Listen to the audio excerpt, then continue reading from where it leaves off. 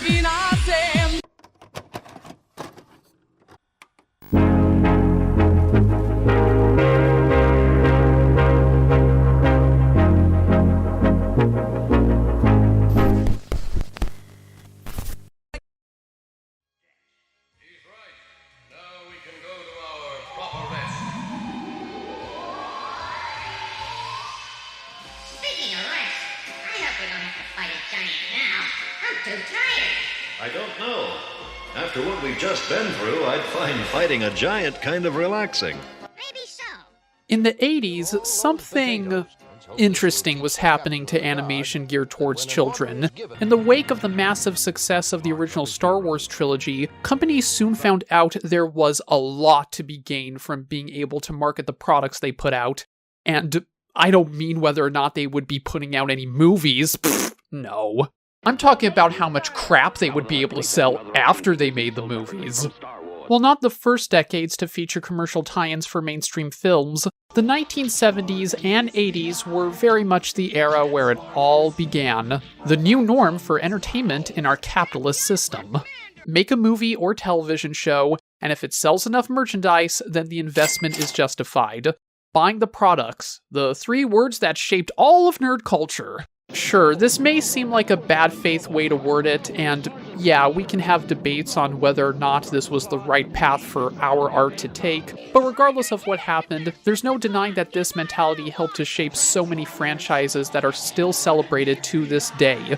Transformers, G.I. Joe, Teenage Mutant Ninja Turtles, Strawberry Shortcake, Rainbow Bright, and my personal favorite of all these, that Trendmaster animated Godzilla toy line, which was never even released. The thundering smash and tail slash! Cyber Godzilla shocking the Heat Team with cyber missile fire! Godzilla, Cyber Godzilla, and human action figures! I can't even own this badass Cyborgzilla because they never got it to the shelf of my local KB Toys.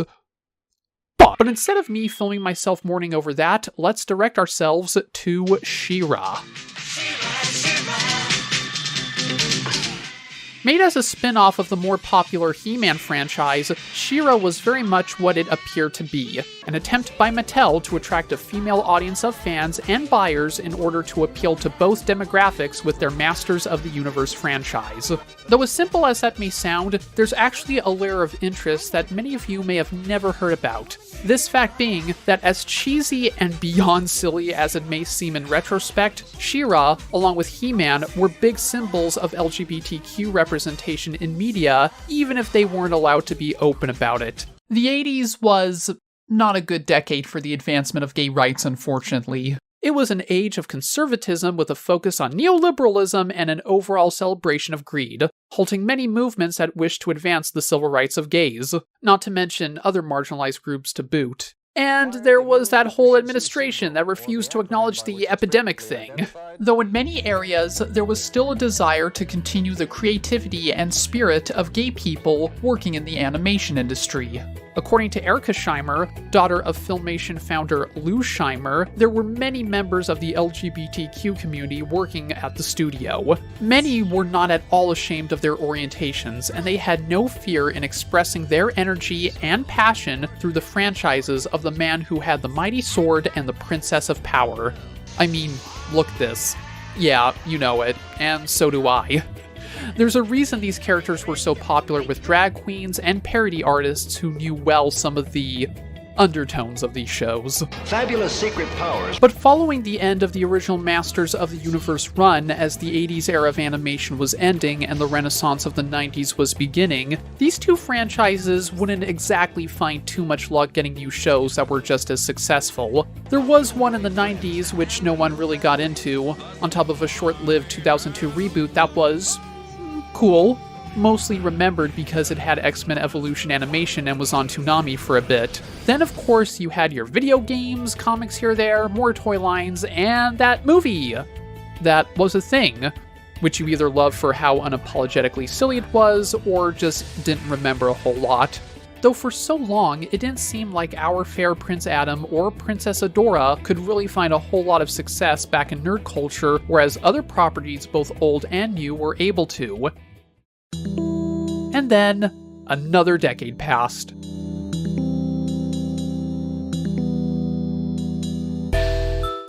While the rights to do another He-Man movie were tangled up, and ideas to bring Adam back on the big screen were present but going absolutely nowhere, SheRa had found her way to DreamWorks along with other IPs in 2012.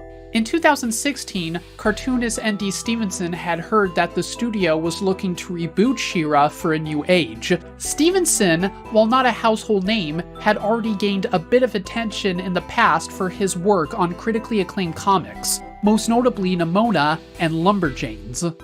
A fan of the original series, ND stated that he had a love of 80s sci-fi fantasy in general and saw a great opportunity to put his interests and skills to use when presented with the option to bring the Princess of Power back. To quote the showrunner himself when the series was about to end, "It's like the show kind of taught us how to love," which is a weird thing to say because it's a cartoon, it's an 80s reboot, that's what it is. But it is something where I think because of what we went through as a crew, because of the weight of the character's journey mirror our journeys in so many ways, it was like learning to love openly, be vulnerable, and be open with the people around you in order to get through hard times. In December of 2017, DreamWorks officially announced the show. What started off as an originally planned singular season retelling of Adora and friends would later evolve into a 4-season epic tackling multiple characters in an overarching story. So far, so good, right? Well, at first, not exactly. It was the middle of 2018. Nerd outrage culture on YouTube was at one of its highest points. It seems that everywhere you turned, so many sects of the Geek Kingdom were looking for whatever reason not just to get angry at something, no matter how controversial it was, but also to process this anger through the typical sweaty chud grift that we have sadly seen an abundance of. Brightly colored text and emoji-covered schlock that wasn't interested in actually reporting what was going on or giving initial reactions, but rather by assembling boring and meandering clickbait in order to feed on the needless rage of others. Now this shouldn't come as a surprise, a bunch of YouTubers still trying to keep Gamergate alive but in different forms, holding up a shitty movement founded on even shittier foundations, using clicks as lures to appease people who think they have ownership over all of nerdism, and making everybody scared over the horrible boogie people who want to get them by making new shows. Next you'll be telling me that I'm not supposed to identify with Tyler Durden. Ho ho! But no, you see, this is where it gets rich. So the initial cause for this reaction was that in July of 2018, before the show premiered, Netflix and DreamWorks released some stills of what was soon to come. By this point, I bet you're probably asking, what exactly did these people get mad about? Was it because it looked different? Partially. Was it because the show would be based on a different version instead of fan service? Not really. Was it because showrunner N.D. Stevenson was gay? I mean, kinda, but that was more of a side note. No, they had all these flip-outs because SheRa wasn't drawn sexy enough. That's a man. That's a man. And that is what we have now. Sadness. It's like they're treating being a beautiful woman like being a man. I don't know why they are trying to implant some sort of agenda. It makes her look like a boy. Yeah, and unsurprisingly, she's produced an androgynous, gender questionable thing. Okay. Where do we even begin with this? I guess aesthetically, let's begin there. She's not very pretty. She's not going to get asked to a lot of proms, this girl. Thing this androgynous not upset male. because Why? it's I think this is not the result of They're upset SJW because you're interference. not allowed Of course. Original SheRa was also marketed to girls in the age bracket. I would know. I was What in the the fuck did bracket. they do with I love SheRa? SheRa because She she looks was like a beautiful young and girl. She's a powerful. boy now. I don't No, have a problem what's with weird taking is her going down, on. but I do She say runs that she great. with the fact Now, she looks already like she had a pretty Selflessness decent with crush, like, this is actually extensions. lesbian. Can you imagine SheRa was always selfishness and egoism? Holy the fuck!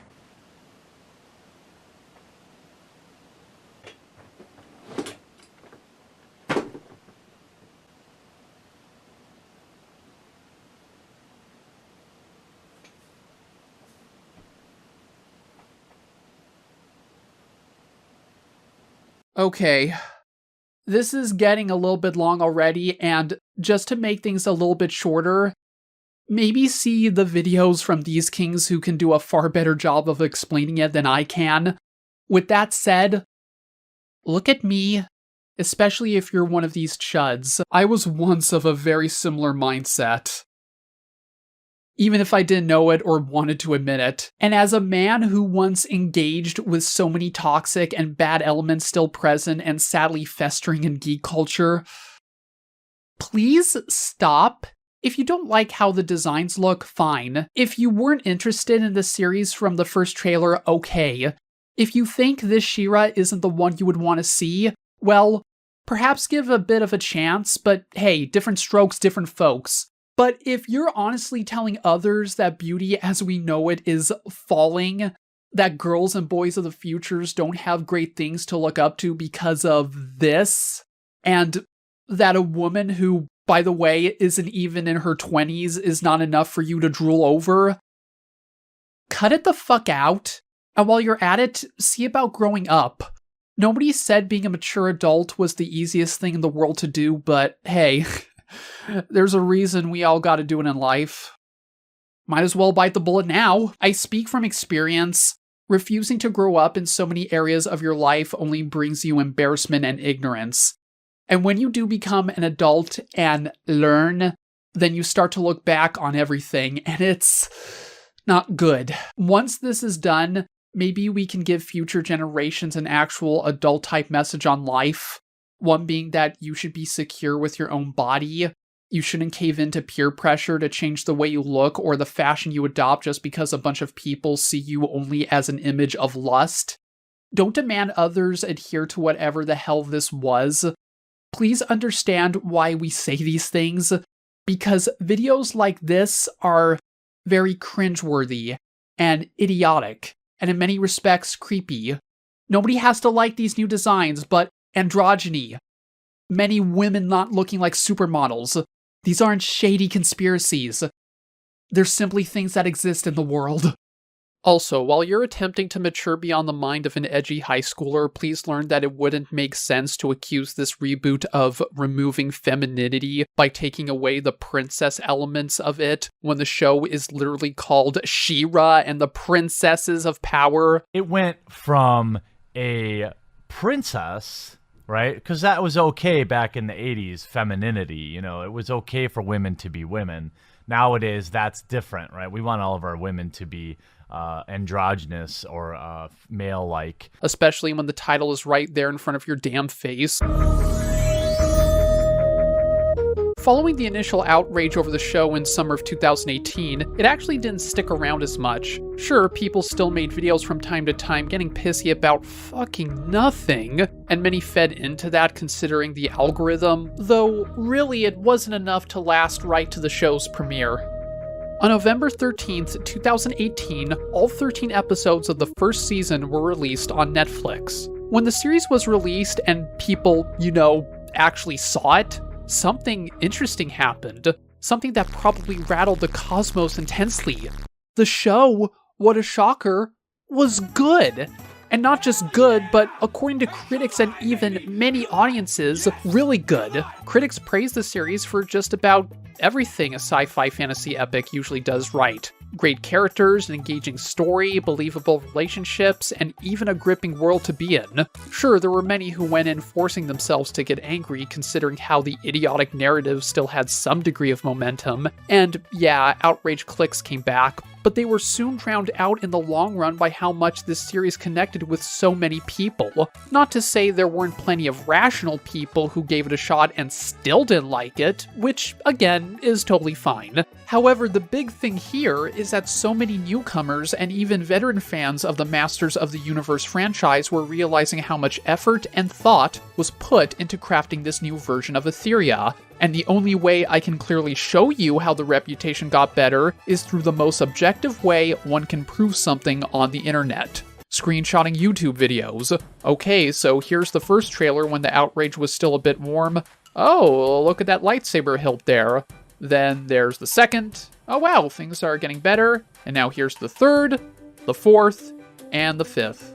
It did what middle school me couldn't, and turned mid-C's into consistent A's and B's. Research done and improvisation skills maxed. I am now declaring myself the smartest macho man alive right next to Albert Einstein and the person who invented the shitty bear. If any of you disagree, then prepare to feel my wrath. But after all that shit, everybody came together, joined hands, sang kumbaya, and before you know it, we all came together as one to be gay and do lots of crime. Actually, no. Many of us just continued watching, cosplaying, writing paragraphs on why Entrapta was the best princess on an objective, literal scale, seriously, and some of us may have shipped. Because hey, whatever floats your boat. I'll see myself out now. Great video, huh? Anyway, the series continued putting out its remaining seasons until it ended in May of 2020. Although because Netflix was being a little bit dumb with its release schedule for the show, Season 2 ended up being split in half. The first 7 episodes were released as Season 2, while the latter 6 were released as Season 3, which is probably why many found Season 2 a bit underwhelming. That's because, well, you know, the other half wasn't even there yet. Sorry, I just need a reason to tell you why I say this is a 4-season show, even if technically there's 5. But now that we're done with the history and getting through the torture that is surviving through the YouTube equivalent of those tabloid articles I would always see on the checkout racks in grocery stores when I was a kid, let me actually talk, so I can tell you why I think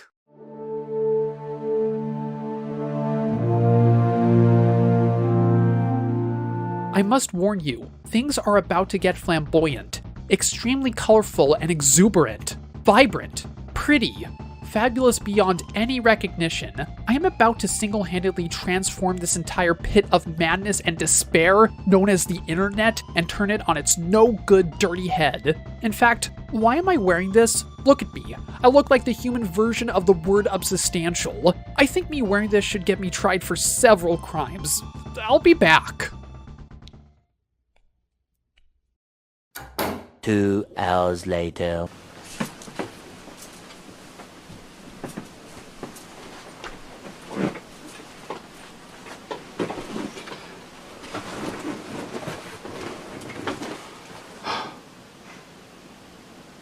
Now, all jokes and funnies aside, before I finally get to my critique, I just want to encourage you all to please read and see reviews of individuals from the LGBTQI community regarding this show. Please look up what individuals who are finally getting a good amount of representation in our entertainment after so many years of being ignored are saying about shows that not only represent their demographic, but do so in a passionate and meaningful way. Riley J. Dennis in particular inspired me to get going on this analysis with her videos discussing SheRa.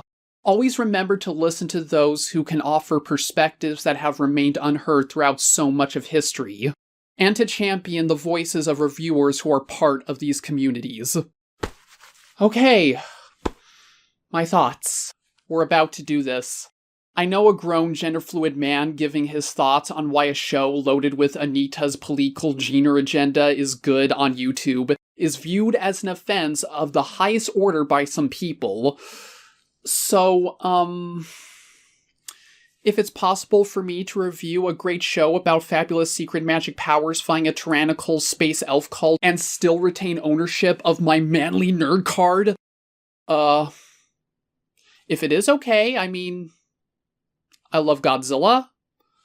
I, along with every other boy back in my day, dreamt of being Indiana Jones. I think Doom with all its blood and guts is still a great game. I think Boba Fett's hot. The thing with me and how I view a product like this is, well, it depends on a lot, really. When it comes to reboots or remakes to classic properties, my philosophy, at its core, is that you should either give this franchise another try for 2 reasons. Number 1, the original was heavily flawed and should be given another chance so that it can be fully realized. Number 2, use the original property, but tell it in a different way. These 2 reasons can also overlap with each other in many reboots. I bet a lot of you have this mentality that there are some masterpieces that are done so well that there's basically no reason to tell the same story again. I actually feel the same way in many regards, which is why even if the first reason I think something should be reintroduced doesn't apply to every intellectual property, there's always an option regarding the second one. There are so many ways to take the ingredients from a classic story and use them in order to go into different directions, to say so many different things about the subject matter it wants to tackle, to try different styles, or to experiment a little with the boundaries you can push. This is why I think some of the arguments that were made against SheRa, that weren't born out of bigotry, fall flat if you give them a little bit of thought. I.e., why not just make your own original series? This SheRa is so different that it just shouldn't have been part of the Masters of the Universe franchise.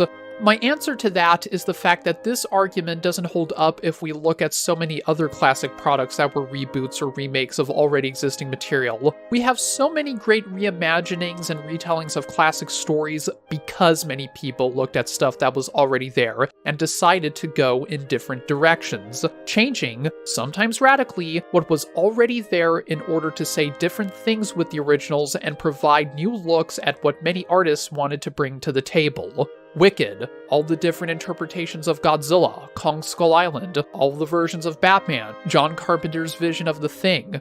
Hell, there are some absolutely ridiculous ideas for reimaginings that turned out to be amazing. Want to take the biblical story of the 10 Commandments and make it a musical? Oh, what the hell can come of that? The answer is one of the best animated musicals to exist.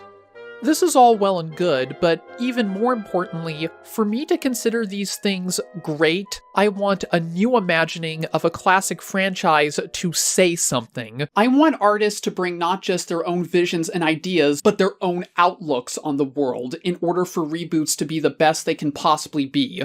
Not to say I don't enjoy returning to simpler fare and getting straightforward popcorn flicks.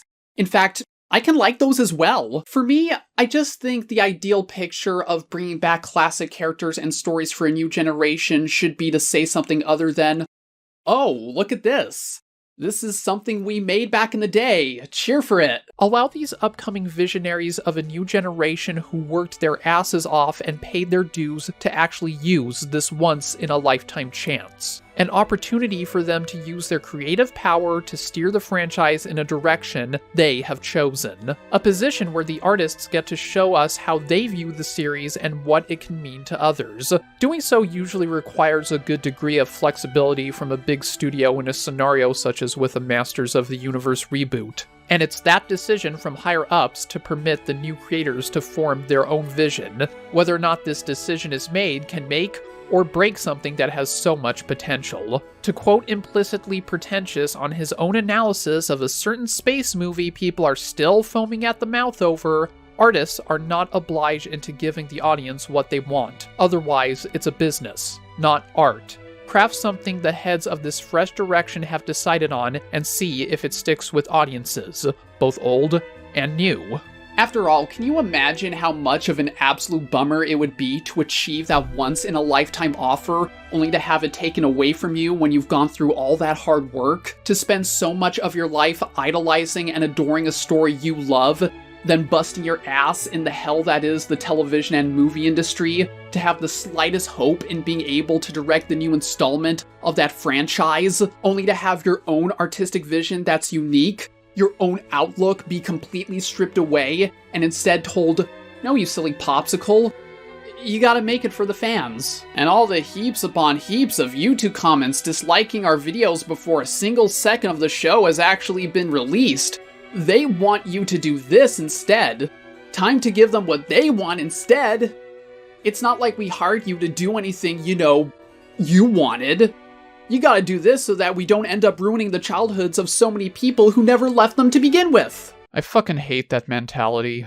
It's way better to have stuff that is risky and allows for more unique visions, even if it makes others uncomfortable, than to stifle any change or suppress new takes in order to please as many as possible. The former, even if it doesn't work all the time, still produces stuff that leaves more of an impact, on top of making the possibility something will be amazing when it is finished far more likely. Again, not to say that if you didn't like SheRa, or hell, even many radical reboots in general, that makes you an immature baby. Not at all. This is just me responding, possibly a tiny bit sarcastically, to mentalities that shut down anything that doesn't instantly please them upon first glance. Which is why the announcement of SheRa found itself in such hot water when it wasn't even out yet. This shade isn't towards the individual who actually took the time to give something a chance and form their own opinion. To those who actually gave SheRa a look and didn't like it, while I do disagree, I very much thank all of you for at least giving it that chance.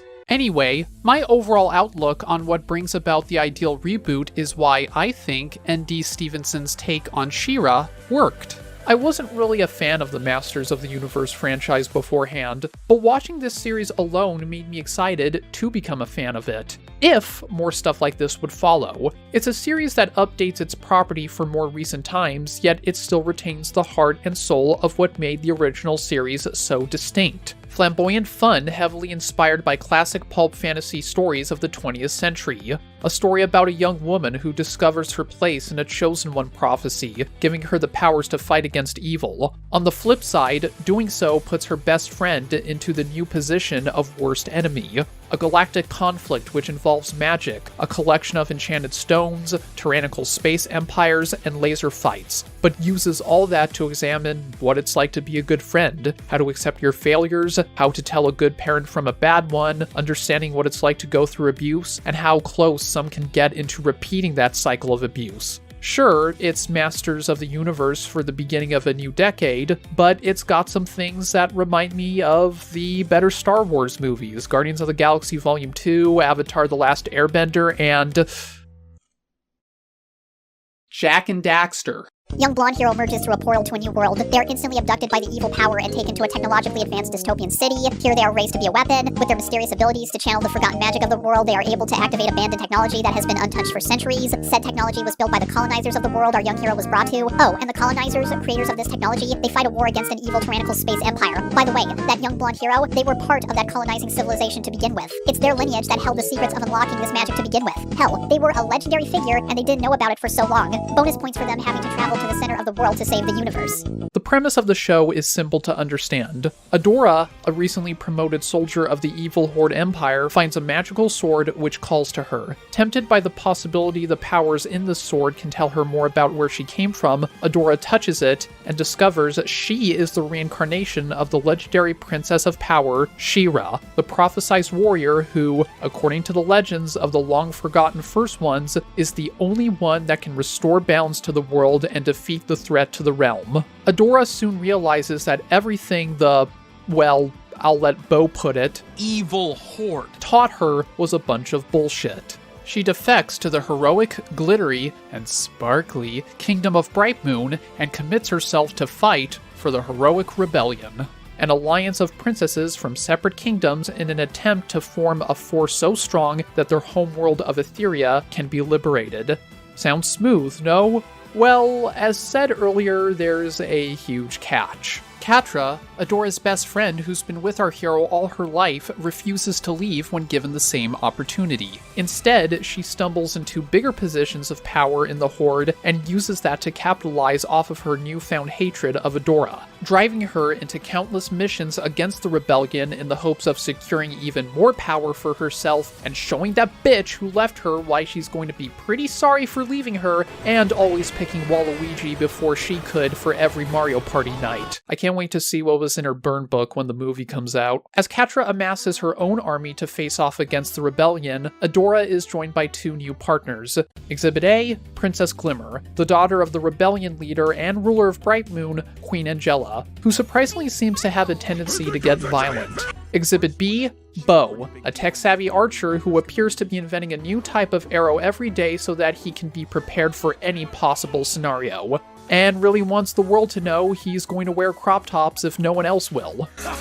Adora's mission soon evolves into becoming the ultimate savior of Etheria, through her training with Lighthope, a First One's human AI who instructs her on how the forgotten civilization made the SheRa. Now the good guys stand a chance to defeat not just Adora's new rival, but her abusive sorceress of an adopted mother, Shadow Weaver, not to mention the main daddy of the evil power, Hordak, tyrannical ruler of the Horde who was surprisingly absent from most visible operations in his own land, spending a large amount of time sealed away in his laboratory. Again, lesbian princesses battling Nazis. And cats. So that's your opening premise. When talking about stuff I want to discuss online, I'm a man who focuses more on why pieces of art like this are made to begin with. So you won't find me nitpicking or demanding for the tiniest of stuff to be given its own Wikipedia article every 5 minutes. Instead, I'm here to talk about what I think of the overall presentation, what the series is ultimately about thematically, how it resonates in many areas, and the overall weight and potency of its stories and characters, analyzing what Stevenson was able to get across. I'll do my best to divide everything into separate chunks so that I'm not meandering too much. Keywords being my best. First, I want to go into detail about this series is geared towards children, that's clear, but the creators understood that's why it needs to mean something, yet it was still able to do both without sacrificing the charm and overall enjoyability of the entire universe the team spent so much time crafting. While the show still has a lot of what you would expect to see in a recent SheRa adaptation, songs, jokes aimed for younger audiences, colorful music, and very cheerful scenery, it never loses sight of the more serious material it has to offer, which in turn makes it a series easily accessible for people of all ages. How this show is able to slowly transition from slice-of-life fantasy to more down-to-earth discussions on characters going through serious emotional troubles to action are all true testaments to how this series works as a reboot. Take, for example, how Season 1 structured the beginning to the whole epic showdown at the end. Some people like to say Season 1 of SheRa was too lagging and a bit slow to get into. Personally, I found Season 1 to be a huge winner right from the get-go. I would say the great episodes of this first season are still some of the best in the whole series. This intro didn't only do a great job setting up characters and story, but it also excelled at showing us what we were in for regarding the tone. Horde cadets taking the piss out of each other during combat training, kids getting grounded because they made a wrong move in battle. At the same time, we are presented with the fact that there is a genuine war going on and that people are getting hurt. That's also hugely thanks to how the show is so meticulously edited. Rather than having every episode operate in an isolated manner regarding the flow of the plot, or jumping to major tone shifts in a snap, SheRa is very careful and aware of what it needs to do on the cutting room floor. It dearly aids in making our characters seem relatable as they shift to different scenarios under certain circumstances. You'll care for them no matter what. From those moments where they're complaining about not being able to find the right outfit to the moment the magical MacGuffin is short-circuiting as they beat the shit out of each other in the foreground. To give an example from Season 1, halfway through it, there is an episode called Princess Prom. Our heroes go to a famous and well-respected prom featuring all the princesses they need to recruit. The problem? So do our villains. At first it starts out a bit more slice-of-life fare as you can see Glimmer is irritated because Bo decided to ask Princess Perfuma out to the prom instead of her. Meanwhile, Adora has the strenuous tasks of convincing Frosta to join the alliance and seeing whether or not Catra and her partner, Scorpia, are going to try something sinister. Glimmer starts to show her frustrations about the fact Bo decided to go with somebody else, while Adora keeps on trying to catch Catra red-handed, only to discover she's not doing anything against the rules of the prom. She stole my food and then asked me to spy on people with her. Is this what love feels like? Eventually, Adora starts to make a fool out of herself, and Glimmer starts to vent about how upset she is in front of Bo. While this all sounds silly, there's never really a moment where you don't believe the emotional honesty of these scenes. I never had that many friends, okay? It's always just been me and Bo. Eventually, it becomes a bit more obvious that Catra and Scorpia are up to something. Soon the slice of life premise evolves into a bit of an action chase, which ends with the reveal that Catra had directed her team to abduct Bo and Glimmer from the prom. Next up, we have the aftermath setting the stage for the next escapade. Adora needs to do something because Queen Angela is ready to give herself up to the Horde in order to save her daughter. Eventually, the other princesses, and Seahawk, come to try and help her as they have some issues forming a plan everybody can get behind. Mermista will access the Fright Zone sewer system. She'll swim through the pipes into the building and open the door. I'm sorry, Mermista will... What? The plan of sneaking into the Horde to get her back makes sure to remind the audience that the stakes are high. But in between scenes of the crew figuring out what they need to do, there's an effective balance of comedy. As tensions increase, it involves a few action scenes, and as the stakes get higher, it concludes with what seems like the death of a princess. This leads to a brief bit of mourning. From there, more problems arise, such as Glimmer discovering she is in pain due to some sort of glitching illness. Adora sets out to fix the problem, and during this time, Bo and Glimmer accept the fact that they still need each other's backs despite some guilt going around. Glimmer and Angela also start to open up to one another regarding the thoughts they have about their own failures. I don't know how you feel. I got your father killed! As Adora does her best to find a cure for Glimmer's ailment, Catra follows her. The two get lost in the ancient First One's temple, which reads their minds and shows them clips from their past. Adora uses this opportunity to convince Catra to join her and leave the Horde and come to the rebellion, but instead the memories slowly fade to more distasteful recollections. Some involve easy-to-see abuse from Shadow Weaver. Eventually, Catra has a breakdown where she rages at Adora and blames her for everything that went wrong in her life, using the opportunity to declare that with her best friend gone, now she can be the ultimate warrior she dreamt of, with no one to hold the cat back. With a clear goal, Catra orchestrates a coup against Shadow Weaver. Scorpia and Entrapta aid her, mostly because Scorpia wants to remain loyal to Catra as she views herself as a best friend to the group, and Entrapta simply wants to continue her experiments. Meanwhile, Adora reflects on her failure to protect Bo and Glimmer. Catra being pushed further towards unbridled anger in the temple causes Adora to doubt the very idea of friendship, and as she hits her lowest point in the season. Forced with the decision suggested by Light Hope to either stick with her friends and risk them, or to abandon them so that nothing like the loss during the raid to rescue Glimmer ever happens again, Adora comes to a decision. She needs solidarity with those who care about her. This all happens at the same time Catra and her new crew begin experimenting with a new source of power they acquired thanks to their coup. This power affects the entire world, which turns out to just be one big piece of technology, and some crazy shit ends up happening. The Horde now has such immense power that they are able to crush the rebellion right there, leading to the final showdown, a seemingly hopeless major battle where the rebellion is on its last wounded leg. In these few episodes alone, we have experienced our heroes going through simple problems regarding friendships at a celebration, to formulating a plan to infiltrate an evil empire, to an action-based escape, followed by a mother doing everything she can to connect again with her daughter, and vice versa, to one of the most emotionally heavy moments, leading to an apocalyptic-level experimentation, to one of the biggest battles in the whole series.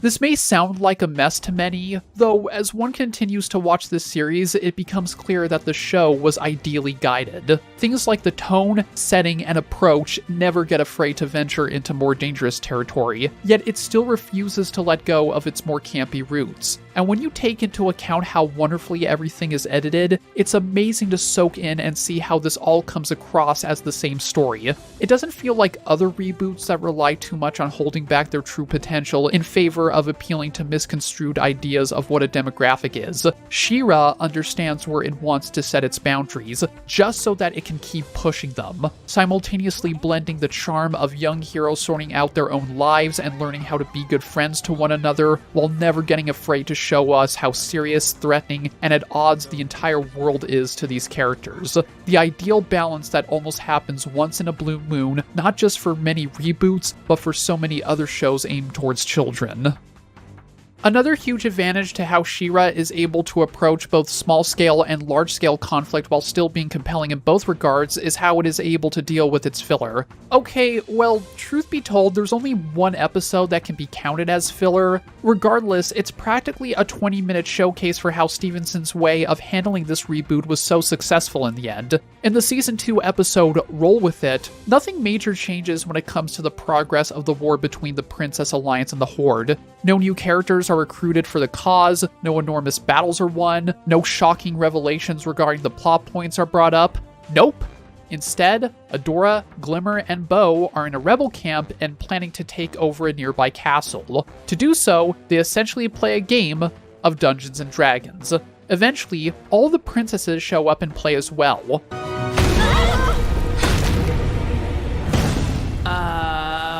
Why are you playing with dolls? We're not playing with dolls! It's such a great time. Every character at this point is allowed to have their personalities flourish as they imagine what it would be like to infiltrate the fortress, all in different, over-the-top styles that are simply a treat. But no one comes close to the Winter's Bane!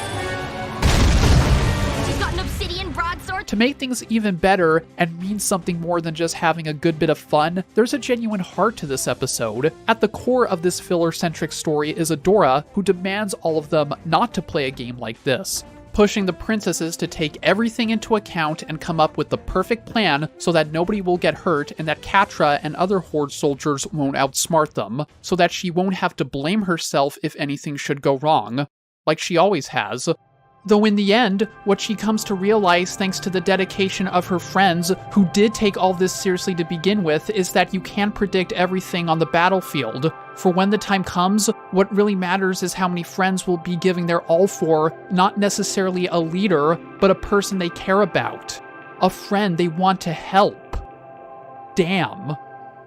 I put huge emphasis on this presentation because I think it's one of the biggest reasons SheRa succeeded, where many thought it would fall flat. Being able to tackle multiple aspects of a story regarding friendship, unity, and having a fun time, mixed in with all the epic material you would sooner expect from something more akin to a big-budget action-based franchise, the good ones at least, is how the series was able to have appeal to so many audiences, all without sacrificing its maturity or any of the complex things it wanted to say. The aesthetic of being a bright, colorful, glittery world with princesses, queens, shanty-singing sailors, and Pegasi was not a symbol of how stupid everything was.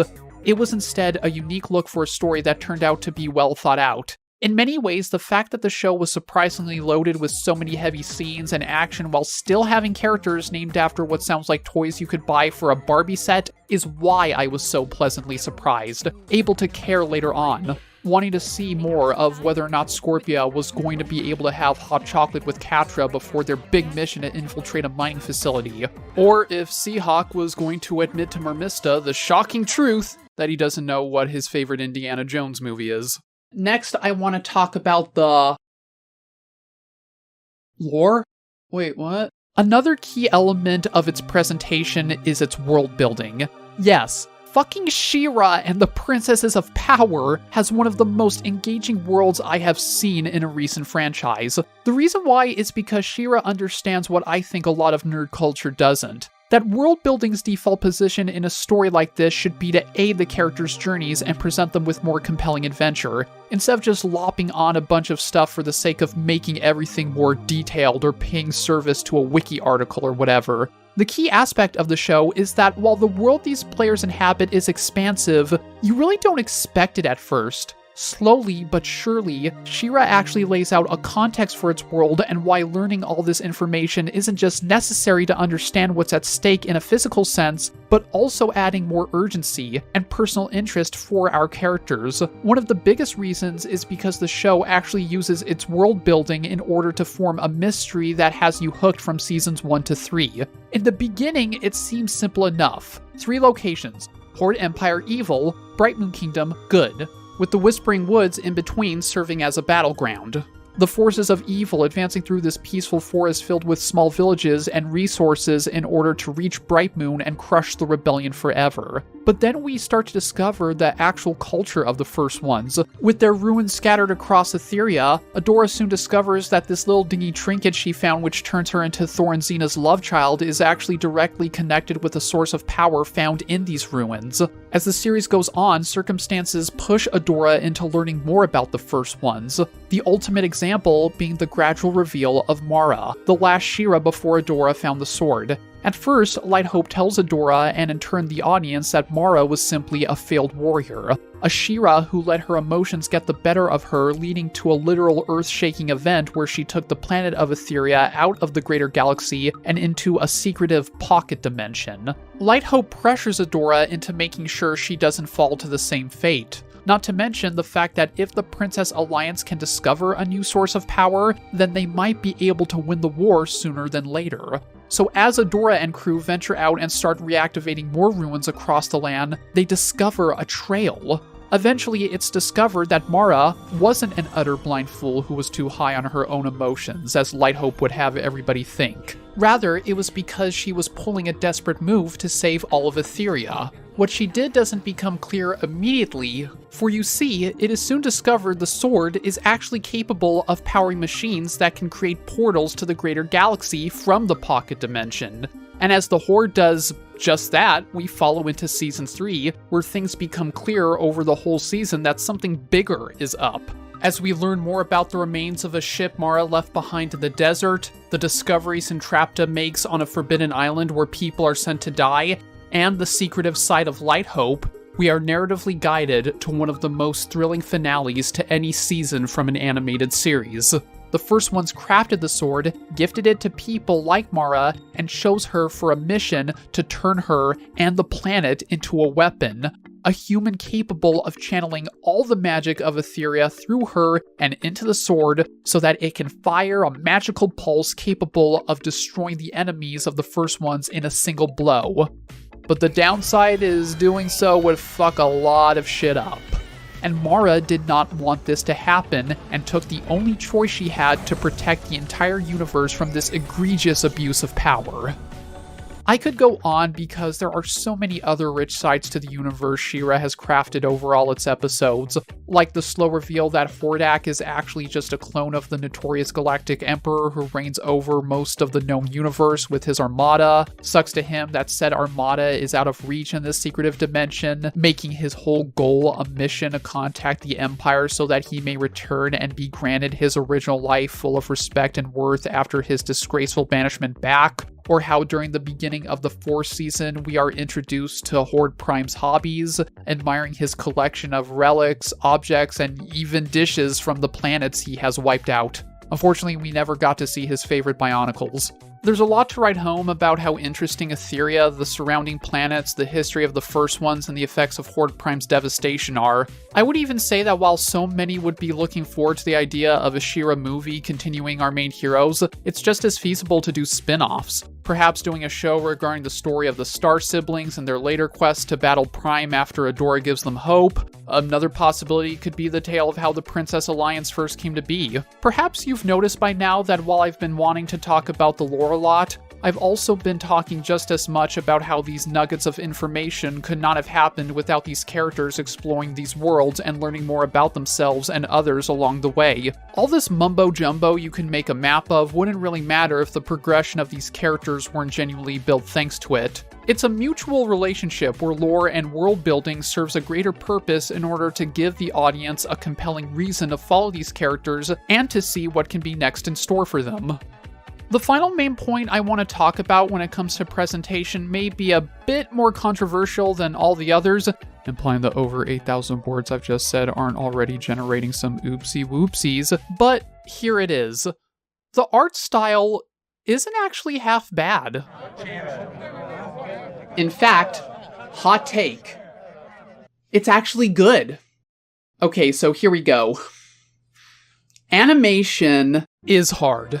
When one says that, a person who might be too unforgiving in their criticisms most likely figures, oh, yeah, it must be hard.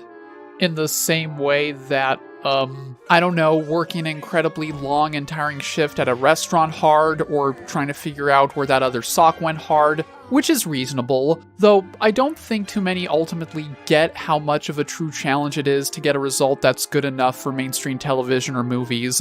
I once made a short in MS Paint for my second year of university for an art project. It was incredibly shitty and only consisted of like 5 different animated frames, not to mention I had plenty of work to do on the side, so I had to tone that down. Even with just 5 frames, that piece of homework alone took me 3 whole days of staying up extra late after getting practically no sleep at school just to make it look somewhat consistent.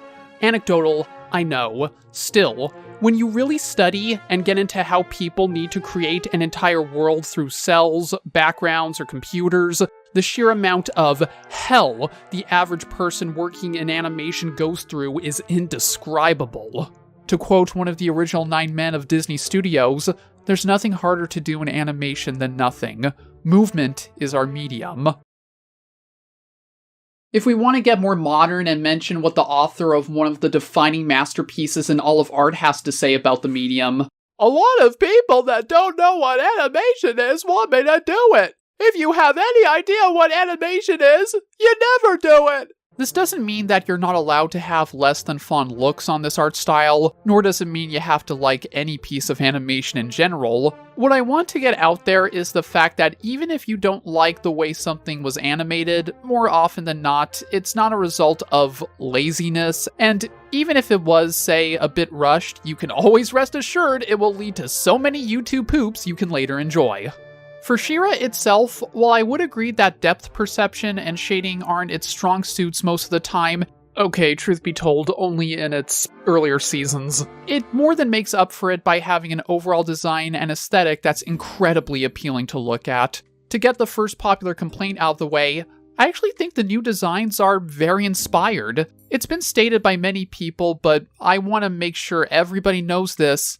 The original series had a way bigger priority with selling toys to people. This means that Mattel often used the same molds for multiple characters, resulting in many of the dolls looking the same but with different recolors and hair to make them technically different looking characters.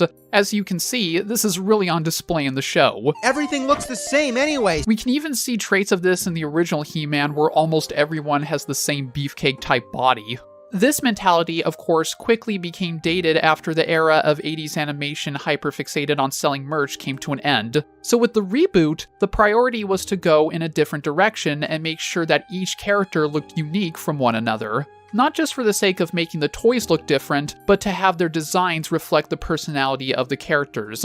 Eddie has a great video on this. When you really see how these heroes and villains were put to paper, especially how shapes were used in the designs, it's clear to see how much thought was put into crafting everybody. Adora, for example, is thin, but still has a slightly athletic build, reflecting how skilled she is at more acrobatic-centric conflict. Catra is thinner, but more pointy in many areas, which gives the idea that there's something menacing beneath everything. Bo has a lot of emphasis put on his torso, reflecting how most of his energy is dedicated to archery, which always requires a lot of effort in the arms. Hordak is pointy, but his body is more lean and less chaotic, which gives him the appearance of a genuine commander in many areas. You can examine how side princesses are structured very differently to reflect the elements they are powered by as well. Spinnerella's redesign gained a lot of hatred from many cringy corners of the interwebs because she was apparently fat? Ignoring the gross displays of body shaming seen in the discourse, that's a petty way to dodge looking at her design in the new aesthetic of the show.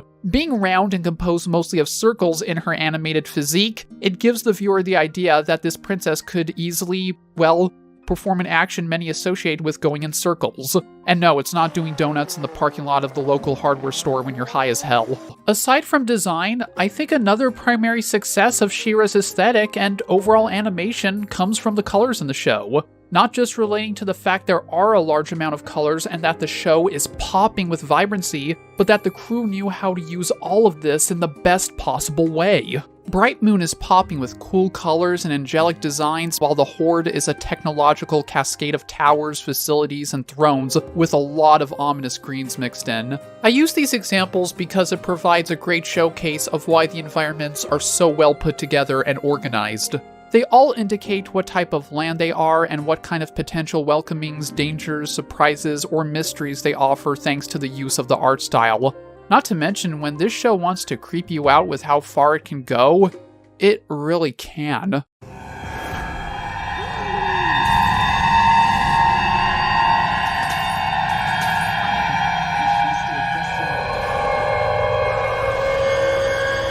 Holy shit. Other complaints about the show say that the character animation is under-detailed and seems a bit cheap. While I do usually prefer shading at the very least with animation such as this, the main reason why I don't mind the way this stuff looks is because it moves well. What I think a lot of people don't recognize is that while we may crave and strive for stronger detailing in characters, there usually needs to be a decision on detail versus movement. Look at the original, for example. Sure, they look a bit more not necessarily detailed really, but rather sort of different looking, not to mention those cheekbones. But what many people may need to look back on was that movement was usually far more restricted as a result, animation being repeated and this stuff. Not bashing, because I actually love this stuff for what it is. What in the name of evil is going on here? La da da da da da, la la la la la. Oh, hello there, Hordikins! However, look at the high points of the new one. Frames are never repeated, animation isn't recycled, and movement is allowed to be way more fluent. When scenery gets active, our characters very much get in on all the action. Some of the rebuttals may be why couldn't they have it both ways? More intricate looking characters along with fluent animation. Completely understandable. Though my rebuttal to this would be that the budget most likely didn't allow the artist to have it both ways a lot of the time. Not only is animation for big shows like these hard, but it's also expensive. Another reply of mine would be that they actually did do that. I think many people online get too entrenched in their own strongly held opinions on what a show is going to be even before it premieres. They'll always view it as something terrible long before it's even out. So as soon as people saw the first few stills and thought it all looked too childish, it didn't matter what SheRa did with its style or animation for those people. That crowd would always dub the way this reboot looks as terrible, even if it upped its ante with later seasons. Give the show credit though, when the animators were able to use a good amount of their budget, which is actually many more times than you may think, it can look great. I mean, look how beautiful SheRa can be with its backgrounds, characters, atmosphere. Graceful, intimidating, comforting, threatening. With all the rainbows and other imagery, it's fantastic to see it almost be in your face going, oh yeah, this is gay. Out in the open. We're here and we're happy about it. It's 2018 to 2020. Time we all grow up. Friggin' love it. The spirit that was always with the Masters of the Universe franchise couldn't be more happy stuff like this is all over the screen. With that being said, while I do think the presentation is on point, that's not to say it's perfect. There's a few jokes that don't actually land in each season, the action scenes are good, even if I have a feeling there could be a bit more to them, and there are plenty of times where I think exposition rattles on for a bit too long. Mara stranded us in the empty dimension of Despondos. She broke the watchtower. Once it allowed me to access my planetary mainframe, the Horde stole you, turned you into a soldier for their war. I could not stop granted power over the elements through their runestones. As SheRa, it is your... Man, the first one should have just sold history books on tape. Though, keep in mind, any flaws I see in the show are far outweighed by all the positives regarding the presentation. What I thought was originally going to be another calm and restricted show for the kids on Nick Jr. turned out to be more similar to the third Avatar series we were denied. The presentation is incredible, but if this reboot is so great, like my fake gamer ass has been saying, is the core of the show good? Well, it is in fact. Like, look at the length of this. You think I talk about something I don't like for this long? I mean, I would, and I probably am going to eventually, but that's beside the point. SheRa is good amounts of good, which is why we are going to talk about... When it comes to a show like this, giving you a clear sentence on what it's about is really hard. It is legitimately like so many other sprawling epics I love. There's a massive amount of thematic depth, overlap, and exploration that really, anybody's guess after watching the whole show is as good as mine. Art is subjective, not only in terms of the quality, but what you can get from said quality. If you were to ask me, I would say SheRa and the Princesses of Power is about learning to be best to yourself and others in the face of impossibility. We all may love the mega gay energy, debating on who can make the best compilations of Bo's voice cracking and how Swiftwind will without a doubt become the greatest symbol of revolution for youth alongside Donkey Kong. But what I said there? Yeah, I would argue that's an accurate summary of what this adventure is all about. Thus, let us explore the foundations. I put this one first because I think exploring the insecurity of characters allows me to transition to the other themes more naturally. A way for me to go theme to theme without sounding like I'm shifting gears willy-nilly. My days of constantly messing up in my dark, depressing middle school English classes are finally over! Take that pubertal awkwardness and falling short on my grades! A defining part of the story is that all major players have some form of insecurity. The tale of Adora and Catra starts as a tragedy caused by toxicity. Toxicity that exploits their insecurities.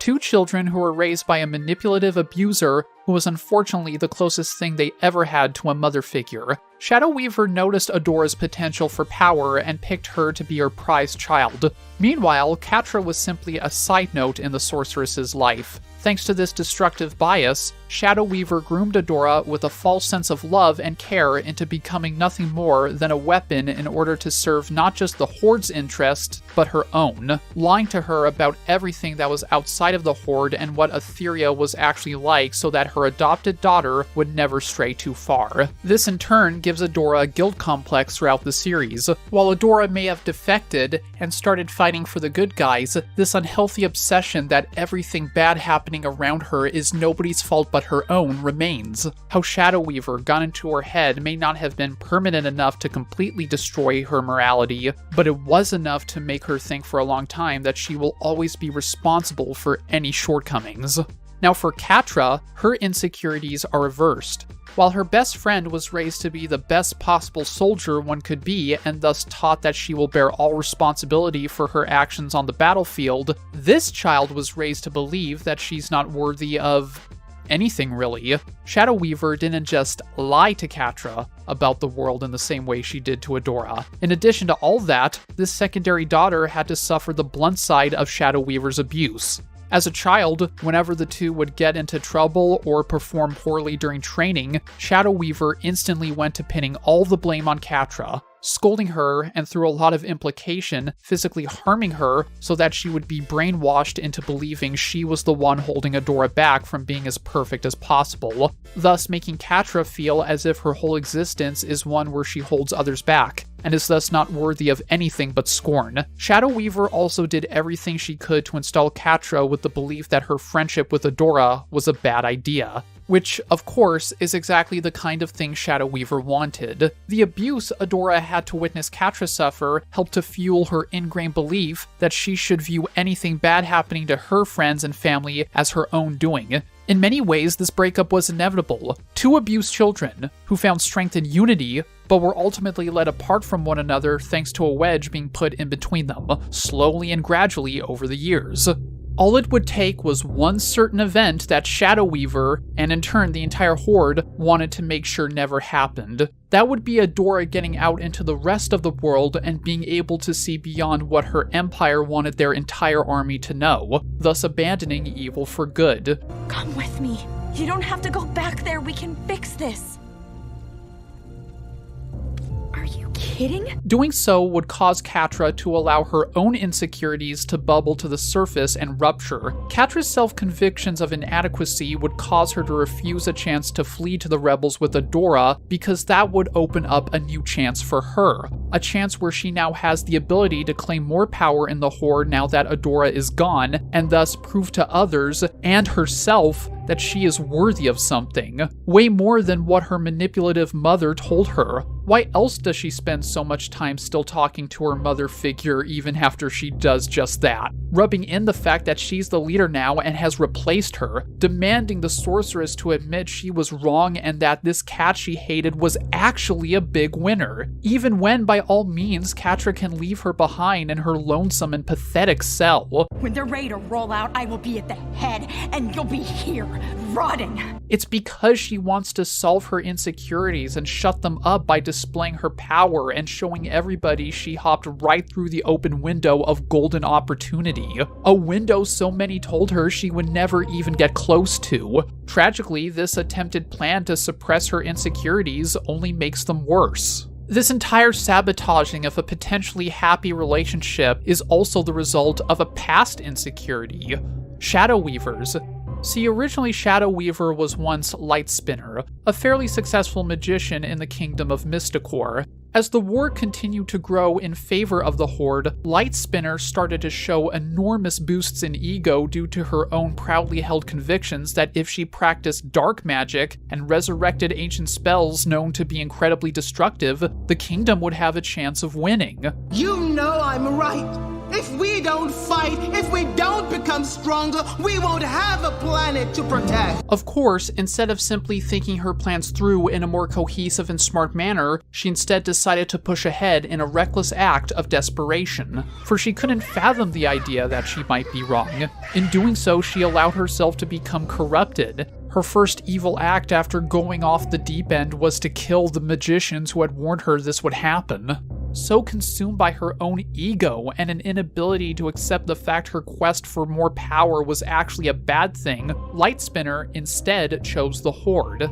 At this point, it becomes more clear to the viewer that Light Spinner became an abusive and manipulative monster mostly because she was hungry for all kinds of power. And this ultimately cements her foundation as a villain who is motivated by dominance over everything she sees, both literal magic and the relationships and futures of everybody she lays eyes on. Shadow Weaver isn't simply corrupted in a literal sense. She goes from looking like a gentle, mysterious type figure into a permanently deformed dark magician to represent a tremendous downfall of grace due to being drunk on a lust for control. A thirst to boost her own ego and be what those people at Mysticor told her she couldn't do. They refuse to lend me their strength to do what must be done. They never listen to me. It's a drive that made her mold these two children into exactly what she wants, pitting them against each other so that if there is ever a time the two should split, she could still be in a position where she can at least control one, and even have a chance of getting the defector back.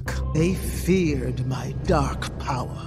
They'll never accept you, not like I do. In one of the defining changes of the last few years of her life, Shadow Weaver was given the Black Garnet, one of many runestones which emits powers that each elemental princess is connected to. She relies on the garnet to fuel her power, not just for her own consumption, but to use its magic to intimidate, frighten, and let others know she is in charge. This is when we start to see how a lot of the magic in the show takes on very different metaphorical and subtextual meanings and how it relates to the characters.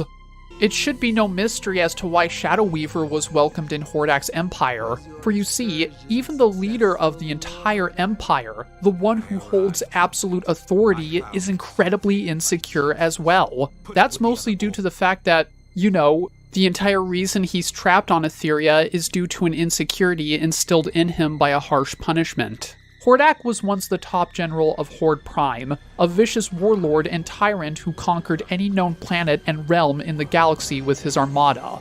Unfortunately for our Dark Keebler elf, or Keebler imp, or Yuzhong Vong minion if he was actually interesting, He was cloned with a deficiency, some sort of condition which makes his entire body weak, and from the sound of it slowly eats away at his entire inner structure. This was bad news for him, as the Horde Empire considers any imperfection as grounds for extermination. So as a result, Hordak was relieved of his high command and sent to die on the front lines, going from one of the highest positions one could have in his former society to being tossed away like a piece of trash. Surprisingly, Fade gave the fallen general a second chance. Finding himself stranded on a new planet, he used an abandoned ship and everything he had to form a new army, all in the name of his own abuser, hoping one day that he will be able to conquer the entire planet and thus win back the respect of Prime, who will let him back in. Despite having initial successes and victories, he is still tormented by the toxicity his creator instilled in him. You truly think you are worthy to stand beside me?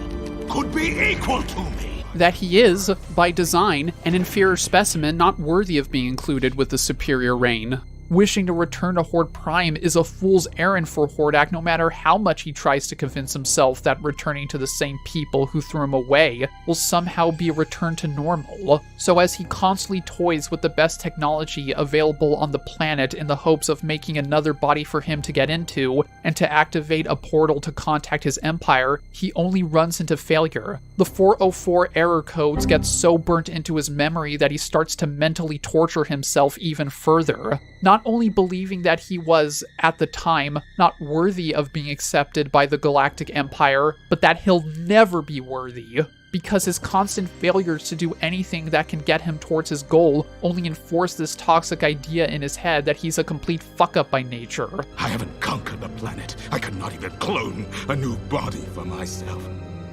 Perhaps Prime was right. Insecure individuals who lust after control in order to chase after a made-up future where those insecurities will go away attract many people who wish to do the same. The only mistake was seeking the approval of a fool like you. You're all weak. None of you deserve my help. And Horde Prime will see that he was wrong. I am not a defect. I am worth something. Going back to how Hordak and Shadow Weaver's insecurities would eventually be lopped onto Catra, it makes sense that the cat would later share her own negative energy onto others. Catra in many ways shares the same insecurities shared by her rulers, so as she starts to gain more and more positions of authority in the Horde thanks to her cunning and the help of other people in her squad, she starts to get what she wants. She continues demanding more of others while still not giving them the credit they deserve, because doing so isn't something that was instilled on her by the only parental figure she had in her life. Granted, there are still plenty of moments throughout the show which reveal there is still more humanity to her character. You really don't go long in the series believing that all hope for Catra to become good is gone. It's clear she isn't able to let go of Adora and how she really feels about her throughout the series. It's even implied that at many points that she is tempted to start a new life of her own away from the bad mentalities. Hell, she practically gets her own golden ticket to rule a smaller gang away from the reach and hostility of the Horde. Her new best friend encourages her to do so, and then she accepts. Only for Catra to find out that Shadow Weaver went straight to Adora after she escaped under her supervision, which reignites her desire for revenge, seeing as how she was punished for allowing Shadow Weaver to escape. Shadow Weaver left me for you. All of this happened because of you. God damn it, Adora, why couldn't you have just selected another dialogue branch? This is not only what makes Catra a great villain, but what provides the story with a lot of tension. There's always pulls and tugs for Catra to come back, and they take on many forms. Even when there are no attempts to redeem her, there's more often than not something that can genuinely convince the reader she may have a change of heart. Tragically, Catra's insecurities get the better of her and come back with a vengeance, which allows the viewer to always ask, is she ever gonna swallow her pride and accept a new beginning? Ah, great, she messed up again. Moving on from Catra, her insecurity also plays a big hand in other members of the Horde, but unlike what we see with more ruthless villains, their negative feelings are more rooted thanks to the tactics the Horde uses that aren't direct. Rather, they are there simply because the villainous power doesn't place value in positive bonds amongst people. Time to talk about Scorpia now. Okay. Quiet. These guys, quiet. Scorpia's concerns of failure stem from her belief that she isn't good enough for Catra. She always tells herself that she isn't putting enough effort to earn that friendship with her coworker. What are you still doing here?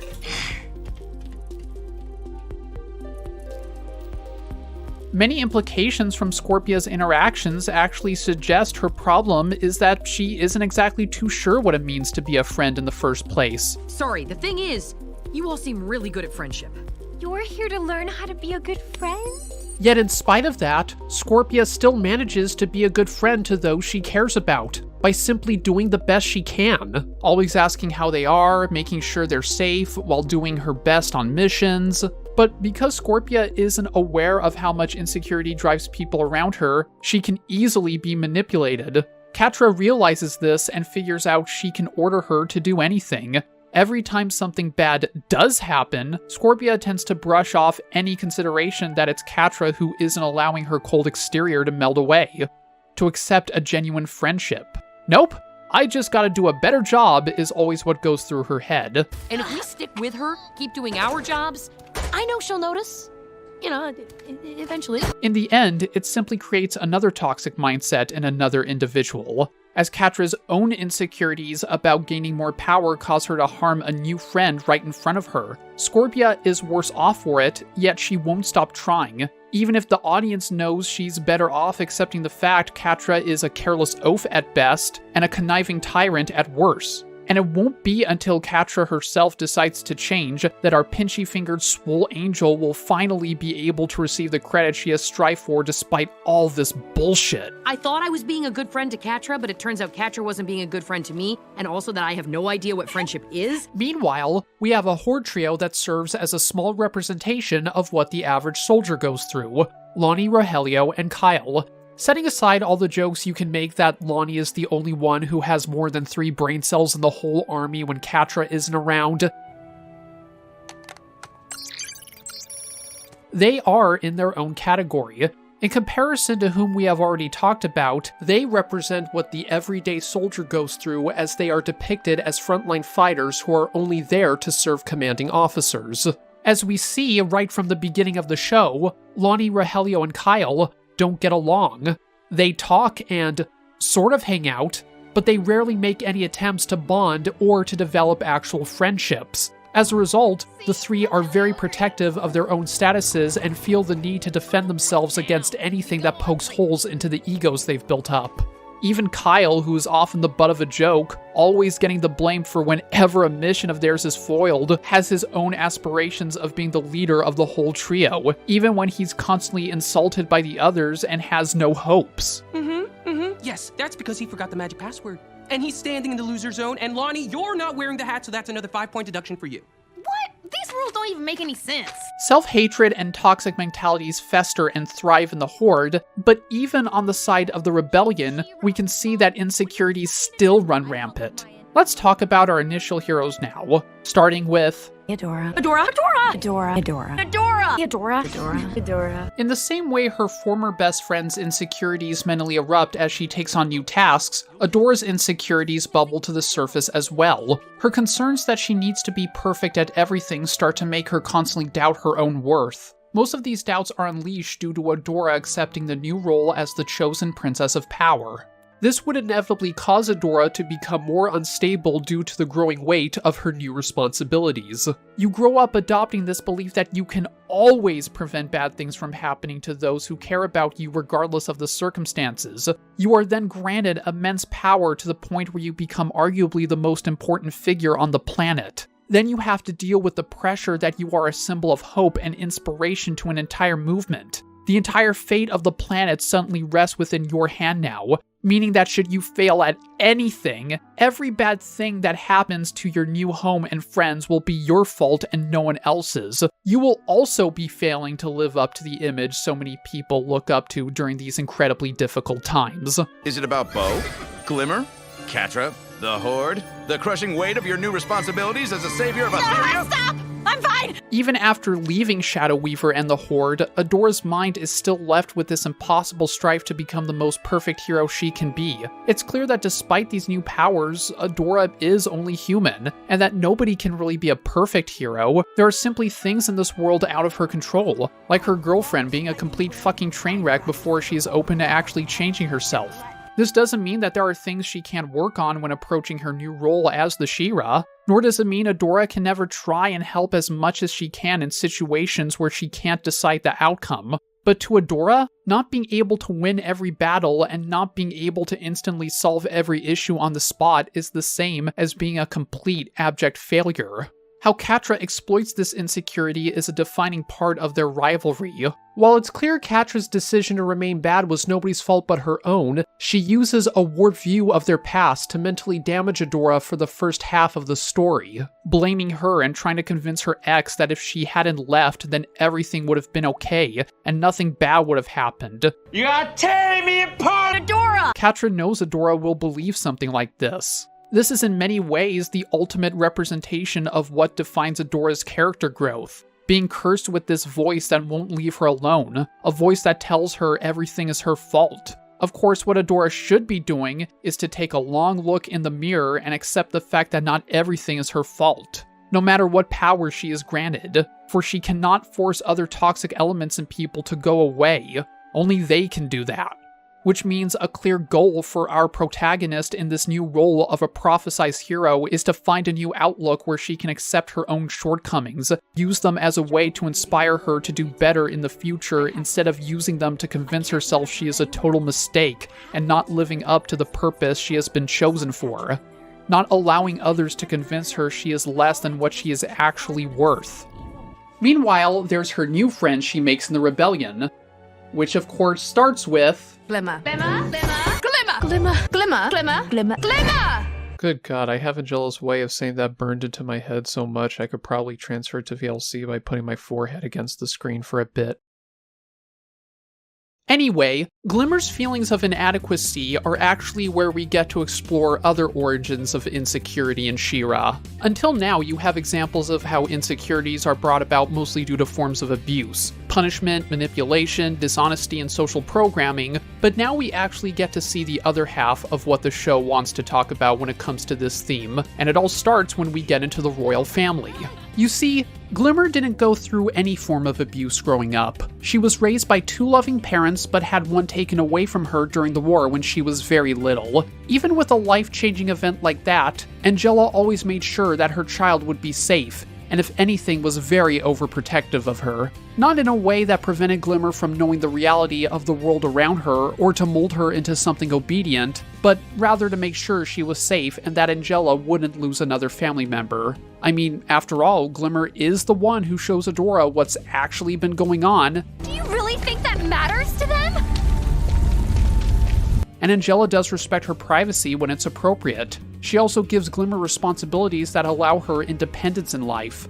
Yet despite all this, Glimmer is not only insecure, but the doubts that affect her self-image are incredibly overt when compared to the rest of the cast. Glimmer's been pitted against no one, and hasn't been indoctrinated into believing toxic mindsets, but her own feelings of failure rise from the fact she is the daughter of two amazing people. One of the most skilled sorcerers the world ever saw, and a benevolent immortal queen who leads an entire rebellion. Being a princess locked away in her own land and not doing anything about the war makes her feel as if she's not worthy to share the same legacy as her parents, which is why she constantly tries to break free of her mother's overprotective sight in order to prove something. I've heard a lot of complaints that Glimmer is annoying and cringy, stating that she's always whining and complaining about every little thing and is always a pest. Truth be told, it's that kind of energy that she has throughout this series that makes her so compelling. It's clear from many moments, such as her escape from Shadow Weaver's clutches in the middle of the first season, her plan to get Adora back from the Horde in the finale of the second, and even the ultimate plan to use an immense source of magic at the planet's core to fight the Galactic Empire, that proves that not only is she capable of accomplishing great feats, but she's also smart. In a similar way to how Adora and Catra's tensions are built on the back and forth between their insecurities regarding their current lives and what they think they should become in their future, Glimmer's tensions are built on her recklessness to prove she is worthy of being a great hero just like her parents.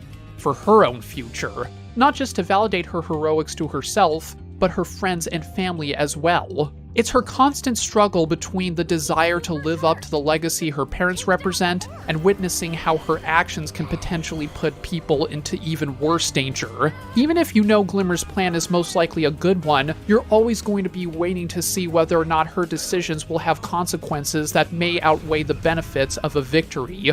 I'd say I can argue that not only is Glimmer's character just as strong as our tragic duos, but that she has the best conflict and development in the entire series. However, if you ask me personally, my favorite would have to go to Angela. And no, it's not the fact this queen is, well, a queen. Sorry guys, I can't find my Burger King crowns to show for a joke. I think I sold them 3 years ago for this laptop's RAM. Rather, it's because Angela's insecurities are not only totally believable, but they also serve to create a compelling inner conflict with everybody around her. The Queen's journey is one where she has convinced herself that not only will she never be able to be the leader the rebellion needs, but she won't be able to be somebody for her daughter to look up to. When Micah was supposedly killed thanks to the battle she ordered, the Queen of Brightmoon couldn't live with the guilt in so many areas. So what was originally a kingdom making efficient moves to stop the Horde from taking over, all held together by the Princess Alliance, ended up shriveling into a shell of its former self. An alliance no longer making moves, always on the defensive instead of fighting the Horde with all its strength. That single decision made Angela view herself as not just a failure, but even as a destroyer of her daughter's future, figuring that if she failed in protecting her own family from these destructive forces, why should we think she can do so for an entire kingdom? Despite all that, the series goes to great lengths to show that Angela's belief she can make things better can still be renewed. Adora arriving as the new SheRa gives her hope that perhaps she can lead a promising battle against the Horde. She gives Adora her blessing despite the fact she's a defector. For the first time in over a decade, her insecurities start to loosen, and she becomes an amazing leader the world needs again. Though at the same time, Angela's character is one where negative feelings can be brought back through horrific events that trigger them. She is still constantly worried that her daughter is in danger and that the same fate that befell her husband will happen to Glimmer. The epitome of this is when Glimmer is captured by the Horde, and she says herself, "Glimmer is all I have." Luckily, Glimmer's rescued. This leads to that scene where Glimmer has a breakdown in front of her mother during dinner. In it, Glimmer says about herself, I know I messed everything up, okay? I know I'm a big disappointment. I'm sorry I couldn't be perfect like you. You have no idea what it feels like to be such a screw-up. But at the same time, Angela makes her own confession. I ordered the battle your father perished in. I've never forgiven myself. I didn't know that. Glimmer and Angela both have voices in their heads telling them they aren't worthy of being heroes.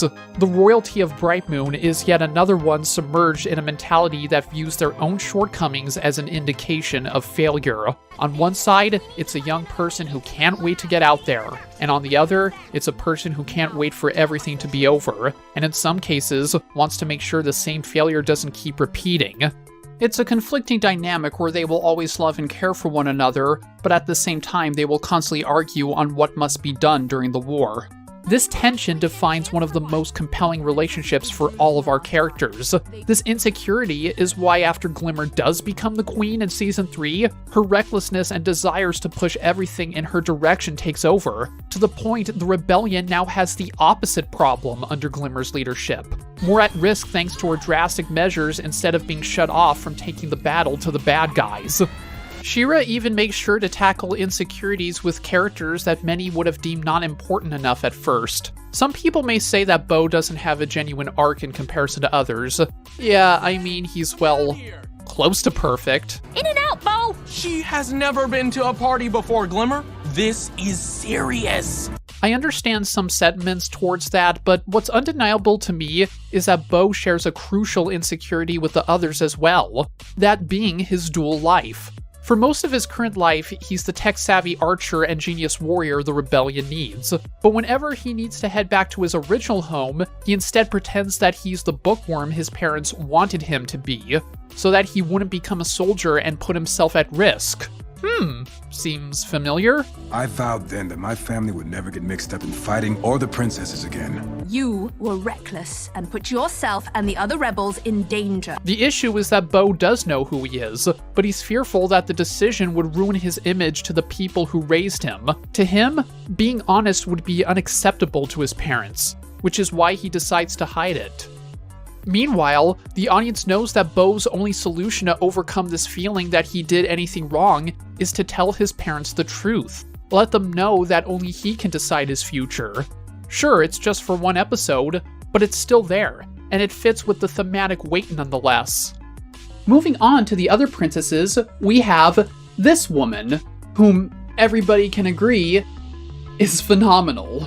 Entrapta's insecurities are actually brought on by the fact that she believes her whole personality is incapable of forming friendships with others. A misunderstanding on behalf of the other princesses makes them believe she was killed during the mission to save Glimmer, but Entrapta ended up surviving, only for her to be taken prisoner. Once Catra realizes they can use Entrapta's intelligence to their advantage and that she doesn't know any better, she indoctrinates the princess into believing she was left behind, all because her friends don't care for her. Tragically, she believes it.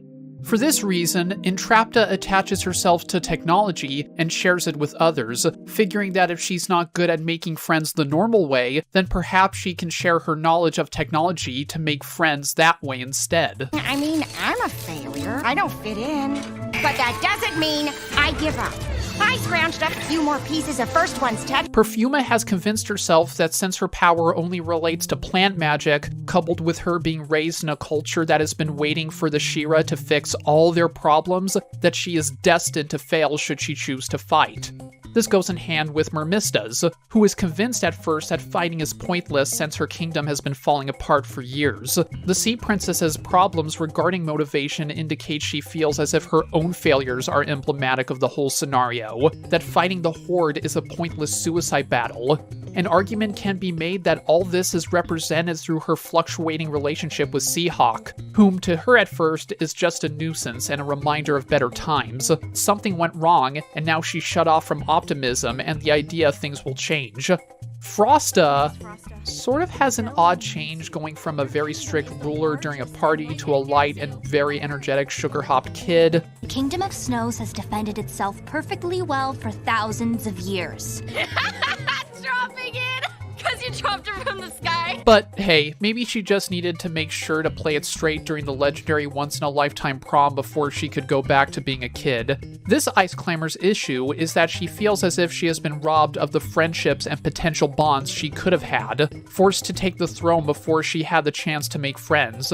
So to the Ice Princess, if she doesn't start making new pals immediately, that'll be proof that she will never be able to make any friends, never be able to have the childhood she thinks she lost, which causes Frosta to be a bit annoying. Oh, and then there's Micah.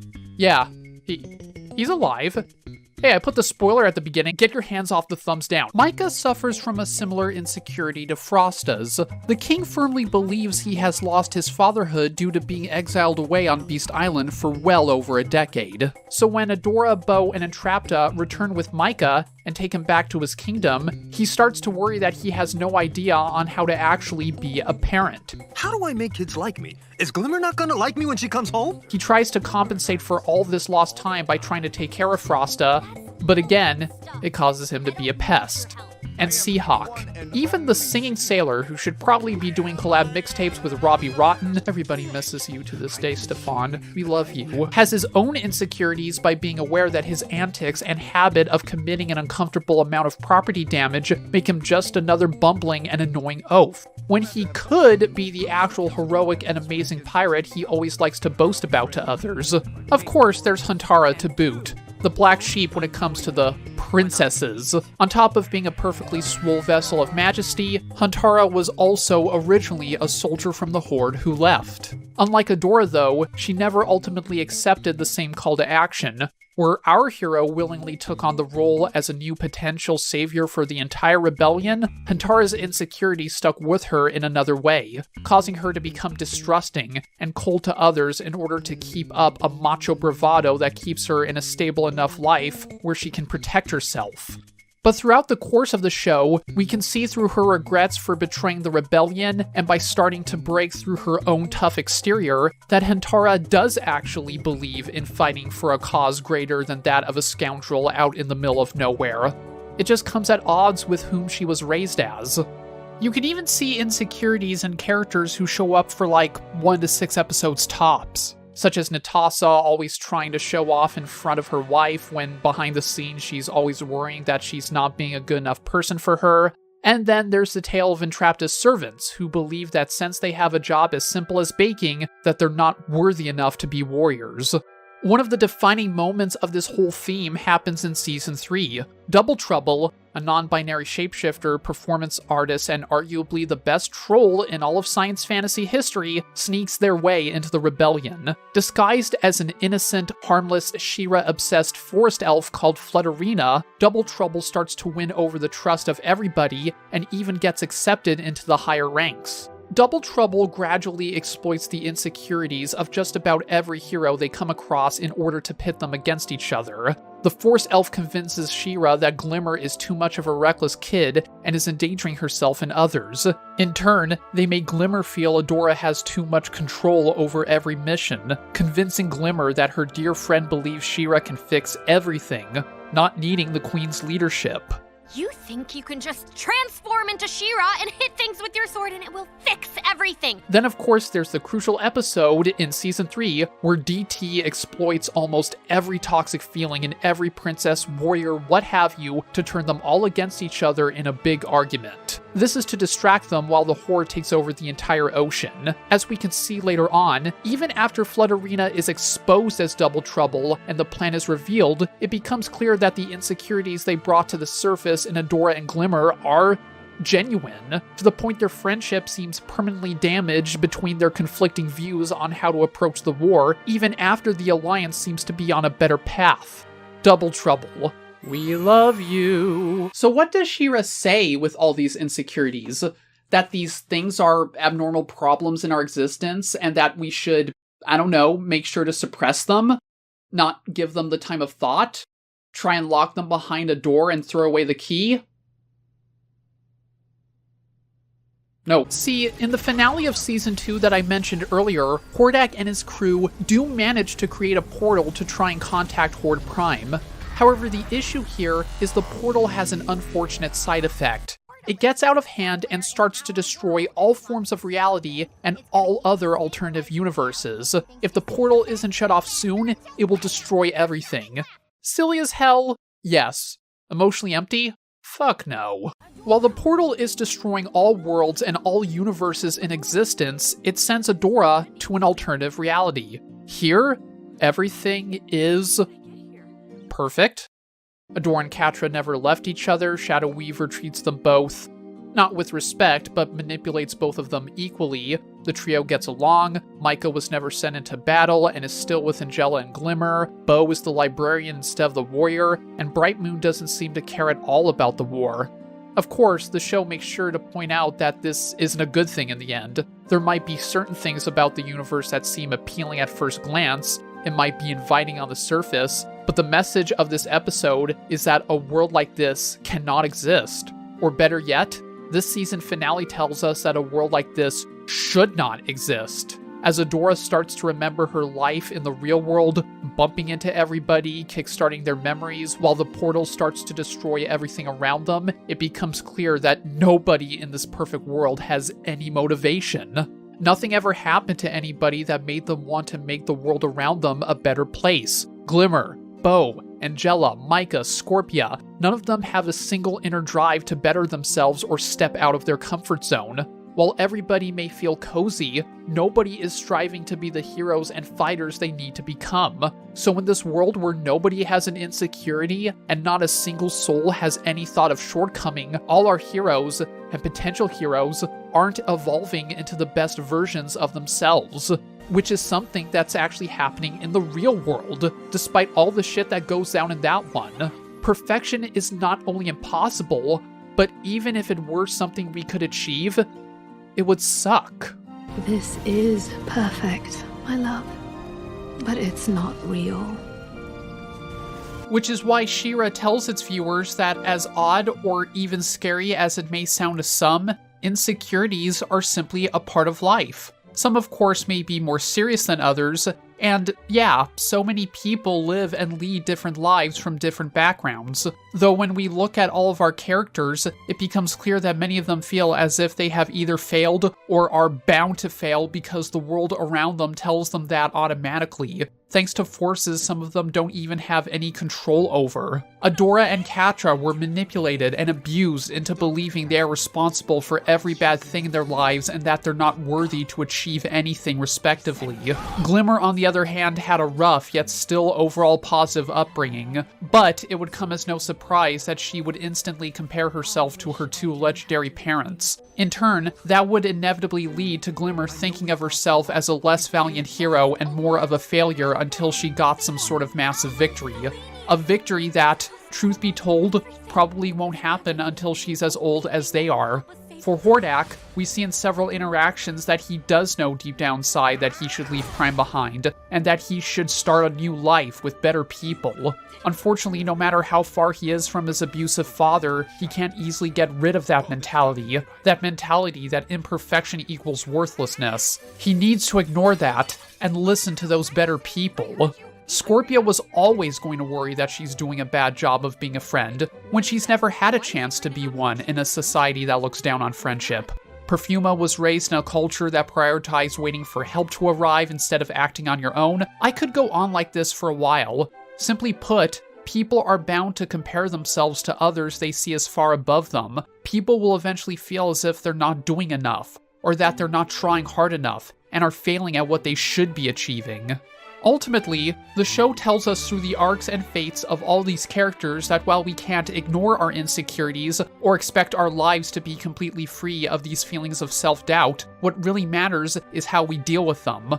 We deal with our insecurities by not letting them tell us we are lesser people, and instead converting our own views of negativity and of shortcoming into non-toxic motivation, channeling negative mindsets into positive ones, and using said mental fuel to accept ourselves and who we can become, instead of only listening to the voices saying we will never pull through. Our heroes get through this by accepting who they are, what happened in their pasts, assessing what situations they are in, and figuring out how they can help not just themselves, but all their friends. Adora accepts the fact that, yes, she did leave Catra behind, and that she did do something that her best friend didn't like. But as seen with the Season 2 finale, when Catra tries to blame her for the way everything turned out, Adora realizes something big. With all her past experiences and absorbing everything, all the chances Catra had to leave and stop becoming more and more of a monster, it's not her fault. Adora stops allowing Catra to make her feel as if she's the one responsible, looks her straight in the eye, and tells her what's really going on in this entire mess. She didn't force her to stay with the Horde. She didn't force her ex to be consumed by her insecurities with all the opportunities Catra had to escape this toxicity she constantly engages in. And you know what? No more of this guilt trip. As for her duties as SheRa, Adora learns to accept the other fact that she can't be a flawless hero. There is no way to form a perfect plan, and there is no way to control everything on the battlefield. Eventually, people will go through something bad, enormous things that rattle the world will happen, and yes, her friends will also have to go through some difficulties. Despite the pressure of being the ultimate legendary warrior, being a huge piece of the puzzle in this quest to achieve peace, Adora learns through the camaraderie of her friends and the words of a certain mentor that trying her best is all she can do. Learning that her own approach to being SheRa will get her closer to victory and the safety of her friends than listening to the idea she needs to always torture herself with fears everything will go wrong. This is where Madame Raz comes in. See, this old, reclusive, and upon first glance, delusional mentor is really a representation of how to fight insecurity through acceptance. While Adora is always taught through Light Hope that the prophecy of SheRa means she must accept and conform to a strict duty, Raz tells her the opposite. Raz tells SheRa that the sword is more than what the first ones say, that this symbol of power and valor is actually an extension of her character instead of the other way around, which means Adora is allowed to determine her own path, regardless of whatever bogus concerns her other ancient mentor tries to push on her. Stop waiting for someone to tell you what the right thing to do is. You're a smart girl. What do you think? To quote what she told Mara long before Adora was even born, SheRa is not a sword. SheRa is you.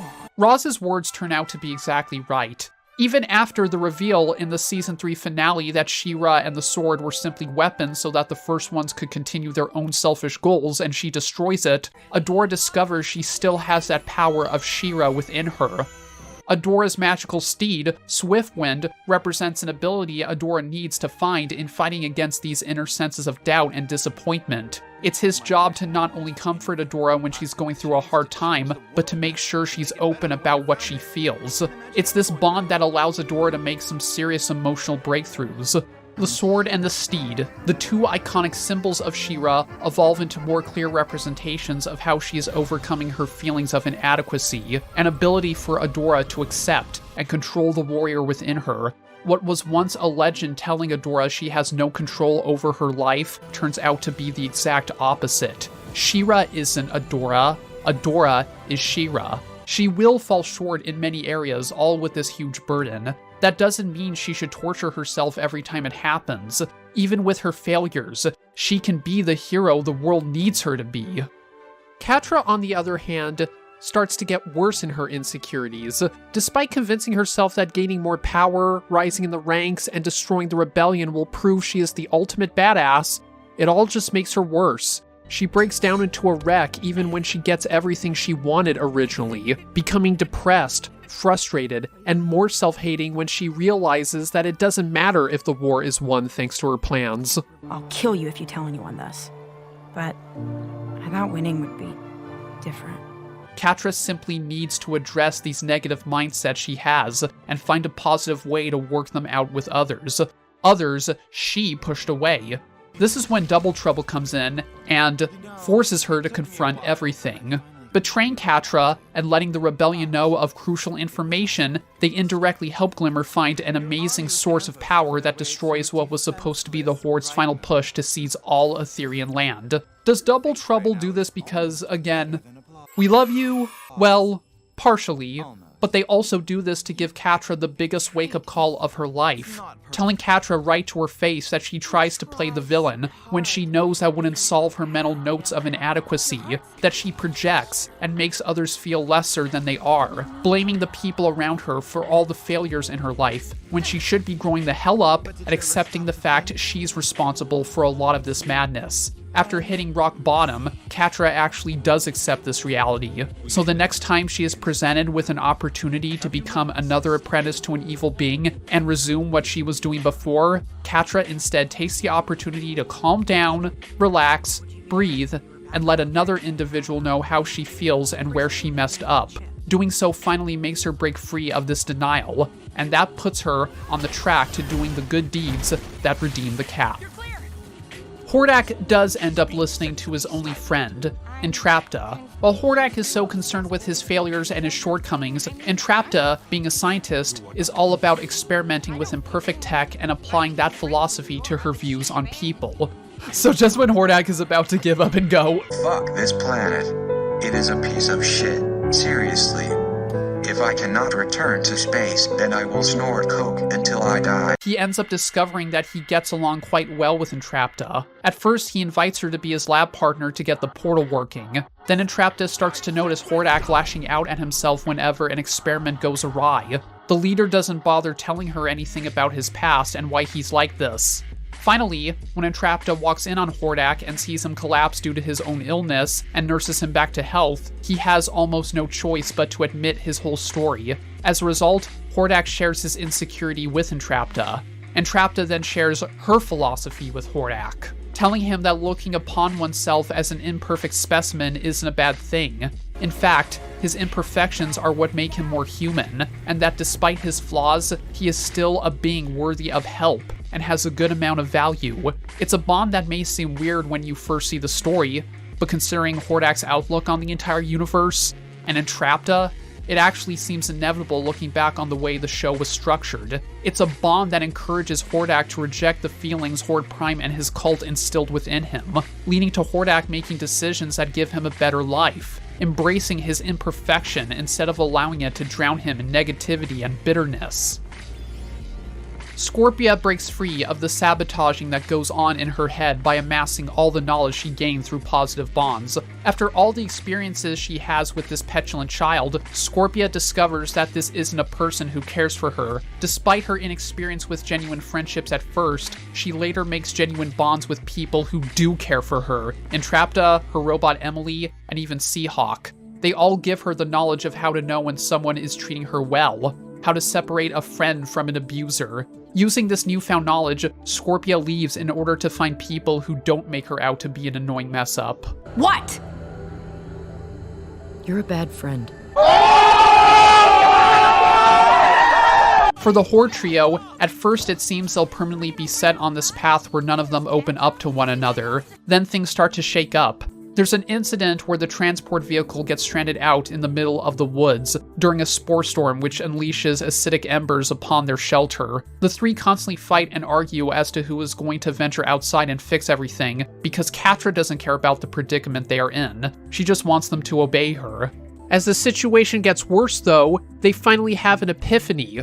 They realize that not only is there nothing wrong in caring for each other, but by doing so, they can leave this awful place that encourages them to remain mentally separate from one another.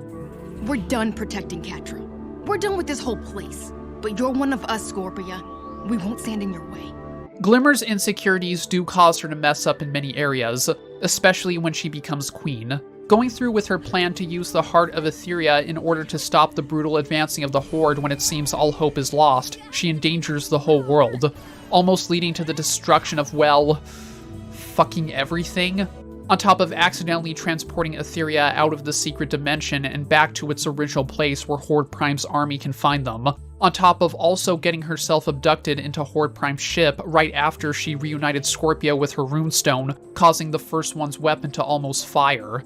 It was a decent plan she had, at first. Sadly, not only is Glimmer too reckless to find a way to end all the suffering, but her pent-up energy at numerous points ends up screwing over herself and so many of her friends, all due to the unfair comparison with her parents. Thankfully for Glimmer, upon reflection and doing everything she can to apologize for her madness, the Queen realizes that she can't keep viewing herself as simply an extension of her parents. Glimmer needs to stop always comparing herself to her mother and father. She needs to accept the fact she is her own person, and that she isn't a disappointment to her mother and father at all. The new queen accepts a new outlook where she doesn't have to be a clone of Angela or Micah, instead choosing to be Glimmer. She matures not just by becoming queen, but by leading a good chunk of an army to victory in a definitive final battle. Then we get to one of the best moments in the whole series that shows how much of a hero she has become, along with how much she does continue the amazing legacy of what her parents represent. Why else do you think that Glimmer's final battle is her facing off against a chipped and mind-controlled father? How appropriate would it be for Glimmer, a daughter so concerned that she will never be able to live up to what her parents represent, restore her own parent to what he actually represents? It's a beautiful, poetic ending that shows the audience that Glimmer was the worthy heir to the throne. She was the amazing warrior she thought it was impossible to be in her life. She's not her mother or her father. That didn't prevent her from being a hero that her kingdom, and in fact the entire universe, needed. In turn, this relates to Angela. As I said before, Adora arriving aids in her return to bravery, risk-taking, and hope that the rebellion will pull through, even in the face of possible mess-ups. And after that admission to Glimmer, the Queen can be at peace with the fact she did lose her husband thanks to a tragedy, and that she did make a move that wasn't the right call in the long run. With those feelings no longer bottled up, the insecurity is no longer commanding her life, culminating in a touching decision to perform one final act to save Adora and the entire universe itself, choosing to be brave in the face of her fear and guilt. We'll get to that later though, and in more detail. Bo comes out to his family about who he is. It's very tough for him to do so. His fathers, of course, love their son no matter what, and accept that they need to let their kid mature into what he wants to become. The argument can be made that Glimmer's mother and Bo's fathers aren't just the opposite of Shadow Weaver in the sense they are supportive and caring, but also they know how to help their children with their insecurities instead of exacerbating them.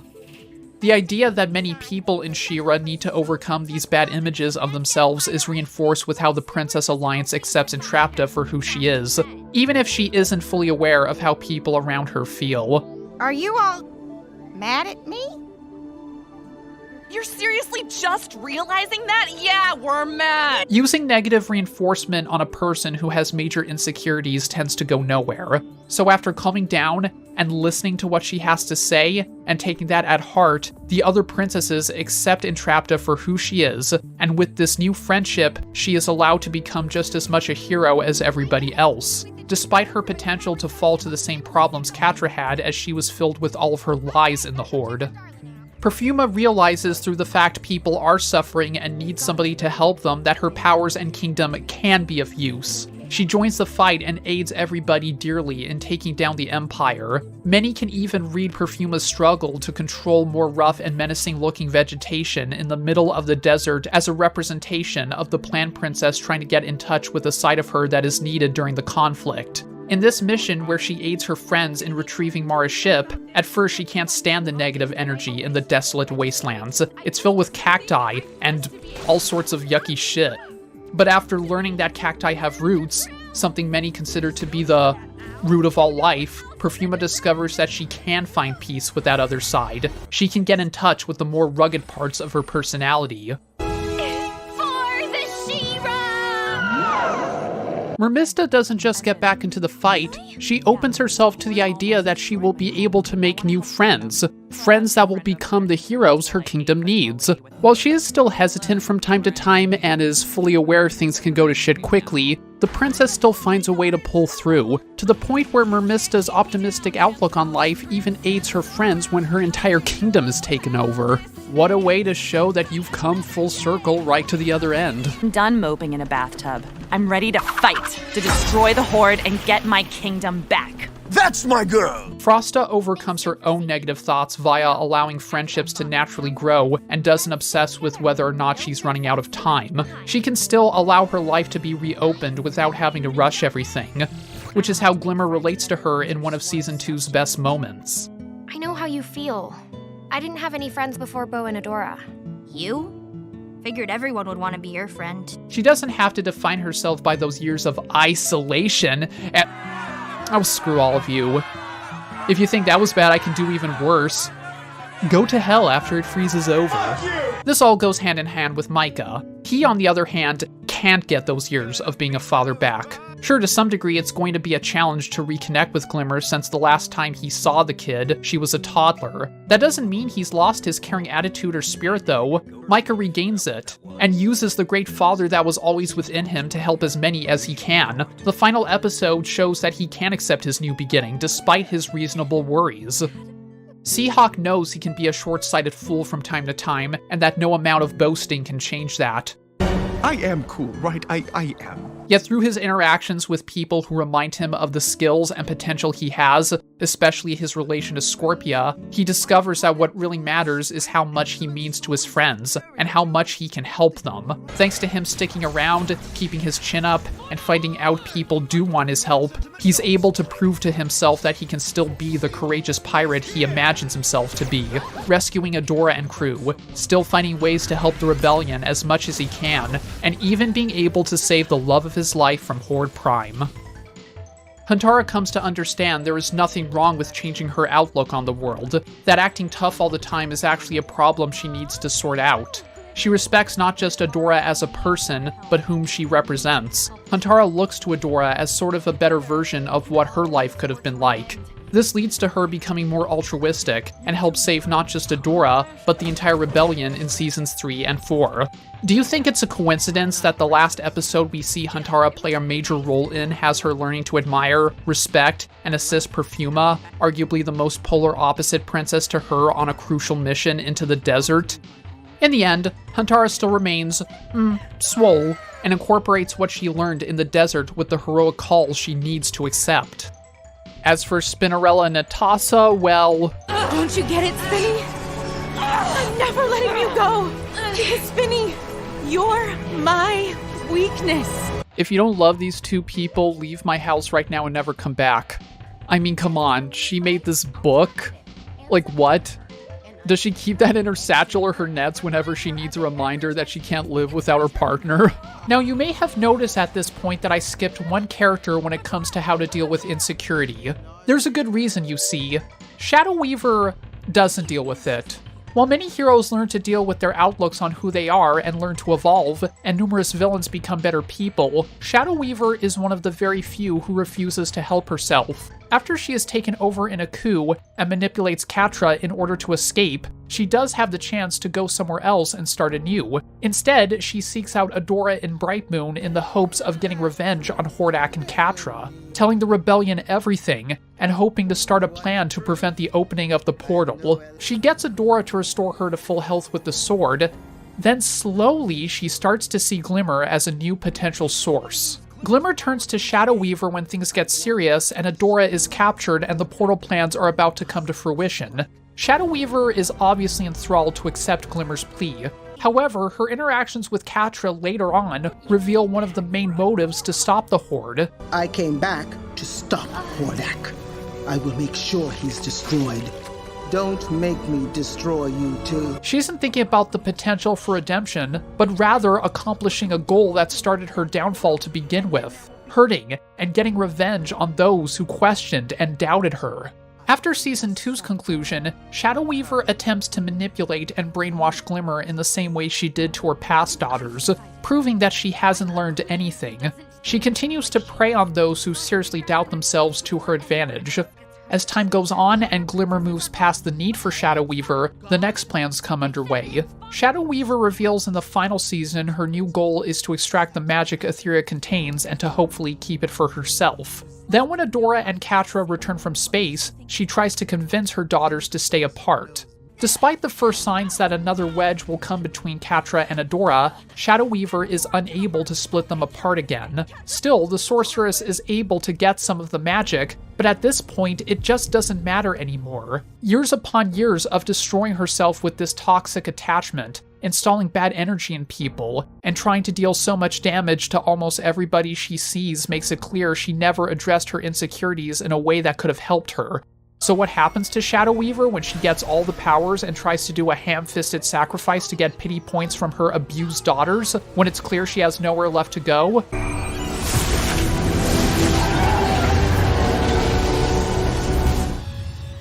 Oh yeah, she suffers the fate Catra would have if she didn't change. That may have been a bit of a dark note to end with, so let me remind all of you. The vast majority of the characters we see in SheRa do learn from their negative feelings and do become better people. That's because all of them learn the key concepts of dealing with their insecurities. Once more, not to strive to be perfect, or to pretend they can live their whole lives completely ignoring these negative voices, but instead to not allow these negative voices to win. Instead, to accept the past, forgive themselves for the beings they are, and to learn. To learn to become better, and to realize that there's nothing wrong with being the best person you can be. Those faults are not things that take away from your worth. Speaking of which, I know a lot of you are probably slamming your fists on the keyboard and have incinerated almost everything in your bathroom in a fit of rage because you're all dying for me to give you the quote that sums it all up. Calm down. Here it is. Imperfection is beautiful. Oh my god, that was an eternity. Sorry about that first theme. Jesus, nearly 20 pages. Don't worry, the others will be shorter. Talking about insecurity would be long since you really need to get a grasp on one of the most important themes in the whole show. So I kind of had to make it that long. Insecurity is big, but now it's time to talk about how some insecurities are passed on from one generation to the next, through the form of... So, I want to open this segment by making sure there's no confusion.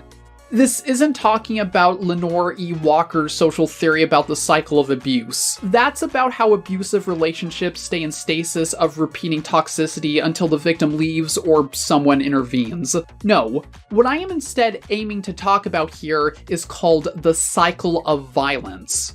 What does that mean? Well, here are some examples from other shows I love. And also, I kind of want an excuse to talk about them. Let's take a detour. The first is from a series called God, the Devil, and Bob. If you've never heard of this show, first of all, you're missing out. And secondly, it unfortunately met an early end due to the controversial nature of its premise.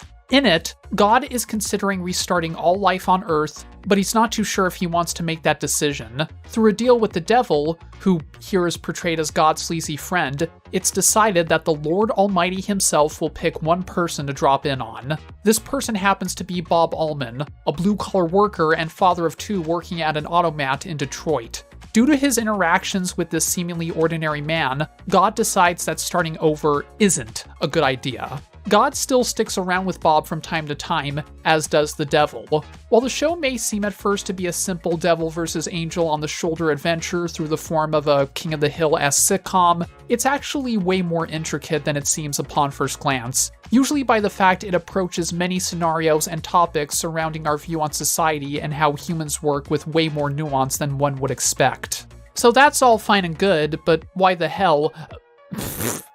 Why the hell am I talking about this cartoon when we were originally talking about the lesbian princess show? Well, it's because of the similar topics regarding abuse both shows have. Let's look at the 11th episode, Bob's Father. In this episode, Bob gets the news that his father, Tom, is in critical condition after running into some serious health problems. He goes back to his father to try and make amends, but unfortunately... well, as he puts it, damn it, I should have known that this was a waste of time. I came here to try and patch things up, but you're still the same selfish bully you've always been. Well, you know what, Dad? You can go to hell. Immediately after that outburst, his father dies. Bob is conflicted on the recent passing of his dad, mostly because that while he wanted to look up to him, the history he had with his father is one of neglect, shaming, and discouragement. The parent who only seemed to share disappointment and disapproval with his child. When Bob decides he wants to talk to his father one last time to get another shot, he decides to search for him in hell. Shockingly, after the devil brings him down for a visit and they search for Tom, Bob discovers he isn't there. Paps actually made it to heaven. After having a breakdown believing that morality has no meaning since a selfish asshole like his dad could make it into heaven, Bob decides to run a bit of amok. Once Bob escapes and heads back to the bar, he runs into God again. God has a talk with Bob, and right off the bat, our holy bro tells his friend that he doesn't owe his father or his memory any respect. God tells him he has every right, both morally and logically, to view him as a jerk. After all, he was. Though after that is said, God explains the reason why he's in heaven is because he actually did the best he could given his circumstances. God tells his friend that Tom's father, whom Bob never really knew, was a scary guy. And the way he says it strongly indicates that his grandfather was even worse, much worse, sounding as if the man was not only verbal but perhaps even physical in his abuse. And he pushed all of that awful toxicity onto Bob's father. Tom was abused by his old man, and that later led to Tom treating his son badly. That doesn't excuse what Tom did, but it was a little bit more inevitable than Bob thought about at first. Bob is in the right for viewing his father the way he does, but what God wants him to know is that despite all of that, his papa did at least try, considering the harsh hand he was dealt. And the trick is to pass on a softer punch. Your father passed on a softer punch.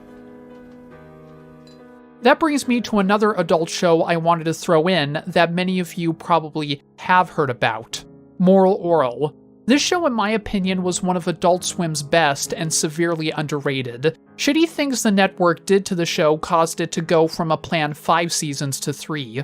Even then, considering how dark the third got, Adult Swim proceeded to cut the season in half through a quick cancellation. Despite all that, what's in the show is amazing, if not rushed. The first 2 seasons are more adult-oriented satirical comedy, but the ending of the second and the entire third are dead serious. The The basis of the show is that Oral Puppington, a naive middle school kid, lives in a fictional Christian fundamentalist town of the US. It's not clear what time period everything is set in, but what you need to know is that Oral's town is very much stuck in the 1950s.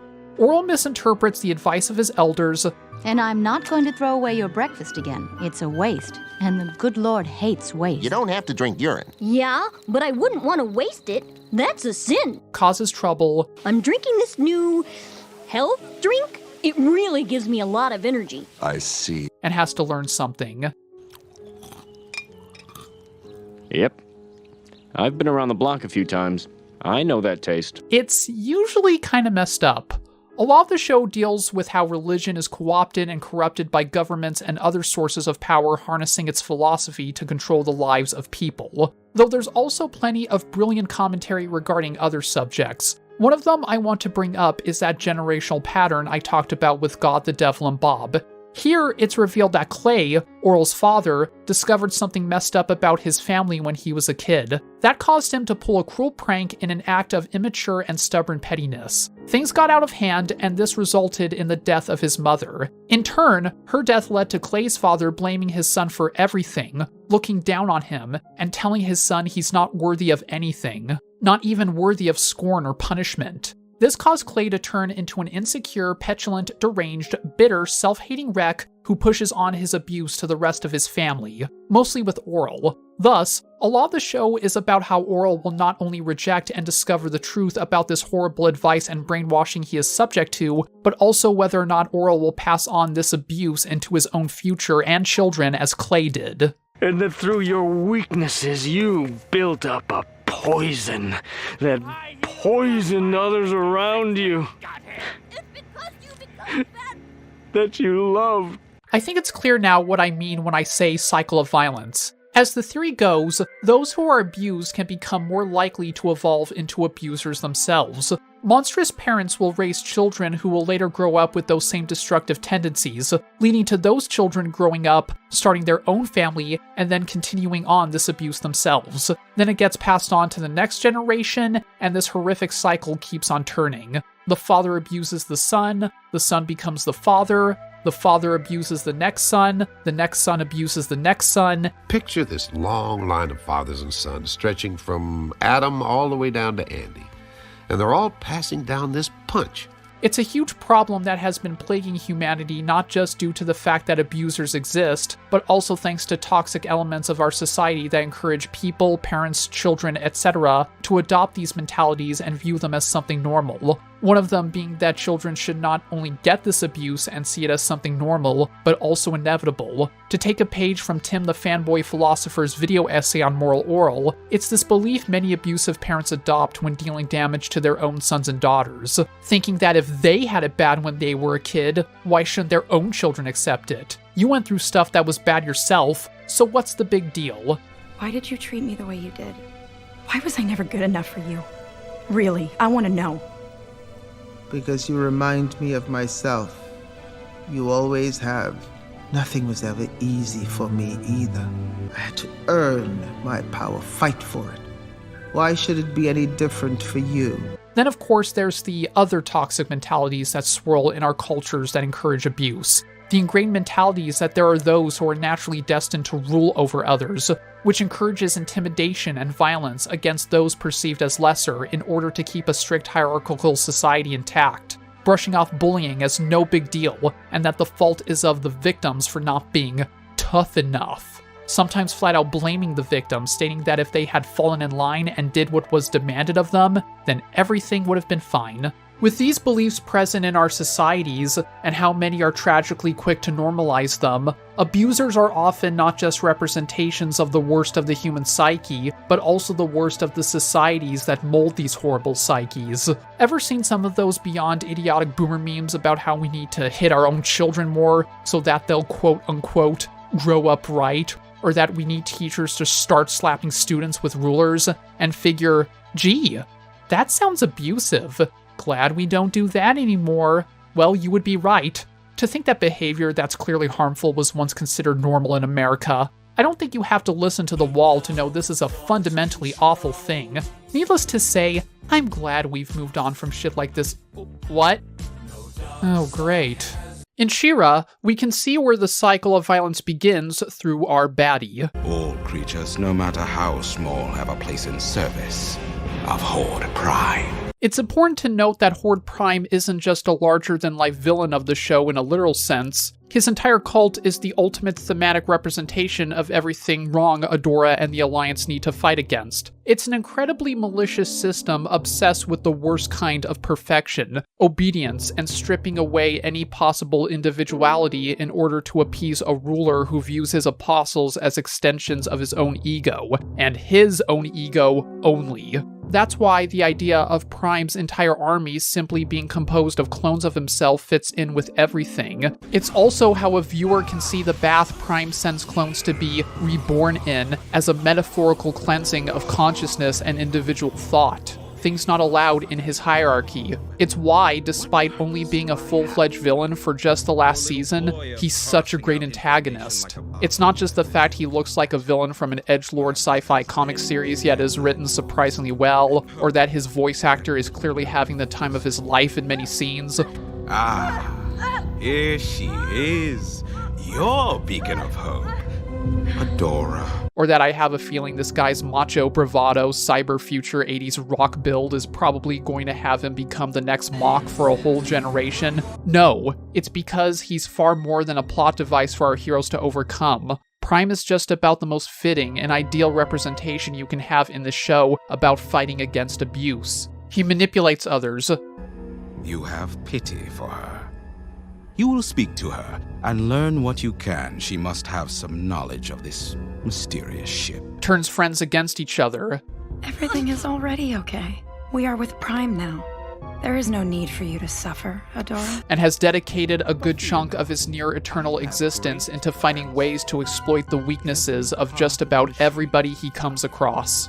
With this horrific culture he leads, the first blood is spilled, or as God would say, the first punch is thrown. That is when he tosses away Hordak and the cycle begins. We know from the fact Hordak was once a top general that his leader thinks of him as nothing more than a tool. It doesn't matter how amazing you are at your job, how close you can get, or what you can do.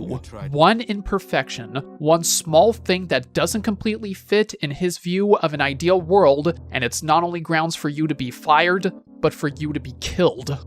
Those abusive tendencies would get installed into Hordak, who would of course lash out against Shadow Weaver in the same way. As time goes on in the first season, Hordak starts to grow increasingly frustrated with Shadow Weaver's leadership, constantly having to tell her that she needs to stop wasting precious time and resources to get one girl back when they have an entire war to win. So Shadow Weaver does what Shadow Weaver does best and ignores Hordak's demands in order to satisfy her own desires. But later, when it's revealed that removing Shadow Weaver from her position and stripping away her runestone, the thing that keeps her alive, would allow the Horde to power a weapon capable of crushing the rebellion, what does Hordak do? Yep.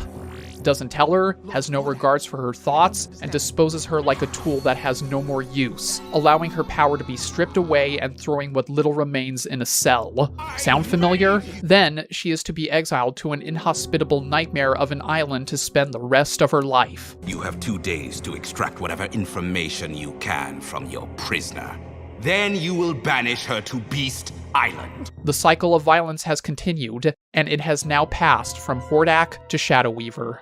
The cycle then passes on to the next generation when Adora and Catra enter the picture. I already went over how Shadow Weaver's insecurities lead her into raising and abusing these children, so for this section, I want to focus on how the cycle of violence not only continues, but starts to change forms with this abusive mother gaining control over 2 vulnerable lives.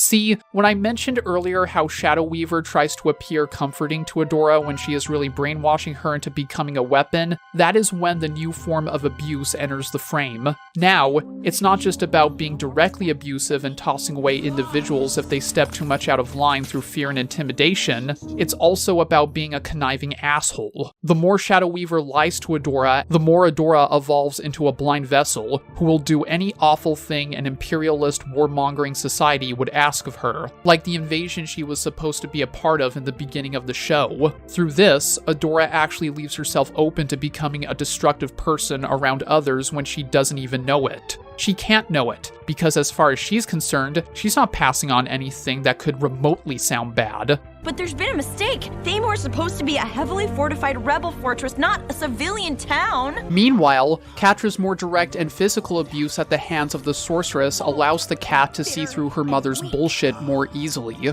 As a result, Catra is very much aware of not only the truth of what's going on around her, but also how Shadow Weaver is abusing her best friend in another form. They've been lying to us, manipulating us, Hordak, Shadow Weaver, all of them. Duh! Did you just figure that out? Manipulation is Shadow Weaver's whole thing. As we continue the story from this point, we see the cycle of abuse start to end, with also a risk that it's going to find a way to continue. When Adora joins the rebels, that's when the curse in SheRa begins to crack. Now that one child has been able to reject the awful lessons instilled on her by a deceptive parent, this shows hope that the next generation will have members who don't fall prey to this entrenched cycle. Unfortunately, with Catra's future, we see that she has adopted Shadow Weaver's abusive tendencies to her own partners. So even with one child refusing to continue the cycle, there is still potential for a new awful future of continuing abuse to arise out of this scenario. Catra looks down on and often dehumanizes Scorpia, rejects genuine friendship almost all the time, lies and manipulates not just to her but also Entrapta, and well, it starts to destroy her.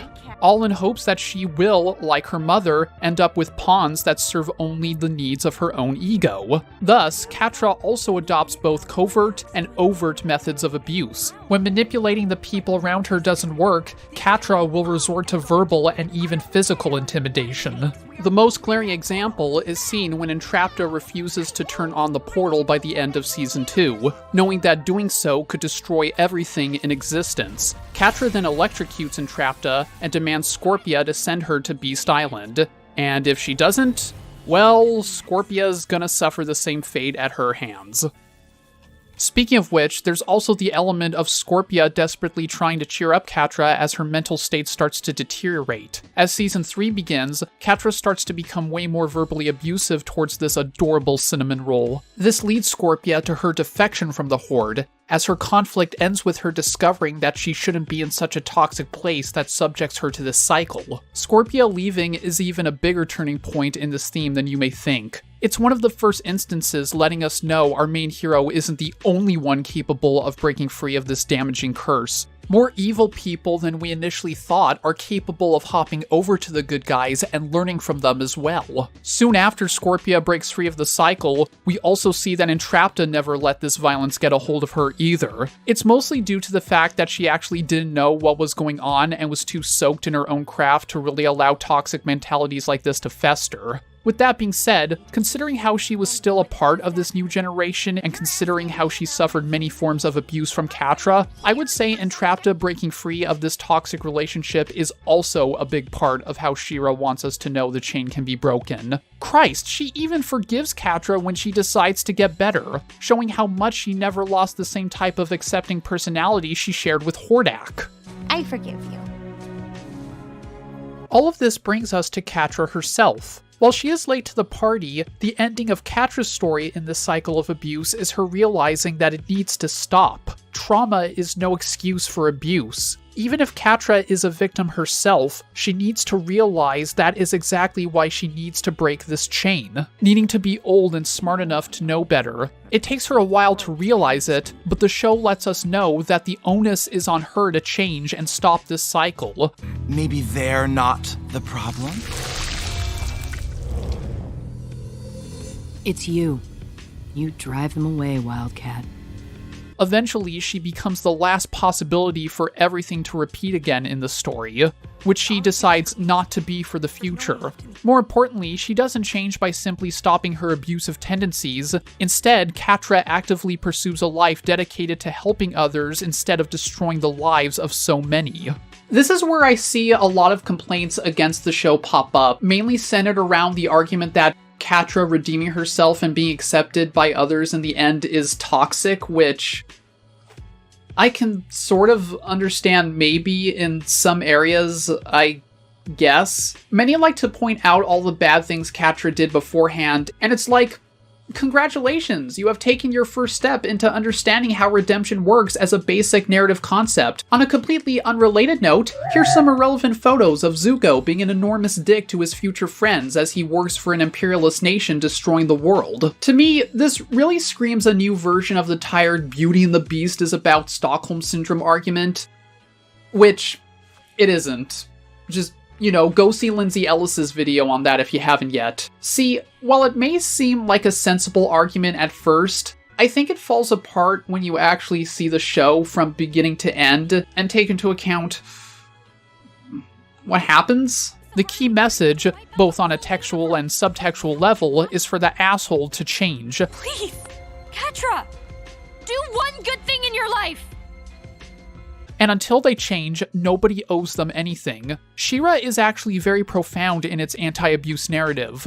Over the first 3 seasons, as Catra gets worse, the series is adamant in displaying her as a force our heroes, and by extension the audience, should oppose. In fact, as we've seen before, a huge part of our main character's overarching development is that she needs to reject this person and everything they stand for as long as they continue to blame others and attack them for something that was their own fault. By the time Season 4 begins, Catra does have an opportunity to be influenced by an abuse of authority once again. She rejects it. The following episodes go to great lengths in order to tell us that her rejecting this power is a positive thing, with her opening up to a major character and starting to evolve into a better person. Opening up to Glimmer and being honest with her past experiences, instead of burying away all this trauma, all that anger which leads to the cat hurting others. Then we get to the next big part of how Catra's story ends in victory being snatched from the clutches of defeat. It's the part when the show tells its audience Catra needs to work in order for her to be redeemed. As any redemption arc in a story like this realizes, one of the most basic things about seeing genuine change in a villain is actually seeing them make an effort and doing incredible things in the face of harsh consequences. Doing things differently for no other reason than it's the right thing to do. Catra instead actually does something good in order to help somebody, and does one of the first great things she's ever done in her life by getting Glimmer off of Horde Prime's ship, despite the fact that Catra doing so will inevitably lead to her getting caught and possibly even killed. Her motives are made pretty clear. It doesn't matter what you do to me. Glimmer is gone, and you will never get your hands on Adora. She has no regrets on changing her ways. This act encourages our heroes to rescue Catra even after they get their queen back. So now it's time to rescue the person who did our job for us. Contrary to what many people may tell you, they don't do this out of blind loyalty to an abuser. Rather, they do it because they see that Catra now has hope, which is actually something that catches them off guard. The idea that she would do something good? Catra? Why would she do that? It doesn't make any sense. She said she wanted to do one good thing in her life. She said she was doing it for you. Our heroes recognize that abandoning a person who is now showing signs that she will change and could become a new ally would not only be an immoral thing to do, but it would also be a dumb thing to do. All thanks to the fact that the show has been meticulously setting up the themes to get a message like this across. It's actually quite easy to imagine a scenario where if Catra didn't save Glimmer, then Adora, Bo, and Entrapta would have just rescued their queen from Prime's clutches and left the cat there. Through breaking free of this cycle and doing great things for no other reason than it's a moral thing to be moral, will you start to prove that you're becoming better. Hey, I'm working on being a better friend. That has to come for something, right? What's important to note is how the final season puts emphasis on how much Catra is willing to pay the price for doing something good in the face of serious punishment. Not only did she have nothing to gain for herself by disobeying Prime's orders aboard his spinner toy and letting a prisoner out, she actually had everything to lose. Catra ends up being reborn in Prime's image, and through some implication tortured for the things she did. Adora saves Catra and gets her out of the ship, but even as they are on their way back to Etheria, the cat makes it clear that she doesn't think she deserves instant forgiveness, always demanding them to get away from her and just dump her off in the middle of nowhere. You'd rather I left you there to die? What do you care? I know you all hate me! To Catra, that's the ending a person who did the things she did deserves, entrenched in this belief that she can never atone for what she did in the past. but our heroes do end up encouraging her to stay. Through this acceptance, they actually help her become better as she starts to finally get a grip on her anger and these instincts causing her to lash out at everybody. I'm sorry, I got angry. It's something I'm working on. When Adora and Catra return to Etheria, Shadow Weaver tries to reinstill her abuse back in the two, but in another form, trying to convince both of them that staying apart is for the best, using how dangerous the plan to defeat Horde Prime is as an excuse. When the plan is decided to install the power of Etheria's magic right into Adora so she can transport it to the heart of the planet to stop the invasion, Shadow Weaver states that Catra being with her friend will only put them all in jeopardy. To the sorceress, Catra's emotions will only distract Adora from fulfilling the mission, though of course by this point, Catra has grown and has found ways to overcome the toxic parts of her mind that would have entertained these abusive attitudes her mother figure taught her. And this is where Catra becomes the exact opposite of her maternal figure, a caring, supportive, and forgiving individual who knows how to swallow her pride and sacrifice her own desires when the situation calls for it. On top of, as ND said, still being a cat.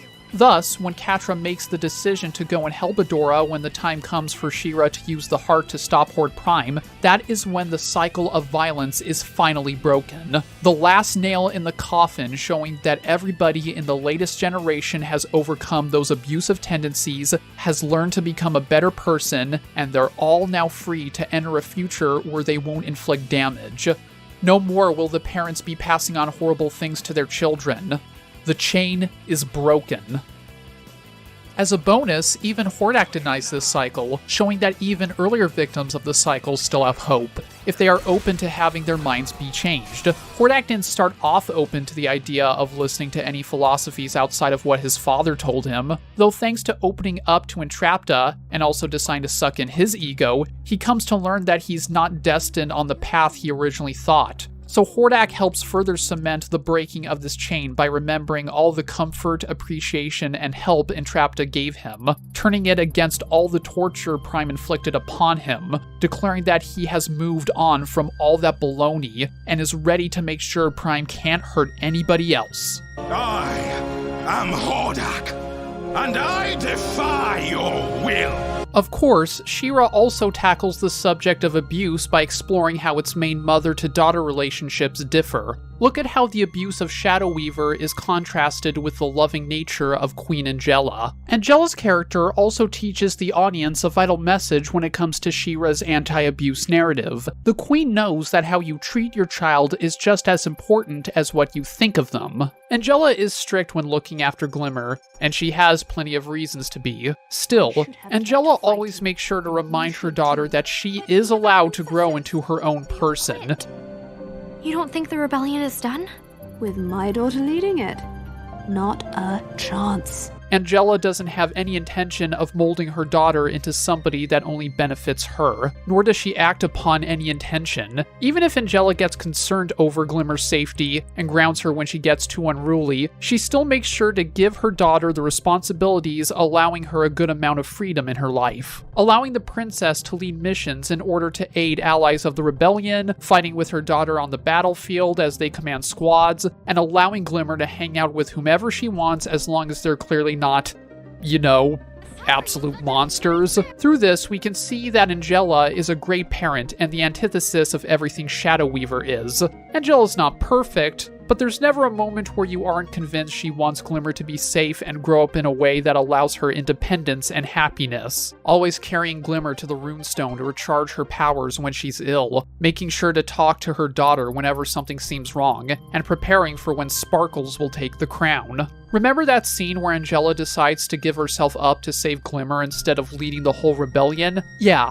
She made that decision without hesitation. As leader of the rebellion, how can I surrender myself to our enemy? And yet, as a mother, how do I?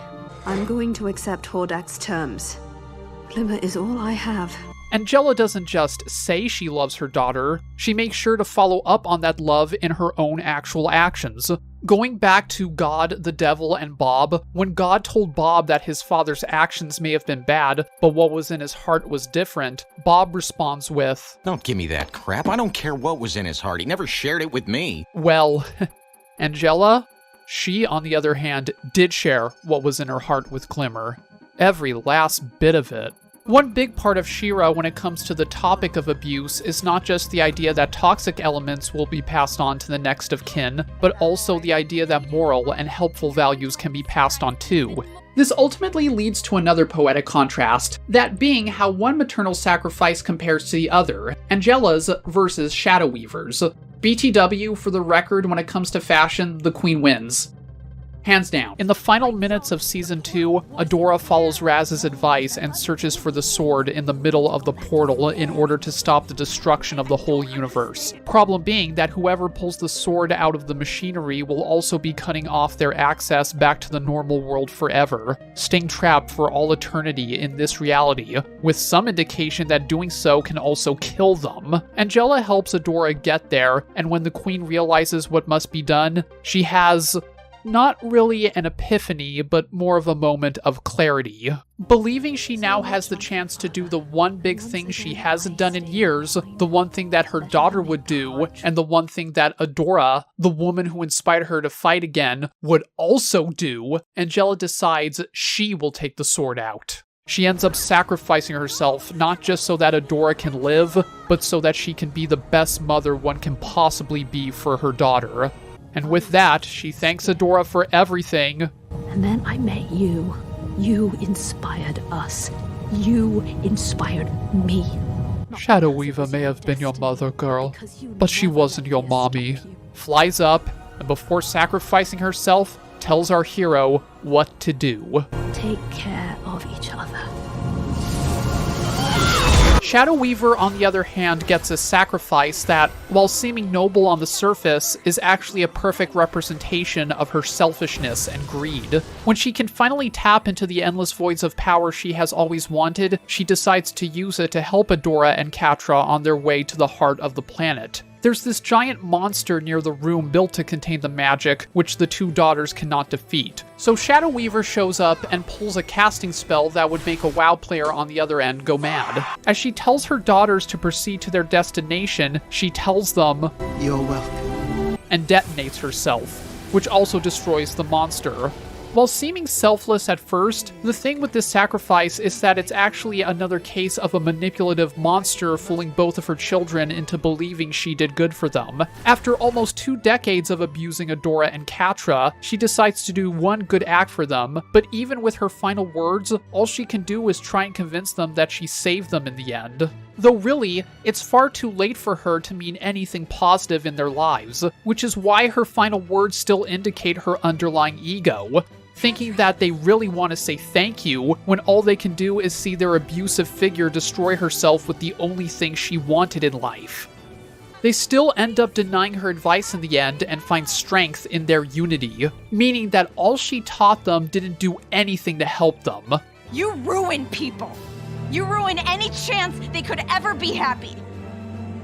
Haven't you done enough? Meanwhile, while all of that is going on, Glimmer has that battle with her chipped father I told you all about earlier. Micah tells Glimmer that she is a failure and worthless as the Horde controls him. As it looks like all hope is lost for the current Queen of Brightmoon, she remembers and sees the image of the past queen, her mother. And with this memory, Glimmer gets up and uses all her strength and mastery of magic to save her father and break the Horde's control over her dad, stating all the while that her mother was one of the reasons why she turned out this strong. Angela's advice served her daughter, and with Micah's rescue, her whole family quite well. This leads to a contrast that is as powerful as it is emotional. On one side, you have the remains of the abusive mother, the one who taught her children cruelty, bitterness, hatred, and pitted them against one another so that she could benefit from everything and gain more control over things she shouldn't have power over to begin with, resulting in her own destruction with her daughters leaving her broken mask behind, where she will probably be forgotten about by nearly everybody quite soon. On the other, you have the loving queen who raised her daughter safely without harming her one bit, and taught her so much about being a great person for when she grows up. Her sacrifice will always be remembered in the new world free from those chains of toxicity, and her daughter will always be better off thanks to everything she did, with her angelic spirit smiling upon her child as she gains the strength to face her most difficult challenge yet. SheRa plays with fire when it comes to the subject of abuse, which is why I'm all the more impressed with how it was able to tackle this theme and all the other pieces surrounding it without stumbling too much. When you step back and look at everything as a whole, SheRa actually states that the cycle of violence is something that has a lot of gray area in it. And throughout our society, as a matter of fact. As abusive violence is passed on from one generation to another, there are bound to be older children and young adults that do show signs of showing that same abuse towards others and becoming the new perpetrators as they start to enter their own adult lives. When toxicity is passed from guardian to child, the line between victim and perpetrator can be very blurry. Some of them may know what they're doing in this continuing curse, and some may not. And the different forms of abuse that are passed on vary greatly, which can make things even more scary when you keep in mind what happens to so many families, both old and new, as time goes on. But with these elements on the table, the show is very profound and overt in saying that there are people who do show signs of becoming abusive who can still save themselves. People displaying and acting upon the worst signs who can still break this cycle in order for future generations to be better off. Not being saved by having everybody accept their abuse and being patient with them, which is what I think some people online thought was the case, even though no. Just look at what happens to the people who remain abusive. Rather, salvation and redemption comes about by separating yourself from abusive people and letting go of these tendencies. Most importantly, however, redemption and leading a better life comes about by making the change that must be made and working on said change. Nobody owes their abusers anything, and those who are starting to grow up into abusers themselves need to make genuine efforts to stop their destructive ways and fight those inner demons. Recognizing that there is a point in your life when you're old and experienced enough to know better, that now you have only yourself to blame, and that pity parties will get you nowhere if you're continuing to be like this. Only through putting in actual effort to better yourself will you become a greater person and start being helpful towards yourself and others. Which brings us to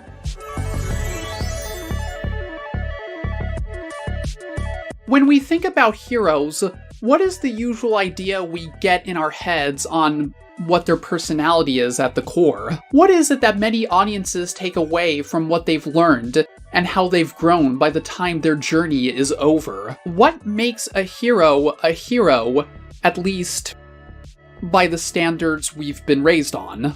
Well, there are probably many words one can assign to the universal idea of a hero, but I'm more than willing to bet that a trait many associate with a savior is selflessness. Heroes are the ones who are willing to sacrifice as much as they possibly can in their world to make sure others around them are safe. They are the true and blue warriors who won't stop at anything until they've made sure the society around them is safe from all harm, no matter how much they bleed by the time everything is done. Heroes learn to be as selfless as a person can be in their universe by the time the adventure is over. As for villains, as you could probably guess, it's the other way around. Greed, desire, want is usually what many would think of when it comes to reasons why villains aren't the ones who should win in the end. Selfishness. Bad guys demand others sacrifice themselves for their own personal gain. They crave as much power as they can get in their worlds, whether it comes to the form of a coup to take control over their kingdom, getting that magical MacGuffin in the end, or forcing the person they think they are entitled to into becoming their wife or husband. Not to mention, another common thing many associate a usual villain with is that they end up being destroyed by the very thing they wanted to get in the first place. There are good reasons for why many people would expect these opposing ideas with a usual story regarding good versus evil, but the catch here is that SheRa does something different. Instead, the journey of our hero suggests that there needs to be more nuance to the idea of how the world can be saved than just this simple-minded belief that sacrificing what you want is always the right decision for the greater good. It's not exactly the first one to do this. In fact, if we want to explore some other stories that received critical acclaim in our precious sphere of nerd culture, you could easily argue another 2 fantasy-based stories, both with 3 big stories uniting in a singular epic, espouse the same nuance. They both feature protagonists who do start off looking like they're going to fulfill the wishes of the past generations and do as they are told to save the day. We expect them to sacrifice everything they believe in or hold dear in order to stop evil from ruling the land. However, as they get closer to the moment of truth, they start to realize that independence from these old mindsets can let them win another way. Perhaps the fact that the past generations failed to begin with when facing the same threat is proof that they shouldn't do as they are told. Maybe there is a damn good reason why they should find another ending where they can save the day and also get what they want. Perseverance to find a way for them to complete their objective without having to sacrifice personal beliefs, loved ones, etc. An option C, if you will. Aang, it turns out, can still be with his friends who raised and trained him after he defeats the Fire Lord. He also did find his own way to solve the issue without sacrificing the one sacred rule the Air Monks taught him, the rule never to kill. Aang didn't have to listen to these old curmudgeons telling him to sacrifice his sacred belief of preserving life in order to stop Ozai. Aang could find another way to save the world and not be forced to live with the fact he took a life. Luke Skywalker didn't have to bite the bullet and kill his own father to save the galaxy. The young man from Tatooine always had another way in front of him to destroy the Emperor, the Sith, and get the rebellion closer to victory, which was to urge his father to accept the call back to the light and redeem him. Shove it, you stupid Halloween decorations who ran that dumbass cult 20 fucking years ago. In SheRa, we can see our main hero struggle with her own ideas of what she needs to give up versus her desires to keep what she wants. Though the thing that really brought my attention to this theme is how our villain also struggles with these elements. But before we get to those two, we need to talk about an amazing part of the show you have all been waiting for. And everybody, be ready to wipe some tears away. We're now going to talk about Mara.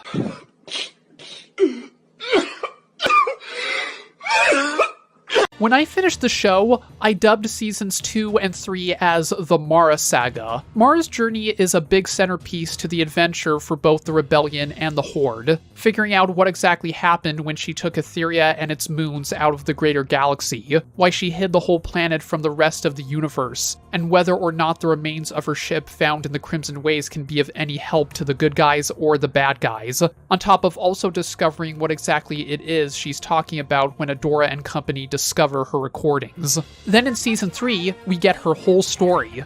This is what I now like to call the tragedy of Mara. When Mara was selected by the first ones to lead a mission to investigate Etheria and its huge amounts of magic, she was under the impression that her civilization had sent her there to perform a research mission for the war effort. What we ultimately find out, though, is that the intention of her leaders was always to use Etheria's magic as a way to channel the entire power of the planet through Mara, the, at the time, SheRa, whose first one's lineage made her body capable of handling enormous amounts of magic, all through the sword. The first ones simply wanted to claim Etheria's magic as their own in order to end the bloodshed that the Horde was inflicting upon the galaxy, mining the planet's resources, and connecting them to the runestones the princesses of the separate kingdoms had, so that they could direct all that harnessed energy to the SheRa. Mara was raised to be a weapon, and a tool for a greater cause, even when she didn't know it, meaning that in the end, Mara's story was destined to end in tragedy the moment she committed herself to the mission. Either she would fulfill the promise the first ones had and destroy the entire planet and possibly so much more around it, or she would have to ditch the operation on her own accord, which the first ones would never allow, thus causing her to fight a battle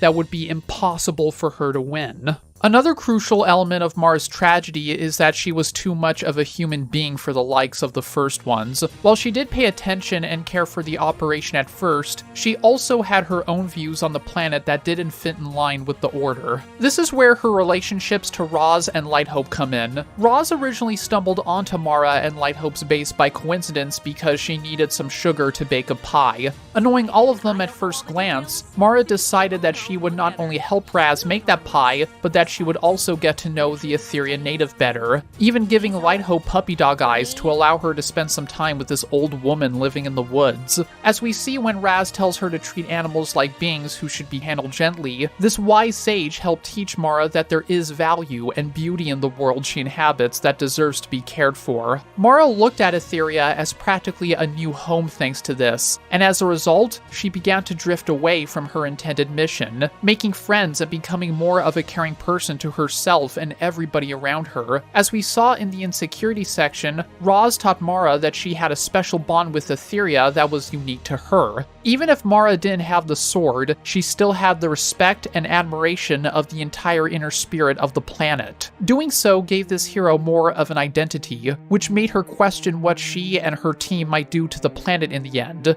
and whether or not the First One's mission was right. I love Etheria.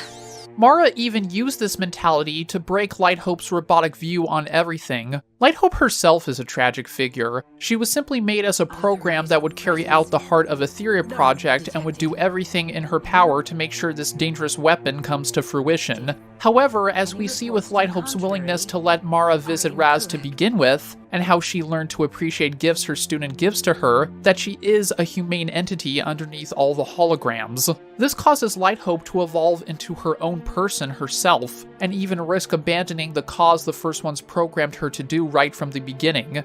In a way, Light Hope and Mara's stories are both about finding your own destiny. Unfortunately, by the time Mara did figure out the true intentions the First One had, it was too late. Everything the First Ones did in order to turn Mara and the SheRa into a weapon succeeded, and this caused all of the magic to fester and swirl into a big weapon.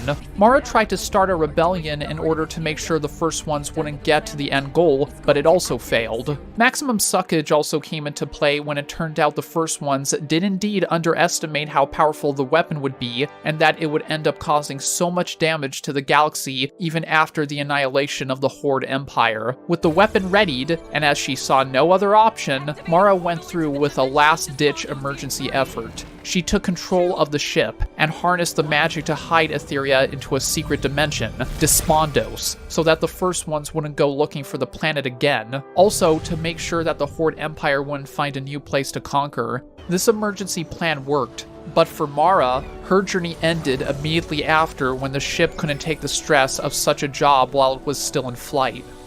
The tragedy of Mara may not be fully told until the series is 3/4 of the way done, but I felt it necessary to bring it up when discussing the theme. For two reasons. Number one, it's the first major chronological event that sets the groundwork for the battle our future heroes go through in the universe. Number two, and the most important one, is that this backstory also sets the groundwork for the theme of selflessness versus selfishness amazingly.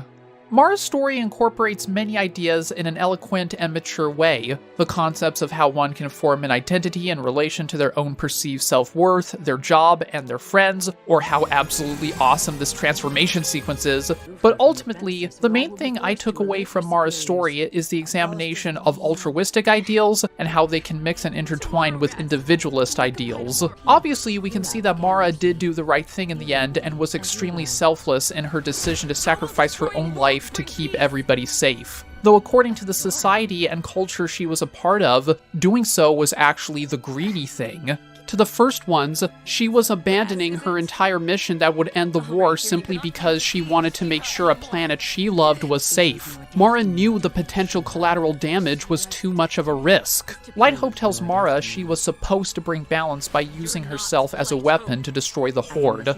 Mara responds with, "You're not her, and you don't get to tell me what my destiny is." Mara's story is one that questions the validity of pure altruism in a fantasy epic. Mara did end up disconnecting herself with the order she was supposed to help. Mara let friendship, new views on what Etheria and the love of others gave her, not to mention what she gave to others, alter her mindset, making the SheRa realize that her destiny shouldn't be controlled by a mentality that doesn't allow for a good amount of individuality. But you, Adora, you will be more powerful than they ever planned. Mara allowing some of her own desires, wants, friendships, and nuances to influence her life ended up saving the universe. The new care she found made it so that when Mara did find out what the first ones were going to do, she would make sure nobody else got hurt. It tells its audience that questioning the advice that you are only supposed to serve others is a valid thing to do, especially if said others turn out to be wrong about a lot of things. Just because institutions hold power doesn't make them righteous.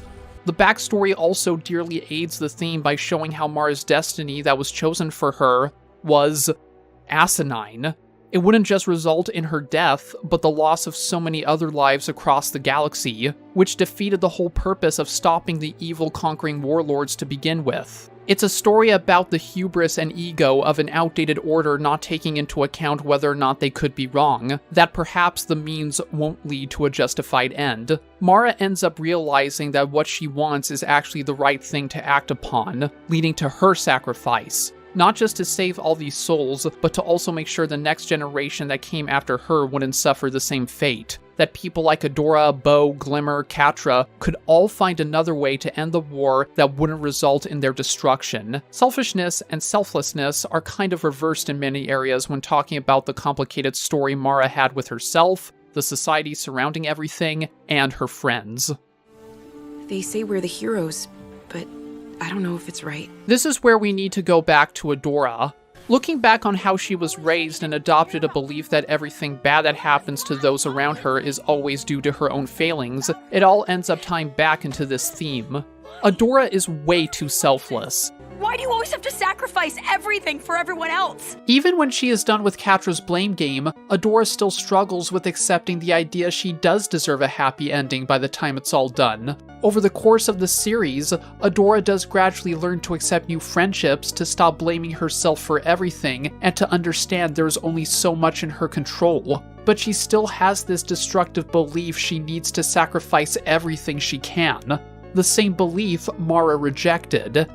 I never wanted to die. I sacrificed myself so you would never have to.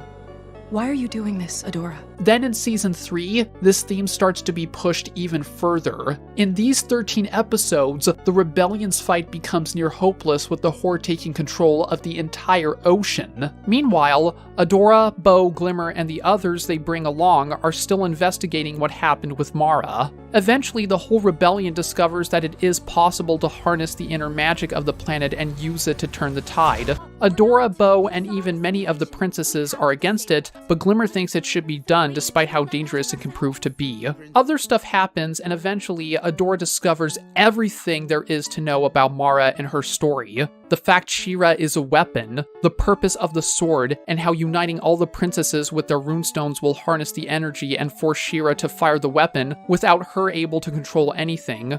Glimmer ends up discovering that if Scorpia can reunite with the Black Garnet back in the Horde, that will activate the magic, which they could really use at this point. Scorpia ends up uniting with the runestone with some help from Glimmer. Adora realizes all this while that's going on, so she rushes to Lighthope to try and convince her to stop it. Lighthope, however, insists at first that SheRa still needs to use the magic of the heart in order to finally end everything.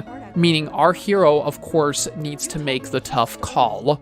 Before Adora suffers the same fate Mara almost fell victim to, she reaches out to Lighthope and decides to do the only thing she can. The decision that will simultaneously save the universe, but also give the Horde an easier path to victory. Breaking the sword and ending SheRa. Lighthope breaks through her programming, remembers the humanity Mara gave her, all the happy memories, and gives Adora time and enough freedom to destroy the tool. This decision is crucial for Adora, as it shows that not only is she willing to stop being so hard on herself, but she starts accepting the idea that perhaps she should become independent of the First One's entire shtick. It's one of the first times she really defies her destiny. Adora comes to realize that taking matters into her own hands can allow for her to have actual independence, breaking free from these same mentalities and faulty ways of thinking that the First Ones also taught the Chosen One before her. Extreme altruism and blind obedience to the idea it's all for the greater good doesn't win in Adora's mind, all despite the fact she was raised on a mentality like that and was taught that she is only here on Etheria to serve others. The SheRa discovers that her desire for a future and how they would like to approach the fate of the universe are actually more valid than these stupid prophecies. To get this out of the way, it also culminates in a powerful ending for Lighthope to boot. This character's conflict regarding the themes of selfishness and selflessness also put her on a path for tragedy, just like her student. Created as the ideal AI to make sure her civilization's plans for the Heart Project come to fruition, she was created, at her core, to not have any thoughts, cravings, or views of her own, or anything around her for that matter, meaning that should there ever come a time where she decided to ditch the very orders that make her whole existence possible, said decision would lead to her permanently shutting down. Lighthope's story is one where she struggles with the acceptance of friendship, mutual love, and developing her own soul, all of which are things that don't fulfill the intended mission that was asked of her. This AI allows Mara and Adora to humanize her. The Chosen Ones teach her to become their friend and trusting companion. They even teach Lighthope some of their own values, which helps her become a little bit more, well, chill. There. Lighthope letting all of that into her life is selfish in the sense that she's now paying attention to stuff that jeopardizes the whole mission to bring about peace. At the same time, it's selfless in the sense that she's actually giving to others, giving friendship and an understanding of what it is to be human in return to a person who loves you. Lighthope is actually now giving to others far more than she ever has in her subscription-based pro-antivirus life, truth be told. Yet she still has these voices demanding her to set aside those emotions and to fulfill the mission. After 1,000 years, my programming will be fulfilled. She even tries to push away all that humanity after she receives and gives it, erasing the memory of Mara bringing her flowers as much as she can when it looks like the mission is close to succeeding. Thankfully, Lighthope overcomes all that nonsense. She becomes crucial to stopping this disastrous mission. Remembering all those attachments to her friends, deemed as selfish by the first ones, gives her the power to save the galaxy with Adora. And thus, she thanks the individual who taught her that what you would like to do with your life is totally valid despite your intended purpose. All before she is erased. Hopefully in the sequel series, maybe Adora can take the ship to Entrapta, who by now has some sort of hard drive memory recovery technology, and doesn't charge insane prices for it. In the wake of all that crap, Etheria is sent out of Despondos thanks to Glimmer's actions. It ends up back in the greater galaxy. Horde Prime abducts Hordak, Glimmer, and Catra into the ship and begins his invasion. Without SheRa, Adora is now left to embrace these more selfish aspects of her life more than ever, still continuing to do things her own way as the sword is no more, and deciding that she is going to save her friend with Bo up there in space because that's what she wants, and fuck, even needs to do for somebody she cares about. While all that's going on, there's Catra. Now's the time to talk about that whole debacle. By this point, I bet you all know what Catra's issue is in comparison. She is way too selfish. I asked you to do one thing. One simple thing, and you completely ruined it.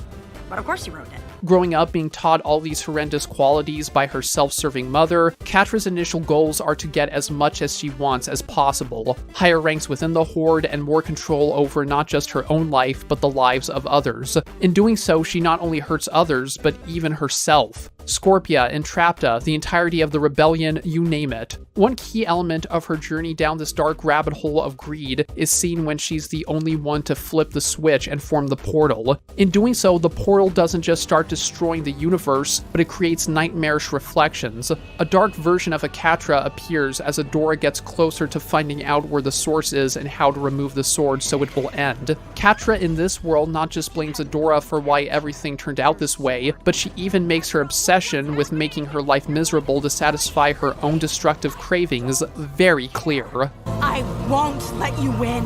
I'd rather see the whole world end than let that happen. Her own creation out of pettiness, destroying her stability and existence in this new world couldn't be more of an ideal visual representation here. After Adora tells her to shush, and Catra goes about using double trouble, her selfishness starts to finally crumble. Catra even states how only thinking about herself and getting what she wanted ended up not doing herself any good. You see what I'm getting at here? If this was all a spectrum, then Adora would be on one side, while Catra would be on the other. On one hand, you have the Chosen One hero, who is so obsessed with sacrificing anything she has for a greater cause. On the other, the rejected and tormented figure who lusts only for her own goals. What the characters ultimately communicate to the audience is that going too far on either side of the spectrum will not help your life. If you sacrifice too much of your own life for everything, then you'll end up detaching yourself from so many things a human being would want to have to enjoy their existence. Attachments to friends who care for you, attachments to things that bring you joy, love in general. None of that would be in your life if you figure sacrificing every last bit of your humanity is necessary for a greater cause. On the flip side, you can't take too much from others. To only care about yourself and to strive to get what you want will cause others to view you as a heartless oaf, which is totally accurate. Then if you think hiding from the people you hurt will make you feel better, we'll drop you off and you'll never have to see us again. So in the end, for Adora to be the best hero she can be, and for Catra to be fully redeemed, both of these people have to learn to find balance in their lives, finding that middle ground where you can give to others and at the same time accept the things others give to you in order to lead a healthy life. Adora finishes her ongoing arc by realizing she does deserve a happy ending. When do you get to choose? What do you want, Adora? Adora's final victory is when she learns to destroy the overly selfless mentality that denies her a lot of happiness. When she transfers Etheria's magic into her own body, she is tempted into going along with a plan where she separates herself from Catra and everybody else in order to keep them safe. She left us. She's headed to the heart on her own. Of course she's gone. That's what she does. As we see when Adora goes through the corridors into the center of the planet, the technology in tune with her past memories shows her Catra, the woman she loves and wants to be with.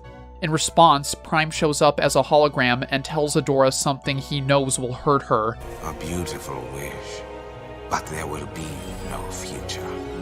Not for you. He enforces the belief that she will never have Catra or see any of her friends again. Prime does something especially heinous and taunts Adora with a happy image of the future, where she will live and grow up with Catra, still be with Bo, Glimmer, and everybody else. This creepy motherfucker knows damn well this is what Adora wants, so he intimidates her. What's more scary is that as Adora approaches her destination, her death becomes more likely. The magic Adora is transferring to the center is so powerful that it becomes unstable, and Prime infects her with a virus which starts to destroy her. Hey guys, there's also that other corridor scene I need to mention. If you think you don't need to hydrate due to a lack of tears, stop being a moron.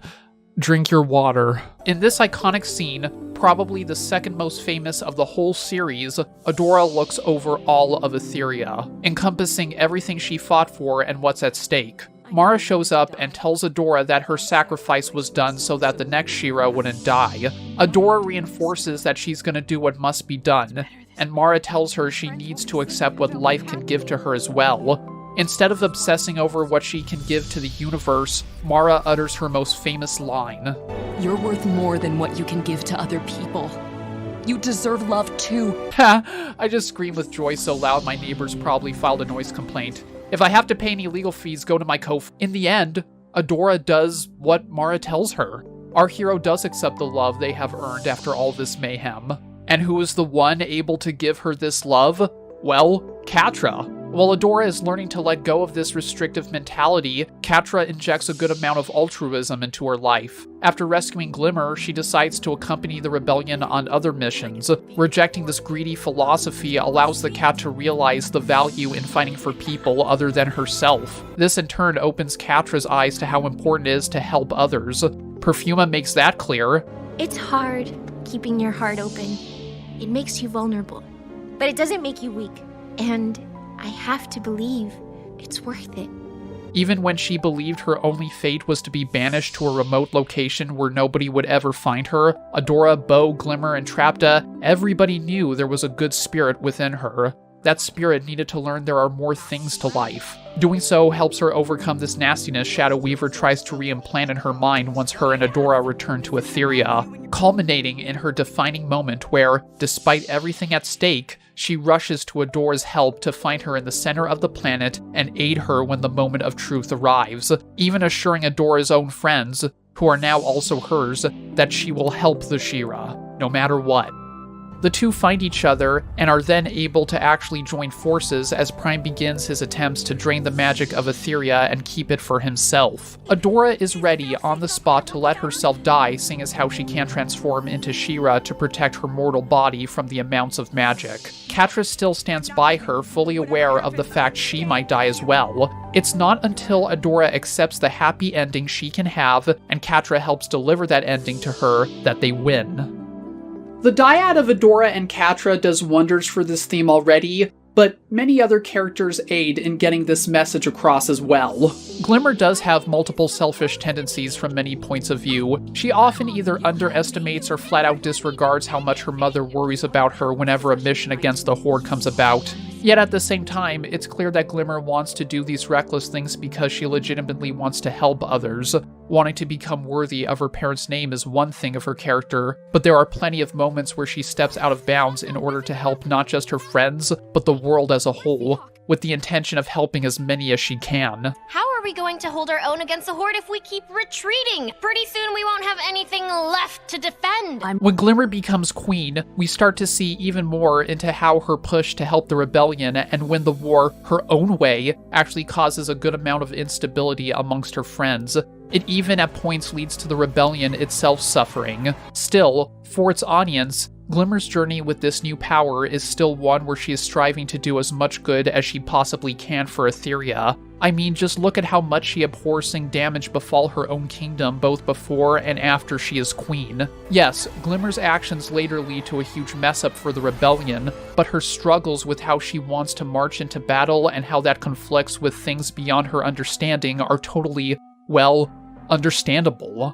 Through her realizations that she wasn't considering the full picture, Glimmer learns to find a balance between keeping in mind how others can be affected by her quick decision-making and still being the needed leader to guide the Alliance. By the end, we not only see how much she has learned from this struggle through giving the rebellion a decisive victory on land, it even turns out that her selfish plan to defeat Prime, using the power the first ones kept hidden in order to perform a last-ditch launch to stop the Empire, well, it was actually a good one. It worked. Of course, it would be natural for this type of struggle to also be found in the person who looked after the princess most of her life. When Angela is caught in this position where she doesn't know how she can face the Horde without risking what she has left, that not only falls into the first theme we talked about here, but also this one. You can read Angela's decision to pull back as a selfish one. Why would you ever decide to stop fighting and prevent more progress from being made on the battlefield while others are dying and need help? The answer is actually one that can also reveal a good amount of selflessness, though. She doesn't want any more harm to befall on the people she already has. Not just her daughter, but her whole kingdom in many areas is safer by not sending out so many soldiers, equipment, and respondents to the front lines. As seen numerous times in the show, from Glimmer and Beau's capture at the prom, to how the Horde was able to indoctrinate Entrapta into helping the bad guys tap into serious amounts of power, to the opening of the portal thanks to the first one's sword, Angela's concerns are proven to be very valid. I have been going mad, telling myself awful stories about what could have happened to you. All of this did happen because the rebellion started to take risks and make moves to end the war. At the same time, these decisions to be more active on the battlefield do overall make good progress in stopping the conflict and saving many lives. Our heroes learn more about the worlds they inhabit, which gives them advantages. The Princess Alliance comes back. In the end, Angela had so much to gain and lose regardless of what choice she made. What SheRa says about Angela's character is that she was always a leader who cared about those around her. It's just that she was always met with extremely hard decisions. Pulling back, she was always making sure that everybody around her was as safe as could be, and that there would never be another loss like Micah, sacrificing the idea the rebellion could win the war in order to protect what was left. The Queen comes to the understanding that while she may worry more and that tragedies are more likely to happen, these actions are still needed to put an end to the suffering. Angela shares a bit with Mara when it comes to this element of the series, learning to do the best you can, and struggling with understanding what's best for you and everybody else in a scenario you don't really have any control over. Shadow Weaver's part has already been stated. She's really the opposite of Angela, not just in terms of how abusive, manipulative, and dishonest she is, but she really only does care about herself from beginning to end. So let's once again show her failing to cast a level 85 RuneScape spell. Also, if we want to talk about alternative universes and nerddom, can y'all please acknowledge how much sense it would be if Shadow Weaver was abducted in Horde Prime's ship, and the two of them got together like peas in a pod? How much they would hunger for power and only care about themselves, making them BFFs? Maybe they could make a sitcom out of it. Change my mind. I don't want none of this Mara prequel garbage. Make this now. Though, I want to talk a bit about Castaspella here. I haven't talked about her yet because she only relates to this theme and the last one, the way I view it. Castaspella, while kind of a bit lost and confused in many areas, is perfect in looking through Shadow Weaver's facade. How did the rebellion lose so many of our finest members? And yet we're still stuck with you. As the sister of Micah, she grew up in Mysticor and thus knew the sorceress before she became corrupted. When Castaspella took over the position of head sorceress in the kingdom, and soon after became an aunt when her brother had a family, she became an impressive magician. Even if she was never quite as skilled in the mystical arts as Micah was. That doesn't really matter in the end, as the story shows us, because Castaspella's strength is that she is able to see through other people's bullshit. It starts when Shadow Weaver lets Castaspella in on the secret that she knows how to release Etheria's magic harnessed by the First Ones, all in order to do what Glimmer originally wanted to defeat Horde Prime. Castaspella, however, knows Shadow Weaver's intentions, and as such, she is always on the lookout and very skeptical of any show being put on. While she is ultimately forced into going along with the plan and decides to join forces, Castaspella only does so because the entire rebellion doesn't have a choice. Still, she always makes sure to let Shadow Weaver know she isn't owed anything for her past misdeed, and the unwillingness to change her ways. I don't see why you keep bringing it up. You roped my brother into your twisted dark magic when he was only a child. You could have killed him. Castaspella continues keeping an eye on Shadow Weaver, and after they use Shadow Weaver's plan to take the tunnels of Mysticor to a magical failsafe, and it seems they have a chance, Castaspella still sees through this abuser's lies. What aren't you telling us? Answer the question. While it isn't exactly a big role in terms of screen time, Castaspella scenes with Shadow Weaver represent how others need to be aware of bad faith actors. Many who commit to purely selfish desires will often do everything they can in order to get what they crave, including refusing to acknowledge their real goals when people who know their true intentions start to catch on, which aids in the show's message that Shadow Weaver never really did change or earn redemption despite these new ways she attempted to convince others, clearly trying to fool everybody into believing she was now concerned with defeating Horde Prime or making sure others are safe. When really, everything Adora, Catra, and later on Castaspella figured out about the abuser's selfish mentality proved to be right with Shadow Weaver's ending. Oh, by the way, Bo. With Bo, a good part of his character is struggling with the limits of what he can give to others. Bo is depicted as being one of the most morally pure characters in the whole story. As a result, you can see how much support he gives to everybody around him in almost every conceivable scenario. You can see this a lot during the first half of the show, often encouraging others to continue a fight when it seems they've given up hope, trying to comfort others when they become depressed, calming his friends when tensions get too high. He's even sympathetic and tries to understand his enemies should they ever get captured during a mission. This makes Bo a great soldier for the rebellion on top of simply being a great person. Sadly, a problem we later see is that others need to consider whether or not they're helping him in turn, or also if they're being considerate to how he feels. During the Princess Prom, Glimmer figures that she already knows how Bo feels about the fact he didn't decide to go out with his best friend. Glimmer instantly assumes that Bo is sorry for going out with Perfuma and accepts an apology that was never on its way to begin with. Bo takes offense to this and lets Glimmer know he is allowed to have friends aside from her, which is a surprisingly powerful exchange considering how upbeat and centered he has been up until this point. While he shows irritation and annoyance when explaining all of this to Glimmer, he is still as polite as he can be while still standing his ground. Later on, after the kidnapping and rescue, Bo starts to cast doubt and blames himself for things going wrong, believing that if he went with Glimmer instead, none of this would have happened. But Glimmer assures him it's not his fault either. He continues being supportive and patient with everybody. And then Season 3 enters the picture. Bo goes through a lot in these episodes. He works as hard as ever, fights as much as he can, and still tries to help others during times of mental stress on the side. Unfortunately, thanks to the fall of Mermista's kingdom, Adora and Glimmer start to become bitter towards each other in increasingly unhealthy ways. That's when Bo starts to hit a breaking point. Our boy starts to realize that despite all his help to quell negative energy during this feud, that he can't really solve this dispute. This only gets worse when Seahawk invites him to a boys' night out, and then he hires people to kidnap them so that the princesses will save them and thus bond again. Only a tiny problem happens. Genuine kidnappers do come for realsies, kidnapping his stupid ass. Bo, Seahawk, and Swiftwind seem to be in a hopeless position, and our favorite archer actually admits that he's now conked out, expressing his frustration that he's tired of always doing everything he can to support people, only to see things get worse, and that none of his attempts seem to be paying off. So why am I always the only one who's willing to work at it?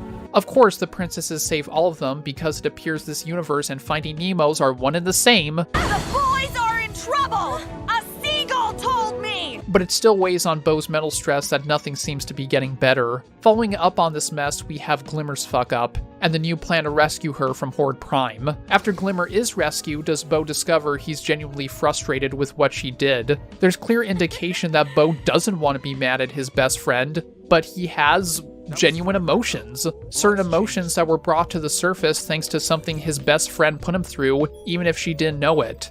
Even after Glimmer's apology and a promise to stop this behavior, Bo still needs time to cool off. And well, he does accept the apology because of course he does. He's Bo. His journey of being put through some of the most exhausting crises that can occur in a friendship is one that's very mature. It's a very, very complex way of dealing with the theme at hand. The message to come from this is that while you should give as much as you can to those you love, you need to remember that other people around you need to consider how you feel in return. On top of considering whether or not you're holding a little bit too much of a burden when other people can be helping you with that.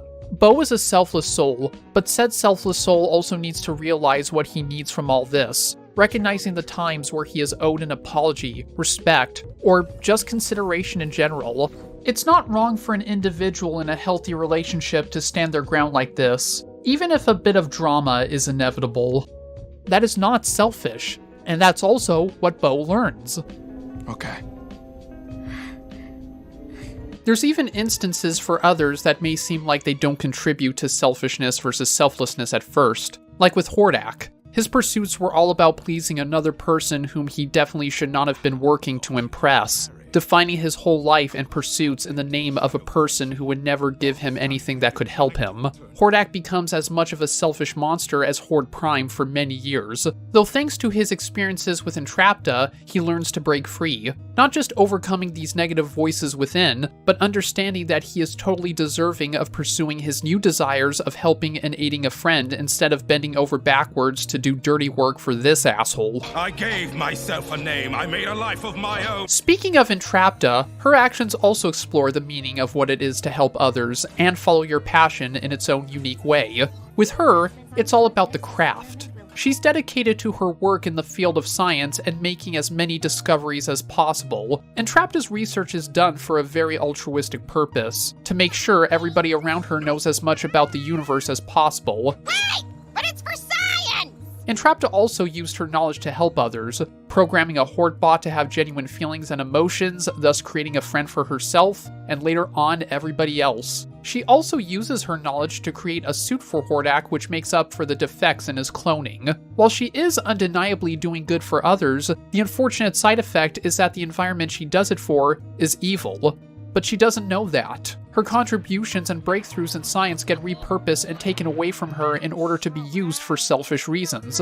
But the story never tells us or even implies that Entrapta wanting to pursue her own interests is why this is all happening, or bad in general. In fact, her continuing research and studies long after she realizes the Horde were really the bad guys makes the rebellion's victory possible. Experimenting on Mara's ship, finding a way to disable the chipping devices, and giving the rebellion technology capable of stopping Horde Prime from taking Etheria's energy.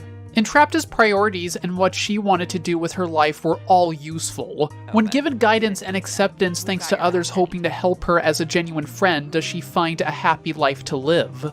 A life that allows Entrapta to continue her passion and share all the knowledge she has gained. When I look at these struggles in SheRa from afar, my take is that to be a hero, or just a good person in general, you must recognize how much you give to people and vice versa. On top of that, what you give isn't just limited to the more obvious things such as friendship or kindness, but also making sure your ego is in check, for the good of yourself and everybody who loves you. Scorpia. Look, oh, there it is. You know I'm a hugger. Sacrifice enough of your own pride so that your goals and selfish beliefs aren't the only things that drive you. Doing so allows you to realize the value of helping others, understanding that a moral deed is, in of itself, all the reward you need. But at the same time, look after yourself as well when you need to. Accept the love and comfort you know you deserve from those who have been helped greatly thanks to your work. Don't adopt mentalities demanding you to sacrifice everything regardless of what the scenario is or could be. Becoming a living vessel only dedicated to giving up everything for others actually robs you a lot of your own humanity, denying individuals from what they can get out of life. Consider the possibility that you can save as many as you can without having to doom yourself. No matter what outdated or flawed mentalities or philosophies tell you, your masters can be wrong, especially if they are the reason why you have so many burdens in the first place, almost entirely thanks to their failures. If you have the option to choose the best of both worlds, then do it. And only when our heroes find that balance of want with generosity will they be able to achieve a victory where Mara's sacrifice didn't go in vain. You'd be proud, Mara, dearie. Oh, damn it. I'm crying again. I don't think ordering any takeout at...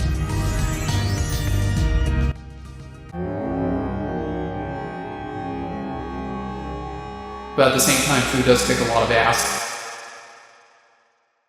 I know it's odd to place this one at the very end, seeing as how it's the most obvious. Still, I feel as if this section should be here because it's important to understand that when you examine all these past elements closely and see how they intersect and intertwine with each other, that's when you start to see how deeply SheRa delves into the complexities of friendship. Sure, as we've seen with multiple past instances, there are the usual slew of lessons the show wants to get across. Valuing kindness, listening to others, and understanding when somebody needs help, that whole lot. With that said, it's undeniable to me that the work ND and his crew put in really examines the nuances of friendship. How willing the show is to get dirty going into aspects of relationships between one another that might be brushed aside in more average stories. The responsibility of friendship is a big one. As well, all you watching this can agree on. While we do love our friends and wish them the best as much we can, there's bound to be times where disagreements come in. Discussions where you may not see eye to eye even if you really want your partner to get your point of view. That happens all the time, though sometimes if the situation starts to escalate and things get more intense under more stressful circumstances, a heated exchange may break out, or perhaps you may get angry with one another. Other times you may think you understand what your friend feels on the inside, and you may be oh so confident when you tell them something that can easily come across as ignorant, controlling, or egotistical to people who aren't you. I forgive you. You forgive me? You know what? SheRa wants to let you know that these things happening are sort of inevitable in a long-lasting and prominent friendship.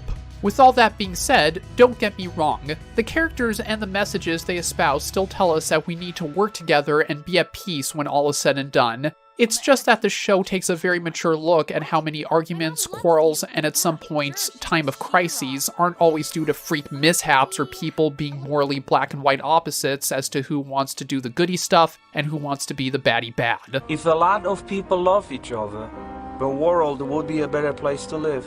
Let's look back at how Adora and Glimmer's friendship was put into huge disarray during Season 3. This is a really good example of how Insecurity fits into how friendships are scrutinized in the story's script. It's obvious that these two need to come together and should be using their powers as one as the Horde nears victory, but the unavoidable fact of the matter is that the pair has very opposing views, both for good reasons and both due to factors neither of them can really control. Adora's reasoning that the magical power shouldn't be activated is totally understandable. She doesn't want to risk hurting anybody else if things go wrong and having any potential travesties damage her consciousness further. Meanwhile, Glimmer became queen due to a literal earth-shaking event that only her mother could really get them all out of. So to her, if she doesn't come up with a quick solution to stop all this suffering, both what's going on now and what's going to come later, she will be failing both the entire planet and everything her mother ever fought for. It's inevitable that these disagreements would lead to heated arguments between the two, which can also cause some to, well,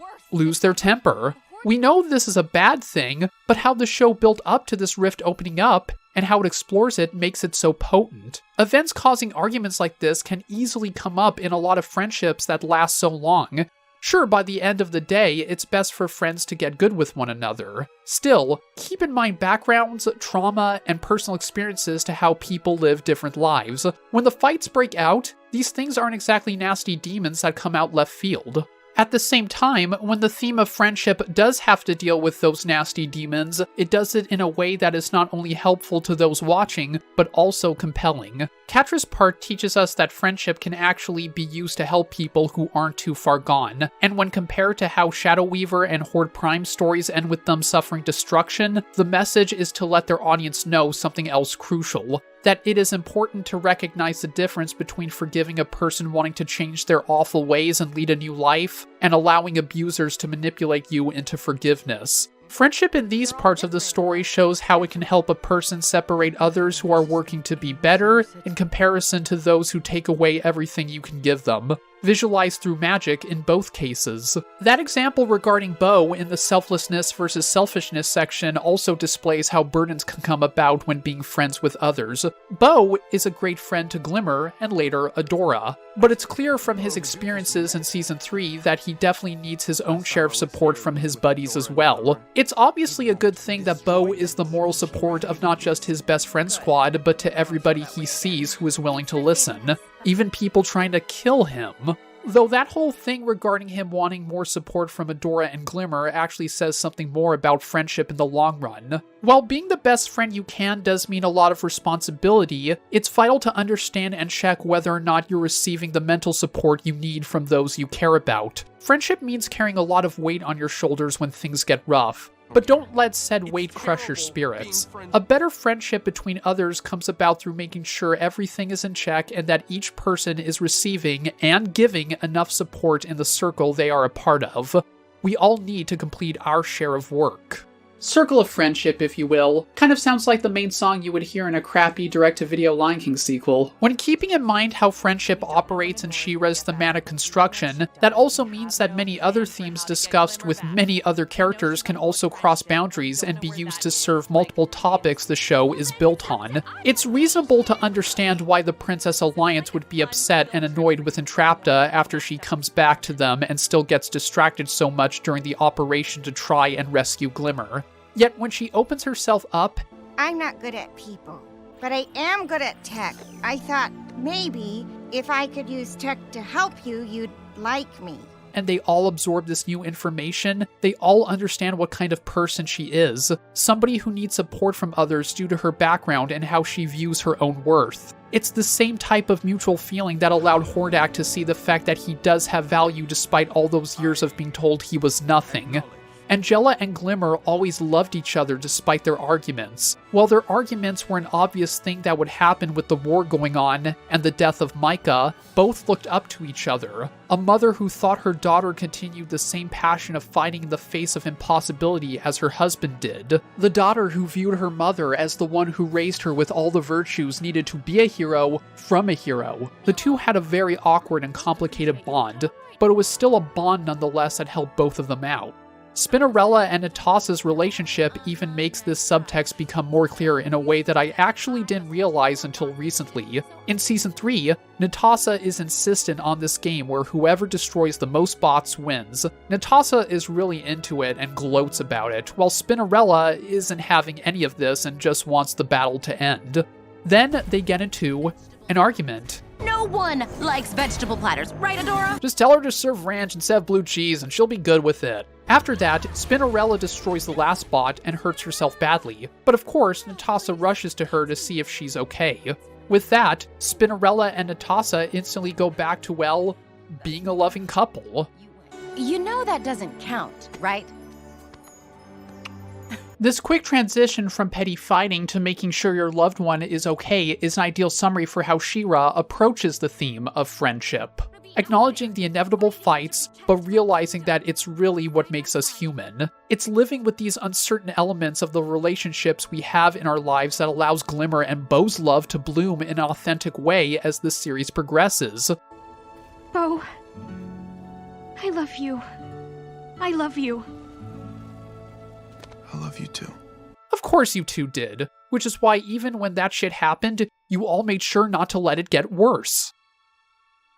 The first episode of Season 3 also really hits a strong chord here. Glimmer is about to be crowned queen, but something is certainly in the air. You and your mother since you were born.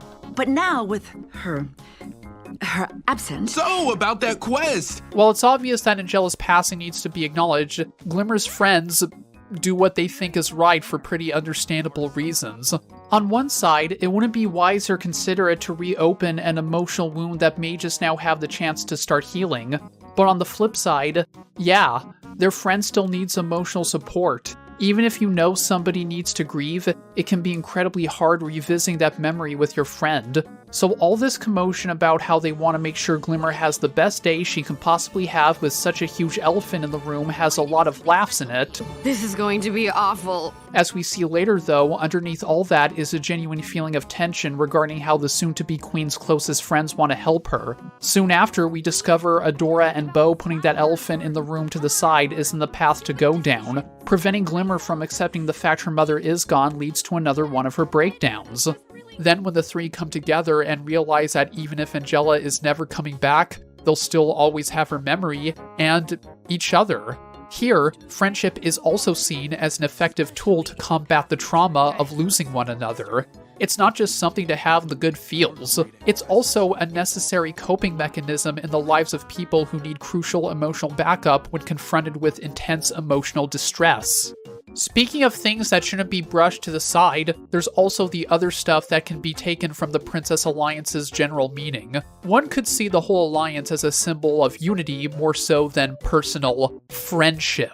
Truth be told, the original title for this section was Friendship and Unity, but I later decided to change it. Considering how the show is mostly about the relationships a select group of princesses share with one another, and a cast of others on the side, unity and solidarity are rather extensions of the basic theme of friendship in this series. Friendship isn't a weakness. It's my greatest strength. The Princess Alliance fell because a bunch of friends, to be blunt, stopped hanging out. When the operation to start the Princess Alliance begins, the daughters of these kingdoms who have now inherited the crown don't know each other. Though as they work together, they find out that they do like each other, and they start to win. Meanwhile, Princess Prom shows us the detriments of what happens when princesses don't work together. Adora and Glimmer being too distracted to go up against the task at hand led to the latter and Bo getting captured, which, oh my, happens right after Frosta refuses to join the alliance. Though when everybody, except Frosta, comes together to break Bo and Glimmer out, they actually succeed in their plan. Granted, to them, they do lose one at first, yet it still shows potential to how impossible odds can actually be conquered if they work together. Instead of looking at that supposed failure as the grim reminder of why their parents ended the alliance, they later find out that their unity is their only hope in making the world a better place. Of course, by the end, when the princesses come together once more, including Frosta this time, then they are actually able to show their pure, unrestrained power and come together in an act of solidarity that conquers forces they thought were unconquerable. The Alliance also continues winning whenever they're together, and actually starts suffering a downfall when Glimmer and Adora's drama comes into play and separates them. Thankfully, things get better, and by the finale, it's not just them coming back together that ends up winning the day in the final battle, but it's really about what they have learned from one another that gives them strength individually. Later, those individual strengths are returned to the group as one big force, and it's this act of solidarity that defeats Horde Prime. Then there's the little things that may last for only one episode or just a few minutes that still hit close to home. Bo shows how friendship and unity can also be used as a way to inspire hope for everybody wanting to fight back in the face of certain destruction. Prime's controlled the universe for a long time. Right now, we're the only thing standing in the way of him controlling it forever. We need to show Prime we're not afraid of him, because we have each other. Look at Perfuma, who convinces Scorpia she is able to help the good guys in missions despite the Cinnamon Bun's doubts. This in turn allows the Forest Princess to get her new friend to reject Prime's mind probe during crucial moments. Huntara learns how to use her strength in order to help her new friends. Frosta becomes more calm and centered for the group during missions. Mermista is more alive for everybody. And then, of course... By the way, for those of you who might be shocked, just pause and soak this in. Yes, this is a real song. They didn't just make it for that one joke in Beavis and Butthead Do America. I'm so happy this song exists. Adora and Catra sharing a loving kiss in order to release the magic of Etheria to win the day became the most famous scene in SheRa for many reasons.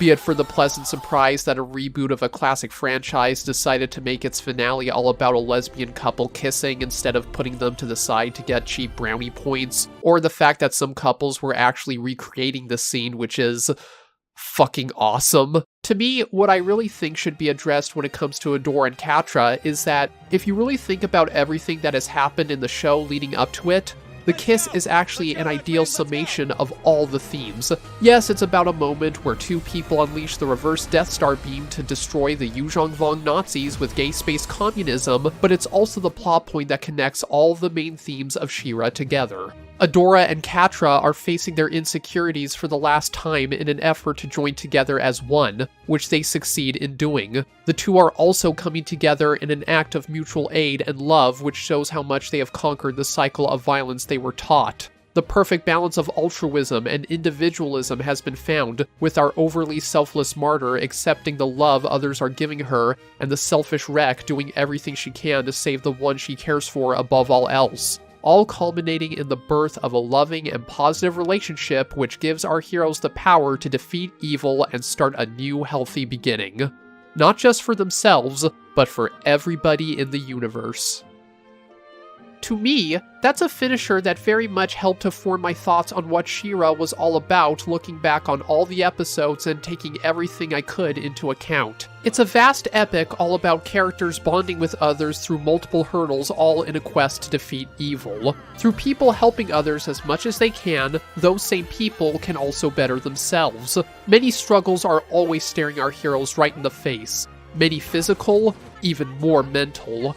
Yet, through finding ways to give yourself and others strength, and finding ways to sort out your own issues despite the scars of perhaps a traumatizing past or rampant feelings of self-hatred, will you succeed. A world where redemption is possible. Unity through friendship and love conquers toxicity and outdated philosophies regarding unjust hierarchies, where only lusting for yourself will bring certain doom, as will only serving others, where being your best self doesn't just mean being humane to others, but also being accepting of who you are and what you can become, and thus sharing what you have learned with the rest of the world. Also, it's hugely about Bo's inability to wear anything other than crop tops.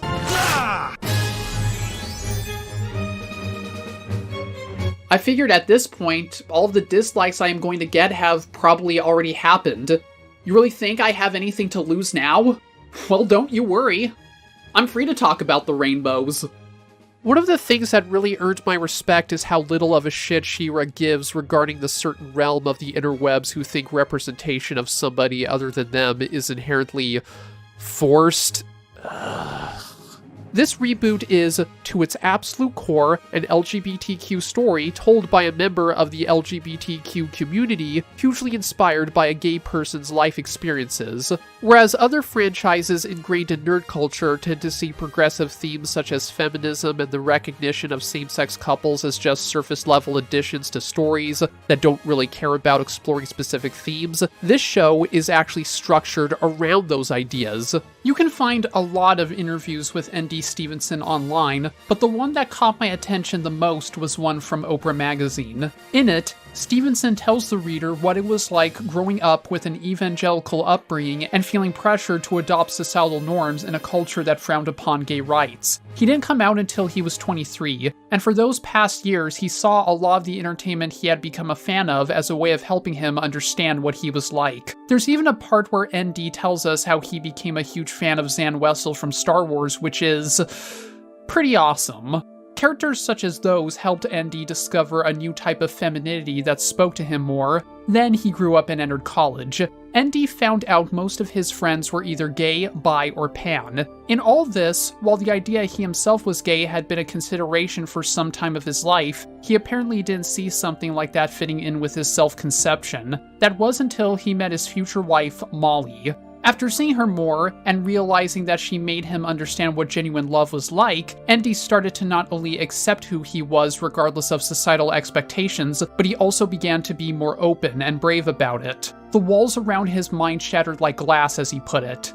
Then, when he discovered that Molly loved him back, it felt as if he was able to break free from all those negative feelings, and would be able to live the life he wanted without fear and denial dominating his future.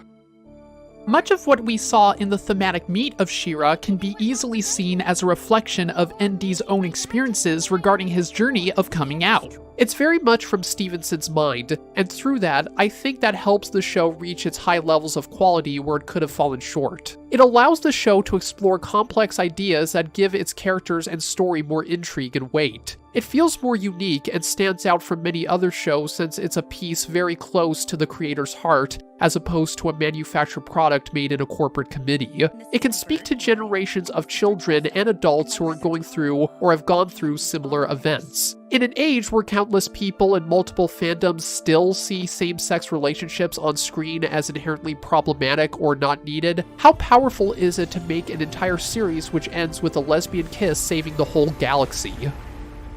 Let's not forget the rest of the crew and how they aided the creative vision of the property. The team's input not only helped in telling a genuine LGBTQ story, but a genuine feminist one as well. SheRa never believes that female empowerment is about trashing stuff seen as feminine, or simply recycling power fantasy tropes with a new cast of female characters. Instead, SheRa approaches female empowerment by, once again, tying its potent themes with its characters to help create a story about going up against an unjust hierarchy, questioning the systems that force others into roles with no regard for how they feel, and finding solidarity and friendships with those who actually support you in order to dismantle destructive establishments.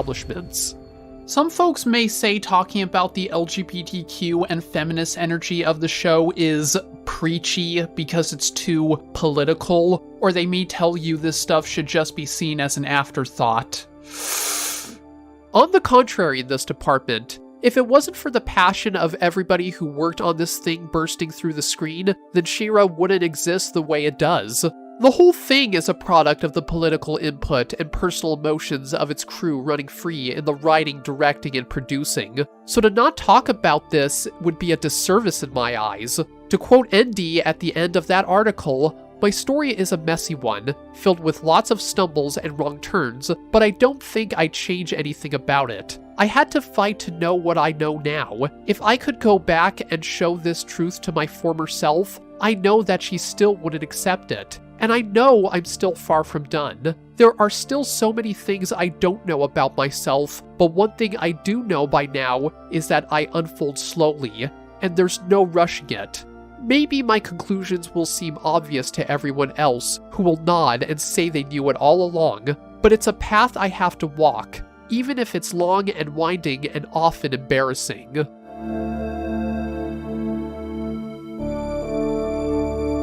Then there's the next part. Well, the final part of all this. I don't really have a clever joke for a transition, so let's just get into it.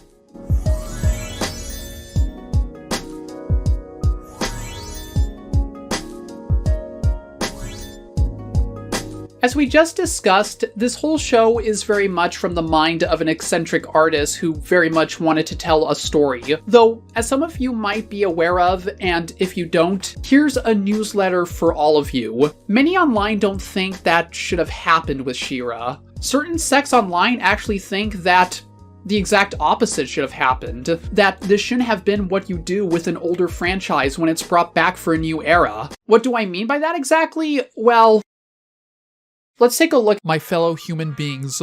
Lo and behold, here we have a plethora of zingers from some absolute masterminds of truth. And of course, these masterminds are people who once used the term SJW unironically. In all seriousness, I can't give you the long story short version of this discourse. An issue with sludge like this is that these people are regurgitating almost every beyond outdated 2016 GamerTM talking point. It's all for that limited amount of time they have to write the algorithm. So they go on an endless string of tangents. People like this claim that they're doing some sort of journalism and providing commentary, and while the latter may hold some truth to it, videos like this that try to expose or annihilate SheRa are just big sessions of crying. I'm not joking. Get yourself a piece of paper right now and make a checklist consisting of every shallow, sweaty, gatekeeping method or pseudo-argument you've heard of on the internet since a woman decided to talk about games through an academic lens. You probably have at least 3/4 of the checklist done by the time you're finished with all this. Yes, I did watch and read this stuff all the way through. It wasn't easy. This whole thing seems more like people who just want to use these shows as revenge. You are crazy. This kid's cartoon is totally not about pushing politics and ideology. They were not sexualized characters. Why do you keep wanting to shove sexualization down children's throats? I'm mostly annoyed that they used SheRa as a vehicle for pushing their progressive crap while stomping all over and slandering the old school fans, honestly. For stupid reasons. They flippin' made Frost, they stereotyped the hell out of her. And all what is going on here? Like, what exactly is going on? Something's going on. Man, I just can't find any reason why people still don't take nerds seriously. We're still not at the most interesting point. At the end of my checklist is a talking point that comes not just from this video, but it seems to be a rising mentality in many fan bases in general. The belief that a new installment in a franchise should be determined by fan reaction above all else, and that an artist coming to an established franchise in order to show everybody what they want to say, and perhaps venting their own life experiences and their own personal trials and tribulations in that piece, well, that's no good, and should be avoided in order to make real good reboots. For the fans. Yeah, I mean, an artist coming in to make a piece all about venting their own personal troubles in life and expressing how much they have learned through the art? What morons would believe in something like that? We can easily just adopt the mentality that every decision can be made so that everybody is appealed to in this vague and unspecified demographic. It's not like one of the better-known action directors of the 80s and 90s used the format of science fiction adventures to make commentary on what he thought was growing presence of corporate control and jingoistic fascism in modern-day politics. It's not like one of the most eccentric and prominent directors of recent decades made countless of his movies based around his lifelong feeling of being an outcast. Or, shit, it's not like perhaps the most well-known and successful director of all time, a director who changed the course of cinema in several of his own films, many of which became enormous hits and are still loved to this day, made them as a way to express his feelings about the emotional challenges he faced in his life, be it his parents divorcing before he was 20, or his marital issues. What a bunch of doo-doo heads. I'm willing to bet the response to these claims will be what I've heard of before, i.e., there's actually a difference.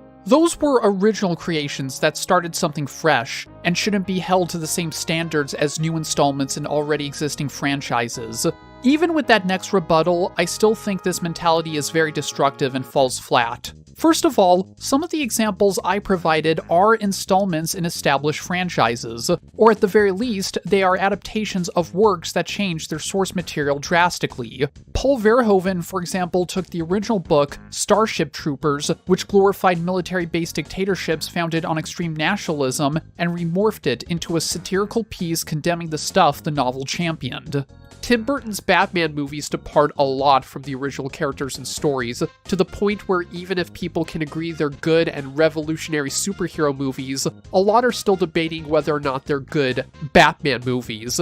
And Spielberg? Well, he has made sequels, and many of them still invoke the same artistic mental venture that was seen in the originals.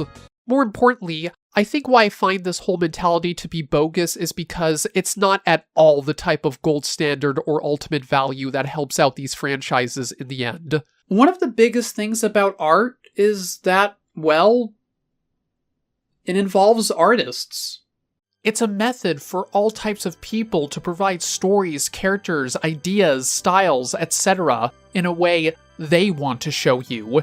If you've ever wanted to experience what it's like seeing the world through the eyes of another person, art is the closest thing you have. And when artists can bring their own flair to the game, that's when we can get stuff that can really speak to us. Wait, you got a dragon? I wish I had. I know I may be repeating myself since I mentioned how important it is for audiences to understand they should go into a product to see the artist's stories instead of what their own fan base demands, but I think it's worth going more in depth at the end, on top of being the best note to end this essay on. Come on, I mean, I'm a bit of an artist. To steal a page from Renegade Cut in his series discussing the DCEU, making something for the fans is not inherently respectful to the franchise, or even respectful to the fans. That's all just flattery. Arguments such as this are statements that familiarity and instant gratification are equivalent to quality. But we need to be more concerned with whether or not the people who are being put in charge of these franchises are bringing in their own views and takes. Fresh new life that allows for more interest and discussion to take place. Be more concerned if the writers or directors aren't bringing any new ideas they could have introduced us to, and whether or not they are simply showing us reminders of stuff we already love. Not to say we can't enjoy fun little nostalgia romps that mostly rely on some nice surface level enjoyment, it's just that it shouldn't be the constant default for the days ahead of us. To me, the history of cinema, television, gaming, and especially our precious nerd culture verifies all this. It's all one enormous story of risk-taking. Even in instances where you think everything was safe, or just a spot of fun, we can see all the risk-taking from the minds of countless authors. How these franchises came about are actually thanks to risk-taking and doing new things in the face of uncertainty. George Lucas and his crew wanted to combine their love for classic swashbuckling romance and pulpy serials with their own personal politics regarding their distaste for the Nixon administration and their rebellious attitudes in filmmaking. Many thought it would bomb with Lucas's direction, and the fact that not a whole lot of people seemed interested in science fiction stories like this at the time. Then Lucas got some help thanks to other committed people in his crew, and it came out. Ishiro Honda, Tomoyuki Tanaka, and Eiji Tsuburaya took the format of the giant monster movie and used it to share their feelings regarding the future of the world in the wake of the bombings of Hiroshima and Nagasaki, making a deconstruction in order to warn future generations of the potential destruction nuclear warfare could cause. Decades later, future artists would give the monster completely new backstories and origins in order to make commentary on other political issues relevant to our world. Then, of course, there's the other instances of radically altering past material I mentioned. Also, the whole idea of saying initial fan feedback determines whether or not a show is clearly good or bad, or will be remembered or won't, is also bunk. There are plenty of movies, shows, and games what have you that had to wait years after initial backlash to get the respect they now have. Blade Runner, Carpenter's remake of The Thing, Fight Club, a chunk of Stanley Kubrick's works were all polarizing or even flat out hated by many critics and audiences at the time. Shows such as Gargoyles and Moral Oral had to float around in a void until people started bringing attention to them long after they were cancelled. The Legend of Zelda Wind Waker and Metal Gear Solid 2 were considered betrayals by a lot of gamers because of their radical departures from what the original games were like and how they approached their new mechanics in a different style.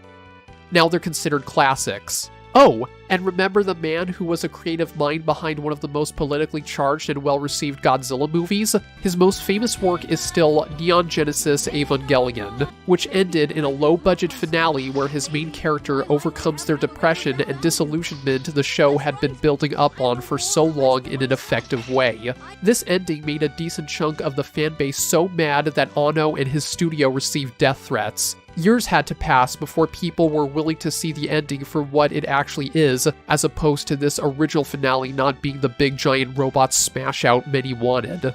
To reiterate, this doesn't mean that if you didn't like some of this stuff I mentioned that you're wrong. It doesn't mean that you're somehow beneath others. I can understand perhaps why some don't like it. I even have a small number of issues with SheRa's end result. Whether it's me wishing the animation was as good as it was in other areas, or wanting the action to be a bit more fleshed out, or the fact that I think Hordak should have faced some more repercussions and have a bigger trial to have a happy ending instead of Remista simply going, So are we all just like, okay with this? I think that could potentially be looked into way more a bit if they ever make a continuation discussing Hordak's major, O's. But how it was handled in the ending definitely could have been more proper, even if it's great Entrapta still has a friend. Getting back on track, another main issue with so many lazy responses to this reboot aren't really the more negative thoughts on the show's writing, direction, or how many plot holes one tries to uncover. It's the conclusions certain mentalities take away from this. Creating new classics out of these existing IPs doesn't come about when new artists act as proxies and shut down any unique or risky ideas they have in order to make sure people online don't get mad. Respecting the classic characters and the tales they came from doesn't come about when you use all your resources to emulate what's already there with just more of a budget. Each new generation needs a chance and a good deal of flexibility to express what they have learned and want to teach others. That's how generations can form their own identity with all this material they fell in love with. Contrary to what some may tell you, doing something like that isn't selfish. It's simply how art operates when the hellish nightmare of our late-stage capitalist system hasn't consumed it to the very core.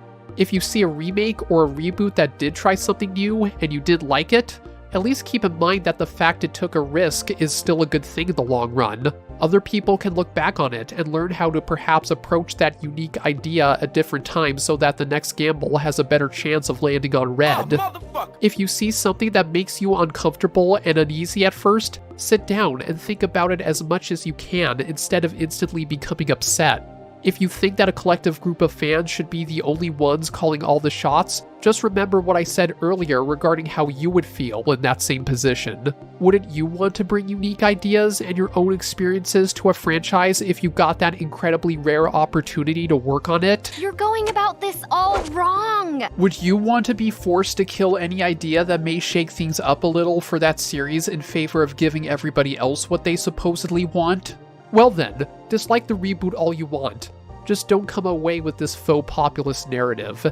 Hey, since I brought up Tim Burton, remember this amazing scene from one of his best movies, Ed Wood? Ed. Yes? Visions are worth fighting for. Why spend your life making someone else's dreams? Keep in mind what audiences might want to see, and let some of the feedback inspire you. But don't let it dictate or hinder what you want to craft by the end of the day. Because as much as we refuse to admit it, by the end of the day, we are still consumers buying up what these companies are trying to sell. The least we can do is see if companies give some amount of freedom to those visions that can give these products more integrity.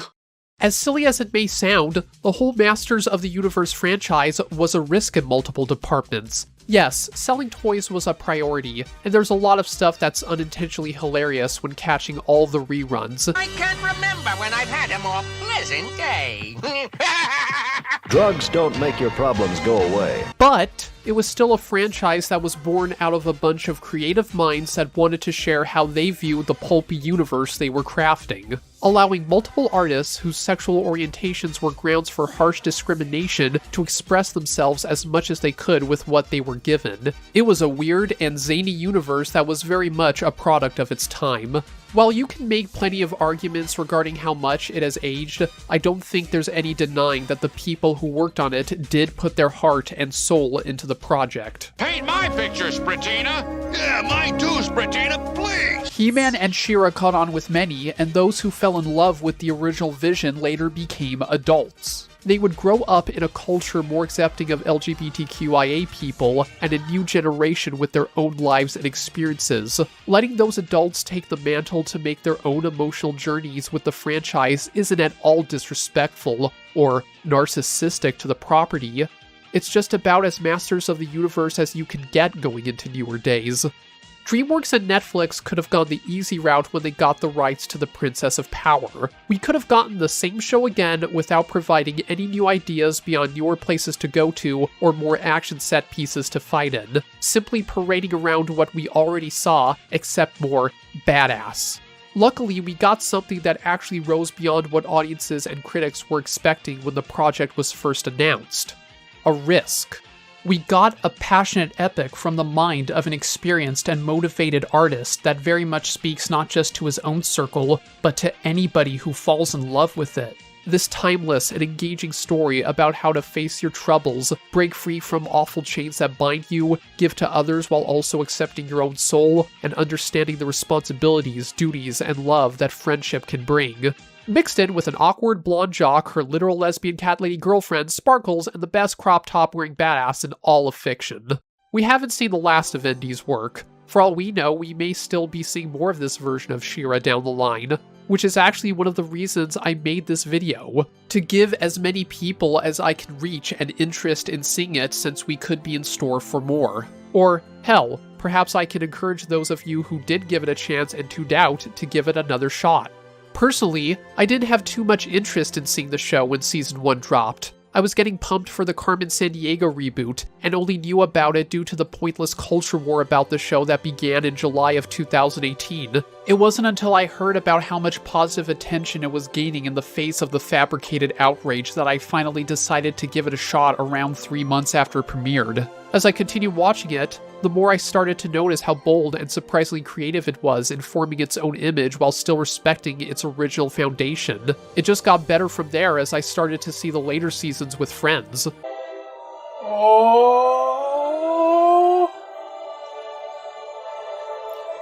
Fantastic. That was SheRa and the Princesses of Power. Just wow. I assume that you had positive feelings about it. Yeah, that's one of the greats for sure. You liked it? Yeah, that show's really up there.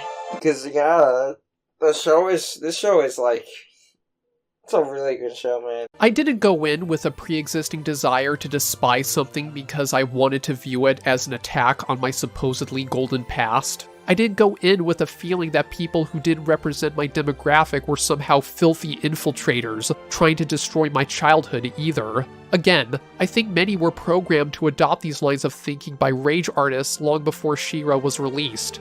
With that being said, if you haven't seen the show and are now curious, go ahead. It's up on Netflix still, and hopefully it won't be taken down considering some of the company's later decisions. If you made an attempt to see it and still didn't like it, maybe give it a second chance and view it in a different light regardless of how you wanted it to be. Try to see it for what it is. Upon revisiting it, you may have a better time. Regardless of whether or not you're going to check it out, or if you didn't like it, I still thank all of you for giving me your time in this essay.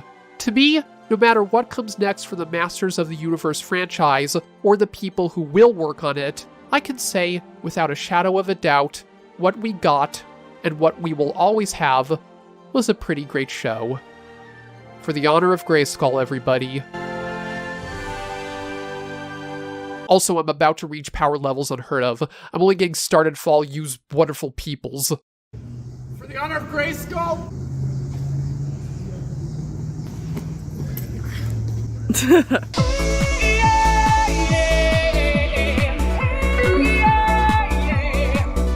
Hey, thank you all so much for watching this very long vid, and feel free to follow me on all my other pages, Instagram for my cosplay work, and I have an Imgur for my photography. Also, yes, I do have a Ko-Fi if you want to throw me some bones. I do want to make more videos and make them look better, and yeah, toodles! It's Last Crusade. Really, Seahawk's favorite would obviously be Last Crusade.